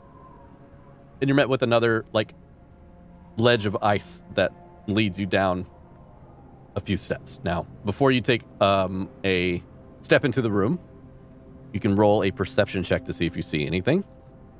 Like anything that you were specifically searching out. I'm going to... so yeah, she's just looking for anything that could be dangerous, such as like creatures, I guess would be more specific. Creatures or people. Why am I doing this again? Good question. 12? Yeah. Okay, and you don't see anything like in particular. But I will describe the room now, though, as you come on in. You see now, just directly in front of you. Let me try and get a better view so everybody can see it. This room is huge. So as you enter, though, little remains of this tower besides its outer shell. The interior walls are decorated with I've just fucking read that. Wow, I'm an idiot. The top of a partially shattered tower rests on its side in the middle of this 30-foot high cavern. Long icicles hang from the ceiling above the toppled spire. North of the tower is a 15-foot diameter hole in the floor that seems to be the upper end of some sort of tunnel. There's more rubble from a tower and a hole that seems to go into a tunnel. I really hope the rest of the city didn't just smash into pieces. Yeah, she'll continue forward into the room. Okay. And Rob will follow. Yep. Okay, so you go into the room. All you note are the things that I had stated before. Now, you do notice that there is no way into the tower unless you go all the way over here, and on the right side, you do see an opening that kind of leads into that tower. Alana will make her way over to the tunnel area and kind of look down into it. Yeah. Now, note there is the tunnel area and also a staircase that leads upwards on the right. Okay. So you make your way over to the tunnel area. Can Rob going to summon Omen? Yep. Oops, sorry. No, keep going. And just have, like, Omen do, like, a full sweep around the room just to get a full view of everything from a bird's eye view. Okay.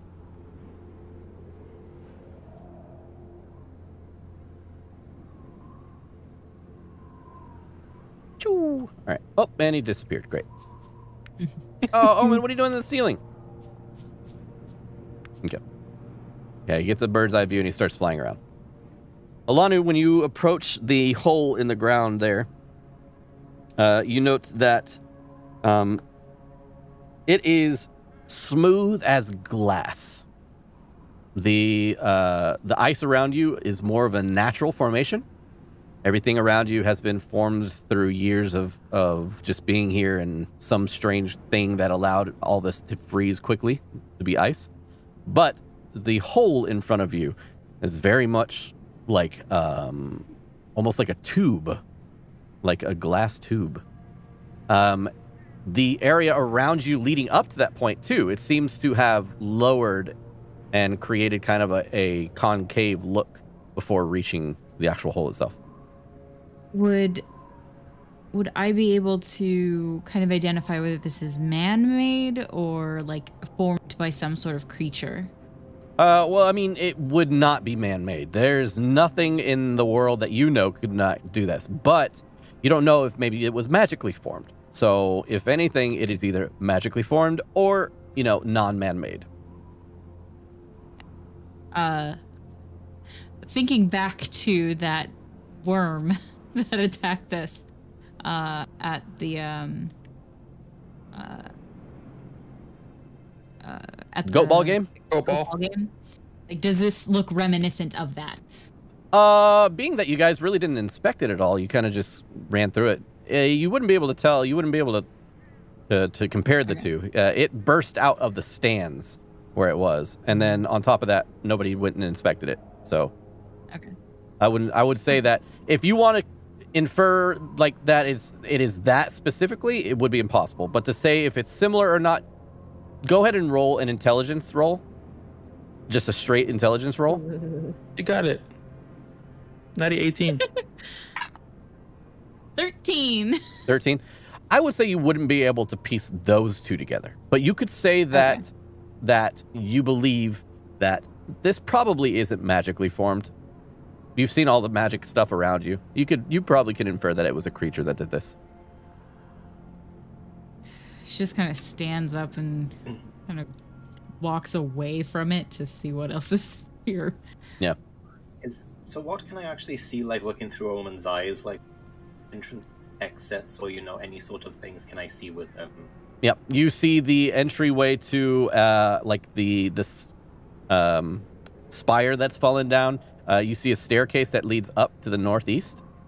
You can go up the staircase if you'd like, but that's all he can see from this room. Otherwise, this room is just a large, just a giant cave system that ends. Okay, then. So Hey, Cuckoo. Yeah? Do you smell any animals in here? Including, like, the monster type animals? He will roll a perception check at advantage because it's smell. That is a 17 plus whatever his perception would be. So he smells around. Ugh. Smells like dead things. Oh. Alright, thank you. Kinrava's gonna go up to like towards like the smooth glass tunnel right now. Yep. And she's gonna send Omen down there to see what's going on. Okay. How far can Omen go? He can go 100 feet. Okay. He goes into the tunnel, and the tunnel goes on and on and on, and continues past that 100-foot. She'll summon Asher. Okay. And then she'll send Asher down. Okay, I'm not gonna do it. So how long can Asher go, or how far? 300 feet. Okay, so let me just double check distances here.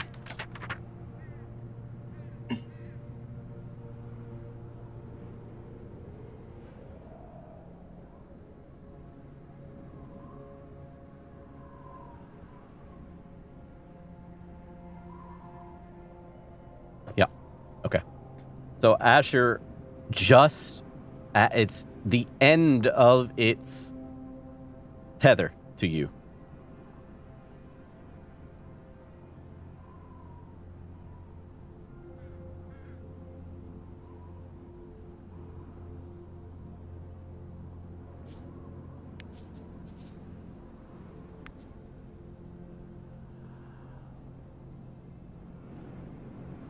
Barely can peek its head into this room. And from Asher's final pull, your vision is starting to go a bit blurry and black. I'll try and describe from this angle what you would see.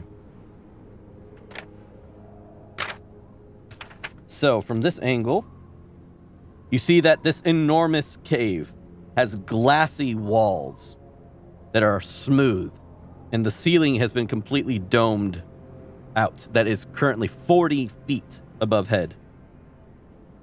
This cavern contains 2 large pools of water, both of which steam is rising up from them.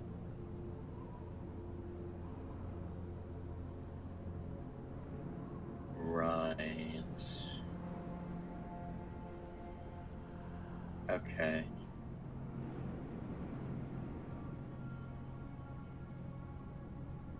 She's gonna say, could someone move me a little ways? Hiya, how? Could someone move a little ways back, please? Like, I can't actually feel or see anything you do right now, so could you just move me just a little bit backwards, please? Alana will just kind of guide her. Back towards where? Back towards where that tower was, please, because I'm at the very edge of this vision. Get just a bit more. I might be able to see what's going on down that tunnel. Okay.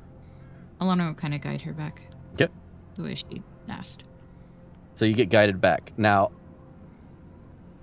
I'm not going to reveal the room just yet, but I'll describe it. So whenever you move Asher closer, you notice that the tunnel that you were sliding down, or basically going down as Asher, you come to an end. It comes to an end. And you look behind you and to your right, and you see another slide of ice that continues on downwards. That's back behind you. In front of you, where the pools of water were that are now steaming kind of like in the distance and bubbling, you see to your left, there is an entrance into another room. And directly in front of you from the slide's exit. Directly in front of you, to your left and to your right, are both exits to this room. And the exit to the left, you can see another pool of water that is bubbling. And you look off to the right, and that tunnel, or that exit to the room, leads to another hole in the ground. Damn. Okay.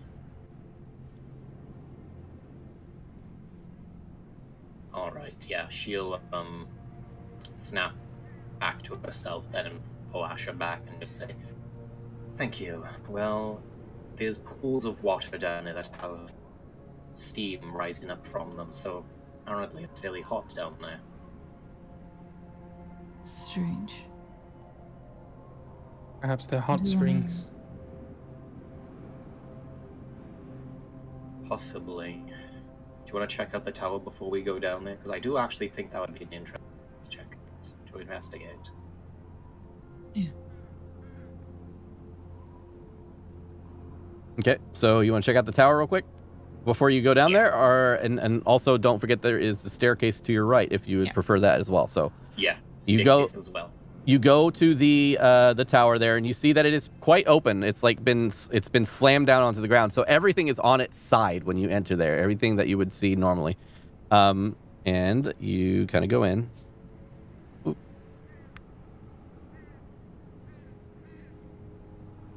And who's going first? I mean, I'll go first if no one else is. Okay. You walk inside as Olanu and Kin kind of follow suit and lead in, and Grim. And when you make your way inside, you see that the thing continues on for a little bit, and you make your way basically almost all the way to the end of the hallway there. And pushing past all the like junk and crap, you find that there is a door at the end of the hallway that is sideways, and it looks to be like crushed in on itself.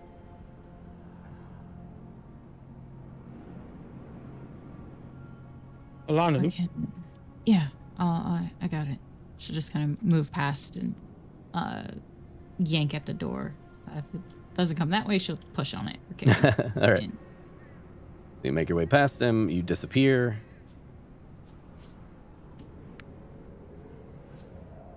Oh, of course you are. There we go. Of course, I can't get you through. Anyways, you push on the door and nothing, but you pull on the door and it snaps and breaks off its hinges. And you see through, and you see that tucked away in the attic's spire of this huge thing, you see a chest with a sliding bolt. There's a chest in here. Does it appear to be locked? In. The sliding bolt does not appear to be locked. Okay. Open it. Yeah. Just open it if it doesn't appear to be locked. Okay. You open the sliding bolt.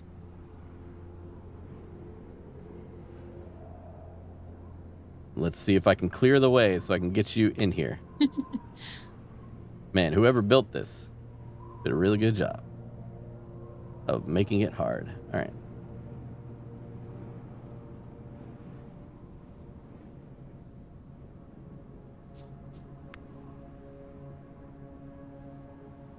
Phew. There we go. Easy. You open the chest. When you open the chest,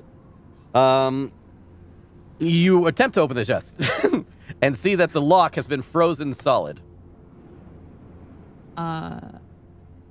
Take the end of my weapon, just kind of knock it real quick to see if I can loosen the ice.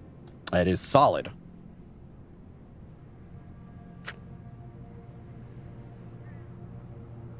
Am I in there? You can't be. Yeah, just kind of look out the door and be like, does anyone have anything that could melt this ice on this lock? I'll go over and I I'll have fire, and I think a few others do. and I'll go over and point my staff toward it and just cast firebolt on it. Okay, you cast Firebolt on it, and the ringing sound of metal goes out as the ice immediately melts from around it. Now can we tell if it's locked? I mean, it's just a sliding bolt at this point. Oh, okay. Yeah, then open. You look, as you open it, most of the bottles inside have been smashed across the walls when the tower came down. But you do see that there are 2 intact bottles of liquid inside of it. Arundel, do you know what these are? Can I just do like a basic Arcana check or something without having to use Identify for 10 minutes? Just Arcana. Okay. Okay.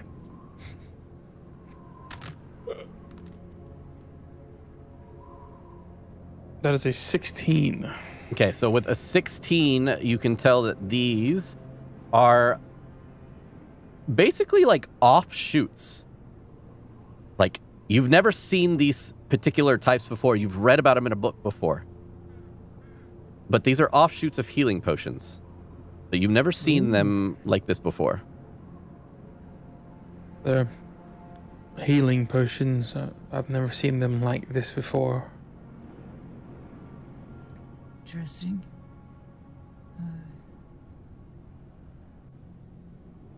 Should probably give one to Kin, another one to yourself or Leodin. Stu Leodin. Well, I'll take it for now. Okay. And you guys walk back? Yes, sir. Okay. We'll just say you walk back.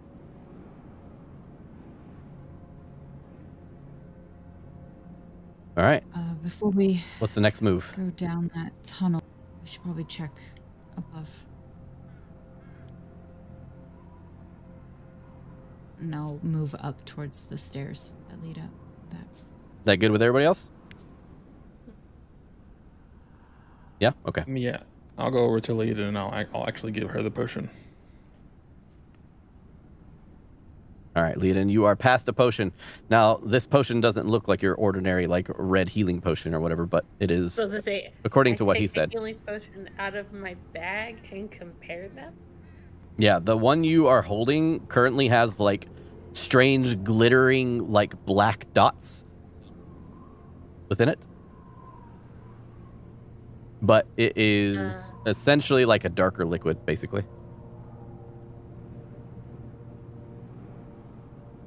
It's a healing potion, I promise.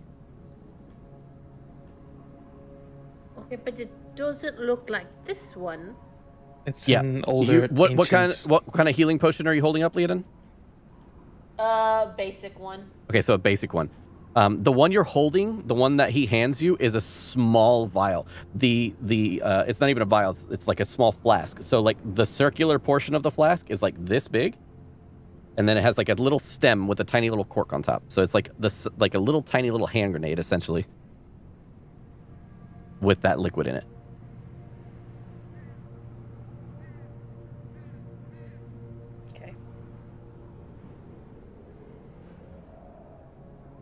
Okay.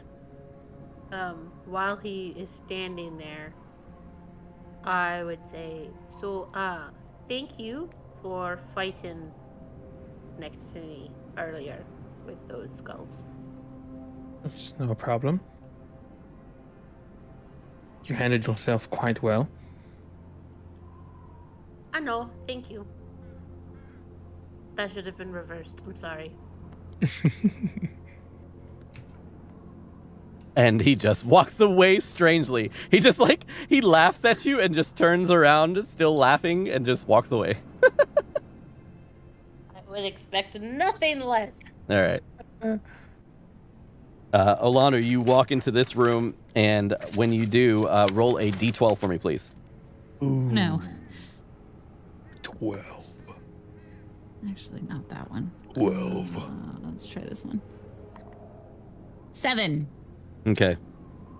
So when you roll this, Oh no. the ice that surrounds you, that is like the the walls of the caverns. They have this weird like transparency, right? Because of the ice and the moon and the lights and stuff like that were outside, and weird bouncing effects of the magic runes and stuff like that. It allows for a bit of transparency. As you walk into this room, right next to the tower that is in front of you, you believe you see like a dark spot, like in the ice, where maybe a thicker portion of ice is. But you take a step into this room, and within the glacier itself, that dark shadow begins to form and move through the ice around you, almost in a panoramic way, and then dip down below the floor and disappear. There's a shadowy thing in the ice. And that's where we'll end today's episode. Ooh. So the thing you saw was like gigantic. It was huge. So bigger than the original one. Well, you don't know what it was, but yeah, you could. If you are assuming the Ramoraz, then yes, it was bigger than the Ramoraz that you had fought. So I meant the go ahead. The shadowy thing with the red eyes in the. Oh, much bigger. Yeah, no, the shadowy thing you saw, the red eyes, was probably the size of maybe like a large, or like a gnome or a halfling or something like that, about that size. Okay. But this one was like fucking. This is like a whale in the wall, basically. You feel like. All right. Ooh. So, on that note, thank you everybody for joining us. It was a bit of a longer session. I wanted to make sure that we got a lot in before the holiday season.